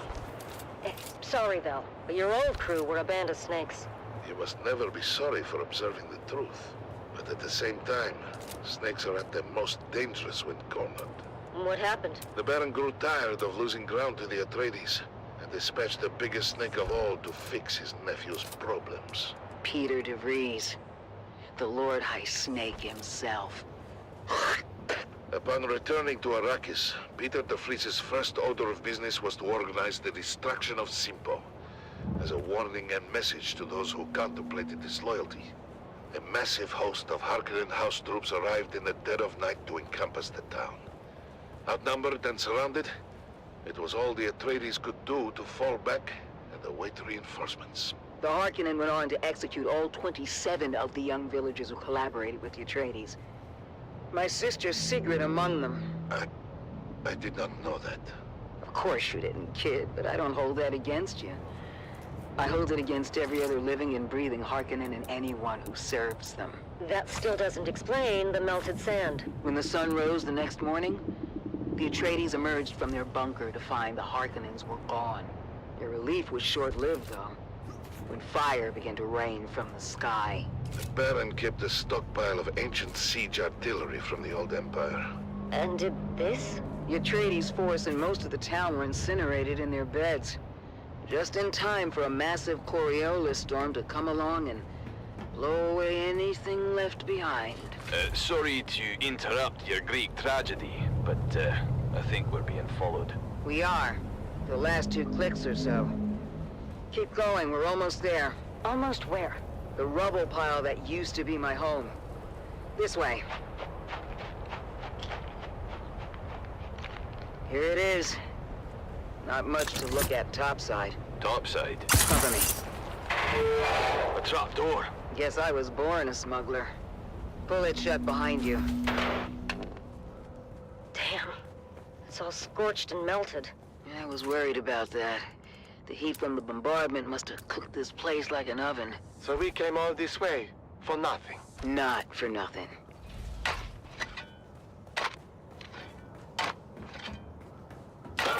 We're in business. Huh. What kind of necklace is that? Shit. I thought we'd have more time. What's the plan here, boss? Same as always. Kill them before they kill us. What's waiting for us up there, Stisk? Probably half the scabs in the Haga Basin. Oof, that's a lot of scabbies. How are we on ammo? We don't have far to go. We don't? Trust me. We'll be back in Carthage before sundown. First round's on me. On 3, you're gonna put a full burst through the hatch. And then? We run like hell. That's not a plan. 3, 2, shoot! Go, go, go! Multiple contacts! All around us! Weapons hot! With me! Reloading! Reloading! Head for that ruined house! By the way, boss, Carthage's been dry for months. Beast Rabban has ordered a total prohibition on alcohol. I know! He's a real bastard! Then what are we drinking when we get there? Oh, ye of little faith! On three, we grenade and move. 3, 2, grenades out! Yeah!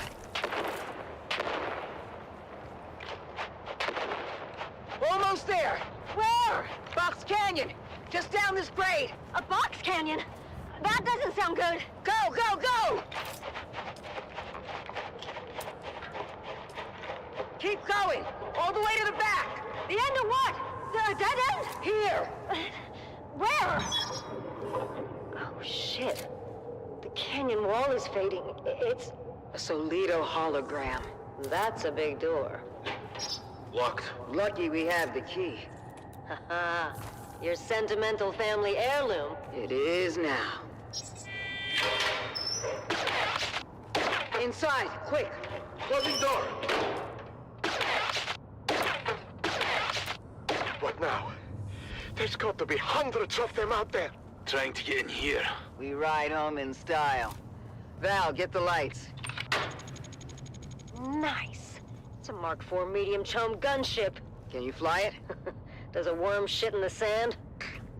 Mount up. You know this is overkill for a bunch of scabs. The gunship isn't for the scavs. Check the hold. Shy Halud. That's a lot of booze. Stisk, you crafty devil. Told you, Val. First round's on me. Buckle in. Next stop, Carthage.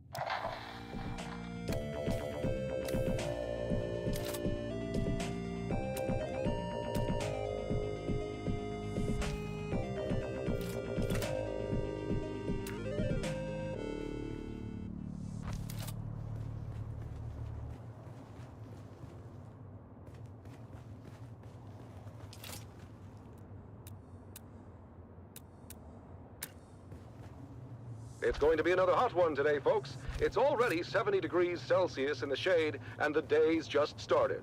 All we can do is put one foot in front of the other and face what comes with honor and determination. This is Tolliver Camp from the heart of Arakeen, guiding you through your day.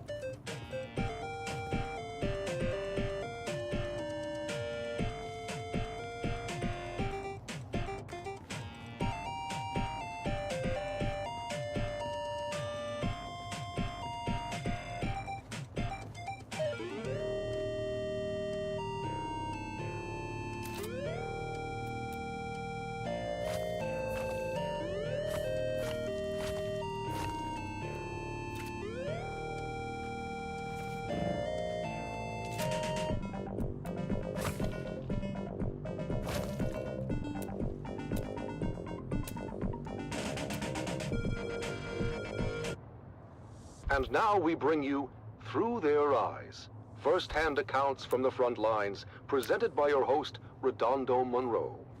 Today, in another poignant and moving episode, we delve into the heart of a mother's sacrifice and the bravery of her son, as conveyed through their personal writings.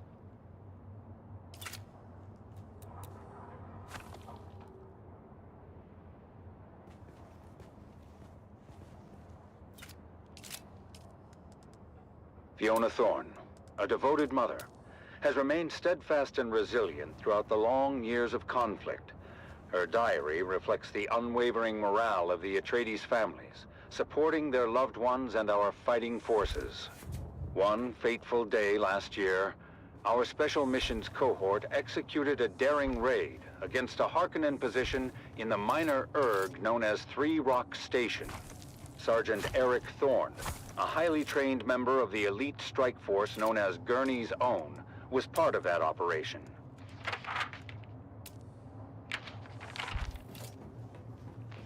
Another sleepless night. The sound of the wind reminds me of the distant echoes of battle. I can't help but think of my son, out there in the desert, fighting for our beloved Duke. I've heard rumors that Eric was involved in the incursion at Three Rock Station, and that the confrontation became very bloody. But still, he writes that his spirits remain high. I pray for his safety and the swift end of this bloodshed. In his letters sent from his unit, as Gurney's Own are deployed wherever the need is greatest, Eric expresses both resolve and an unwavering commitment to our cause. Mother, the Harkonnens fight viciously, but our intelligence is sound, and we're able to hit them at their weakest. It's hard to remember the peace and serene beauty of our beloved Caladan when all you see is sand and blood. The soldiers in my unit are strong and determined, and I draw strength from their courage. I miss you and home dearly, but I know our struggle is just. After the fierce fighting at Three Rock Station, Eric's unit was redeployed to the Western Reach, striking against Harkonnen spice crews in the deep desert. Through sheer determination, a critical position was taken, but at great cost. The news I hear about Eric's unit is grim. Many lives lost, including some of Eric's closest friends. My heart aches for him, and for all the families grieving tonight. Mother, I feel that our small unit is a valuable resource in this war of assassins, but we've lost many good men. My dear friends, it's hard to keep faith when you see so much death. The Harkonnens are brutal and show no mercy, Mother. They burned our wounded alive, and I've seen them torture our captives in ways I can hardly describe. But I remember what you always said about our duty to the Duke, about honor and courage. I try to live by those words, even when everything seems lost. As the confrontations along the demarcation lines grew fiercer, Gurney's Own succeeded in breaking the Harkonnen supply lines, but in many of the missions, they suffered heavy casualties. News has reached us of another successful operation. But Arek's last letter spoke of horrors I can barely fathom. I am hoping now, beyond hope, that his unit will be given reprieve, and that my son will be returned to me. But destiny willed it otherwise, and Gurney's Own were deployed once again to undermine Harkonnen positions near the shield wall. From the mission camp, Eric writes, Dear Mother, I don't know when I'll be able to write again. The Harkonnen positions are strong, and however careful our planning, we are sure to sustain grave losses. But still, none of us hesitates. We fight for House Atreides, for our people. Though I must confess, even the glory of Three Rock Station feels hollow amidst the bloodshed I now have witnessed. I must tell you, Atreides operatives too have been driven to acts I thought unimaginable. And we do what we must to secure victory, but I wonder at the cost to our souls. I miss you. I fear I may never see you again. Later that same month, it was reported that Sergeant Eric Thorne was declared missing in action during a clandestine raid. His mother's heartache reminds us of the ultimate sacrifice made by so many. Arik is missing. My son, my brave boy, lost to this endless war. I am proud of him, of his courage and his honor. But I cannot help the bitterness that fills my heart. We give so much, and for what? What good is the... and the when the endless sands of Arrakis swallow our children whole? Fiona Thorne's sacrifice is a testament to the strength and resilience of House Atreides. Let us honor her and all those who endure the trials of this war, as we strive for a future where their sacrifices are not in vain. You have listened to another episode of Through Their Eyes, first-hand accounts from the front lines, presented by your host, Redondo Monroe.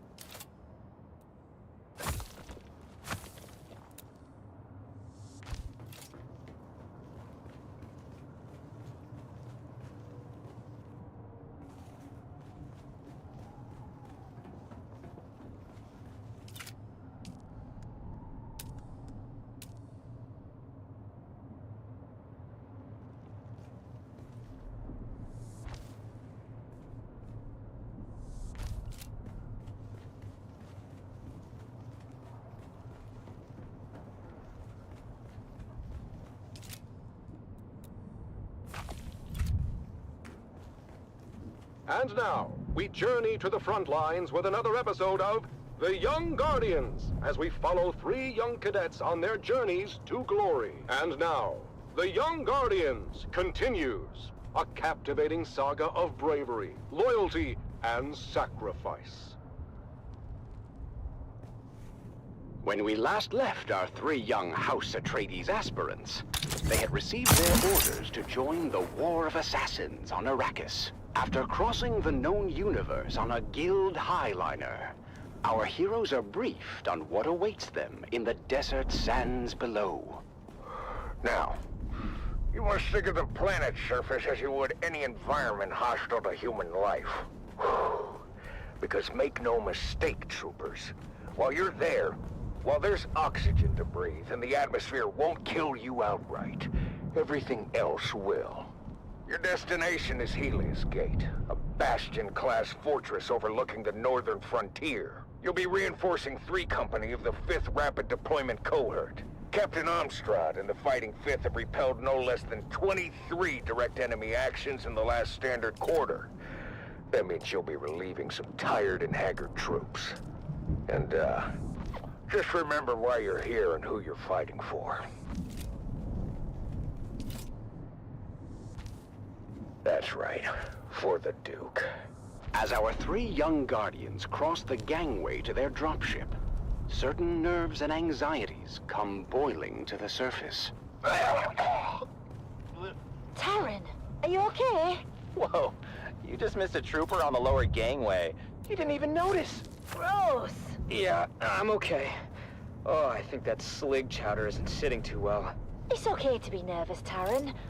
I'm bloody terrified. Although I'm not sure if I'm more afraid of the Harkonnen or the planet itself. Both are horrible. But my greatest fear is failure and letting my family down. That's hogwash. You've already lived up to your family name. We were top of our class at the war gym. Our names are inscribed on the Great Pillar. After Aiden and his crew were disqualified. And summarily executed. But I have so much pressure on me to perform. You peons can't possibly understand what it's like to be na familia. To live under a microscope with 1,000 rules for every little thing. Sometimes I'm jealous of the freedom you guys have. Freedom to toil for every waking hour. Or freedom to starve when the crop yield is low. What about freedom to be beaten if we bump into one of our betters? You know what I mean. I'm sorry, guys. I'm just worried about our deployment. Worried about what? My brother says Helios Gate is outdated and of limited strategic value. So? Well, you heard the commander. 23 direct enemy actions in the last standard quarter. Is it really worth the risk? I thought you wanted to prove yourself, Golden Boy. Life must be so hard as a noble. Okay. I'm an ass. Lay off me. Look, we just need to stick together and remember our training. And who knows? These things ebb and flow. We may not even see any action for quite some time.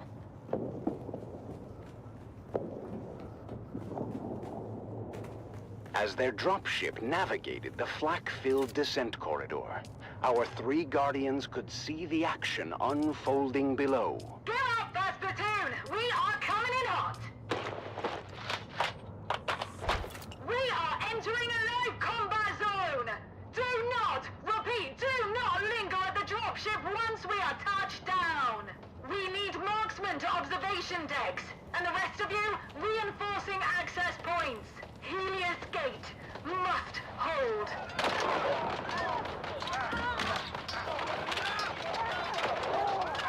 Taran, Lyra, and Amon are deployed to different positions around the Helios Gate fortress.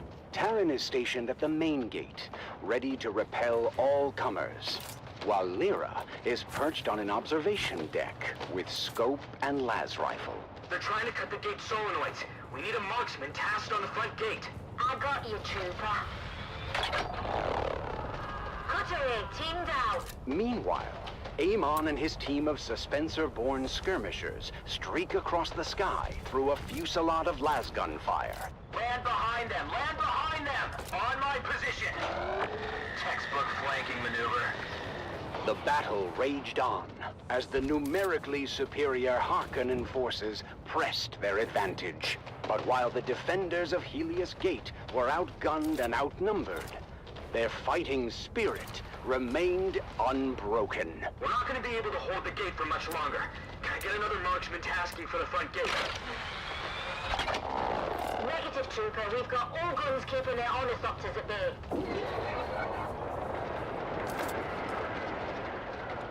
Look out, Burrow! That squashed some hearts. As day turns to night, the Harkonnen forces prepare for a final desperate assault. The defenders, exhausted but resolute, ready themselves once again for the coming battle. This is it, troopers! Helios Gate stands tall once again! We have gunships coming in on an assault vector from Para East. We just need to hang on until they get here. For the Duke!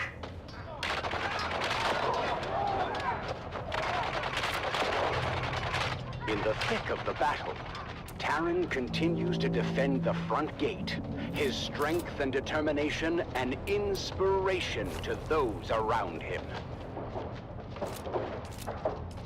They're trying to break through the old-fashioned way. Lyra's precision fire thins the ranks of the oncoming enemy as Amon is redeployed to the battlements. I've been hit! The front gate isn't gonna hold! Terran finds himself in a perilous situation. He is injured, and the position he holds is about to be overrun by the enemy. Lyra, from her vantage point, sees Terran's predicament and desperately tries to provide cover fire. Hold on, Trooper. I'm trying to cover you. Oh, there's just too damn many. But then, just as hope seems lost, Amon streaks, Suspensor-born, across the sky and fights his way to his fellow young guardian. Come on, Terran, let's move!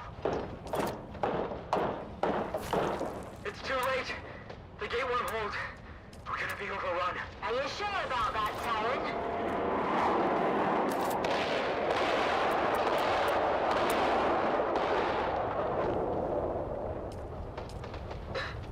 So much for the hard front line. That's it. They're falling back. And they're broken. When the smoke clears, the casualties on both sides are many.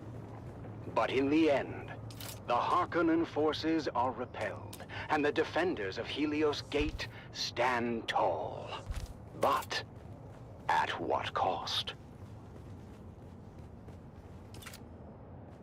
You've done your Duke proud this day, troopers. Helios Gate stands because of your bravery. We did it! We really did it! 23 confirmed kills. I'm told that's a fortress record for newbies. And this is just the beginning. Now they know what we're capable of. For House Atreides, and for each other, we'll face all comers together. And so, the siege of Helios Gate comes to an end, marking the first of many trials our young guardians will face. Their journey of honor and courage has truly begun. Join us next time on The Young Guardians as our heroes continue their journey, facing new challenges as they uphold the legacy of House Atreides. Until then, remember, honor and loyalty are the true marks of a warrior.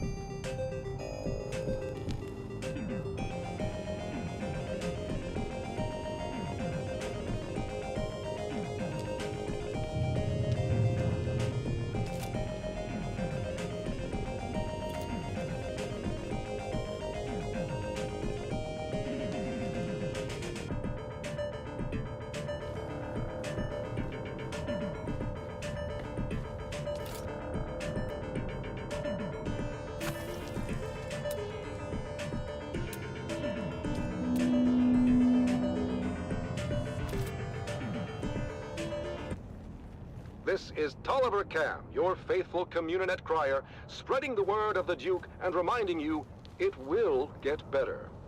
War is hell, but our cause is just, and there's no other possible outcome than total victory.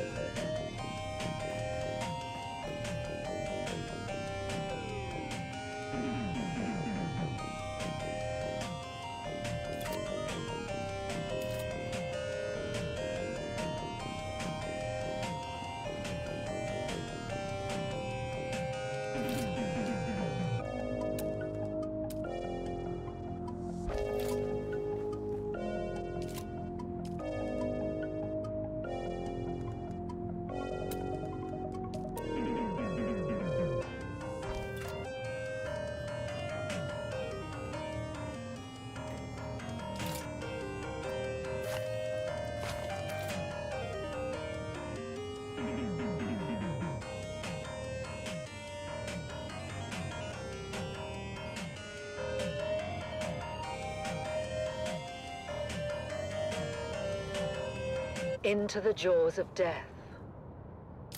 One more June. One more June. One more June onward.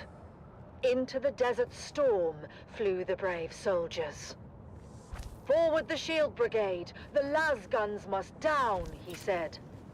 Into the desert storm flew the brave soldiers. Forward the shield brigade! No one to hesitate, despite their reckless hate. Hearkening, villainy. The troops not to ask what's right. They carry our sacred light, theirs, but to stand and fight. Into the desert storm blew the brave soldiers. Las guns to right of them, las guns to left of them, las guns in front of them, lightning and fire beam, forward to final breath.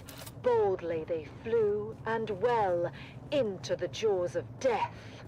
Into the mouth of hell flew the brave soldiers. Flashed all their crisp knives bare, flashed as they turned in air, slicing the gunners there, charging an army, while Arrakis all wondered. Plunged in the battle smoke, right through the line they broke. Harkonnen and Sardaukar reeled from the crisp knife stroke, shattered and sundered. Then they flew back, but not all of the soldiers.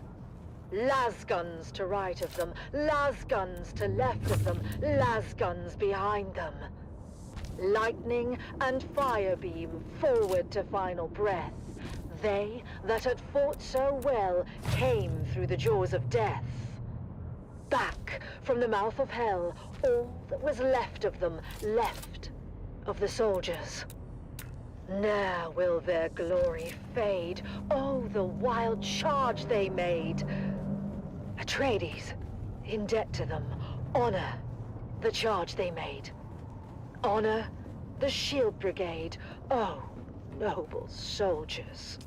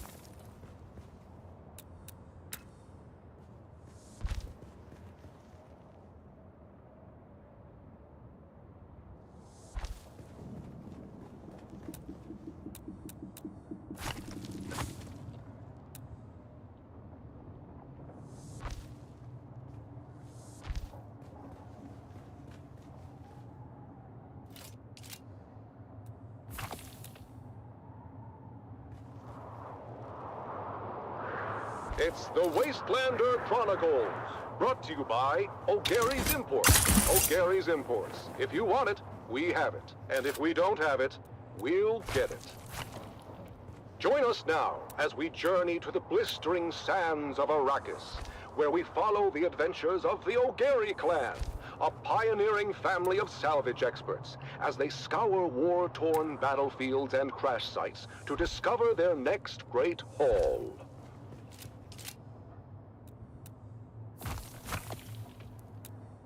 Hey there, everyone! Welcome back to the Wastelander Chronicles. I'm your Badland Scout, Sally O'Gary, back with another wild adventure from the Wastelander Chronicles. Today's story is a real nail-biter. We were out in the Haga Basin, tracking an off-course freighter when we had the most incredible and terrifying encounter. Let me tell you all about it. We were cruising along in Clovis, our trusty 68 Shom Landmaster. It was supposed to be a routine trip, nothing special. But then, out of nowhere, a rock slide showered down from above and blocked our way. And when the sand and dust settled, we were surrounded. Over a dozen of the fearsome desert warriors, known as the Fremen, materialized from the gloom. At least we thought they were Fremen, but their faces were hidden behind weird iron helmets. But Fremen or no, these guys were all business. The one with the biggest helmet stepped forward. He seemed to be in charge and didn't waste any time accusing us of trespassing on Masquerade territory. Masquerade? I've heard of these clowns. Maybe not a good time for name-calling, hon. We tried to explain that we were just friendly explorers, but they weren't having any of it. The one in the big helmet said we were infidels, defiling the Electric Worm's domain. Whatever the heck that meant. A cargo cult. Fremen wannabes. Dude Shaz warned me about them. When were you talking to Dude Shaz? Not now. Well, was he talking to you, or were you talking to him? Here we go. I'm just asking. Don't I have a right to know why my wife is always chatting up the handsome sheriff? He gives good intel. Is that what you call it? By that point, I guess Big Helmet had enough of Mom and Dad's bickering, because he got real mad and ordered us buried up to our necks in the sand. But just as they were gonna drop us into chin-deep pits, something incredible happened. The Masquerade started yelling about something they call Shai Hulud and lit out of there like their tails were on fire. Turns out, Shai Hulud is the local name for the big sandworms. Well, I don't have to tell you what happened next. The ground started rumbling and rumbling like never before. I swear it must have been one of those super granddaddy sandworms you hear about living in the deepest desert. I figured it must have took a wrong turn at the shield wall and ended up on our heels. But I'll tell you what, when it comes to worms, Mom and Dad know their business and led us to safety on a rock island with practiced precision. When the dust settled, the worm was gone and there was no sign of the Masquerade. Or was there? I've got their trail. Good job, son. Follow it. And why are we following it again? They threatened my babies. The trail led to a depression in the rocks where the Masquerade had made camp. They posted guards, but they were no match for us. The best part is, after we killed them all, I found an old handwritten map tucked into Big Helmet's boot. It smelled like farts and old cheese, but I slipped it into my bag anyhow. I know, stealing isn't right. But Dad always says that if they're dead, then it really isn't stealing. Anyhow, we took the helmets and left their gross corpses to the scavengers before finding our way back to Clovis. As we headed back home, I couldn't wait to show Mom and Dad the map. It could be the start of our next big adventure.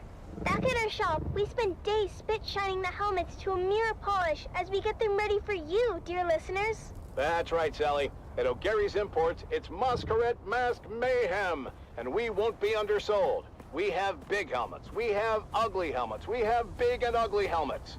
Come find us on the Agora Concourse of the Grand Souk in Arakeen, because at O'Gary's Imports, if you want it, we have it. And if we don't have it, we'll get it. Thanks, Dad. Until next time, this is your faithful Badland Scout, Sally O'Gary, signing off and reminding you to always check your six. And come back next time for another episode of the Wastelander Chronicles. How about that, folks? The deep desert holds more than just spice and sand. It holds stories of resilience, of daring, and of discovery.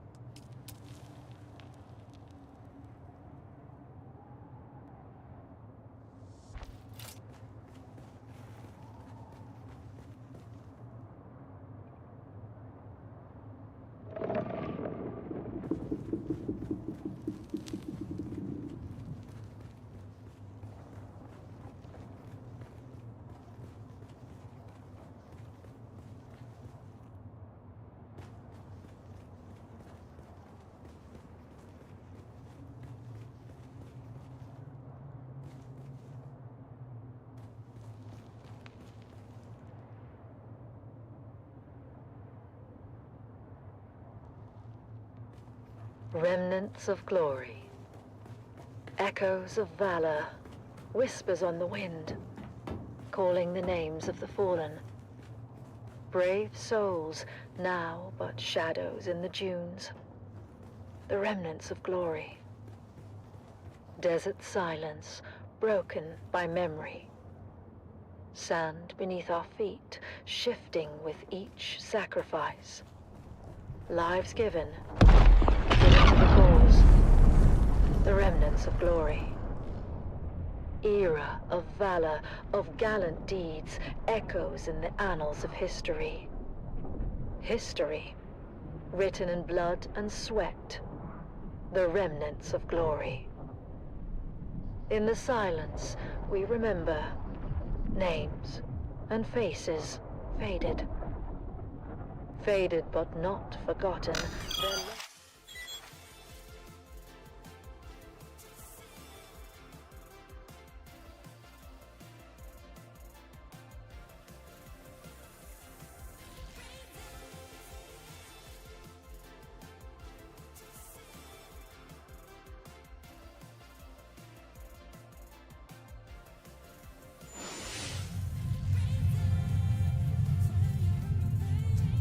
Oh, I was muted. Bye-bye. Wish me luck in my interview. Bye-bye.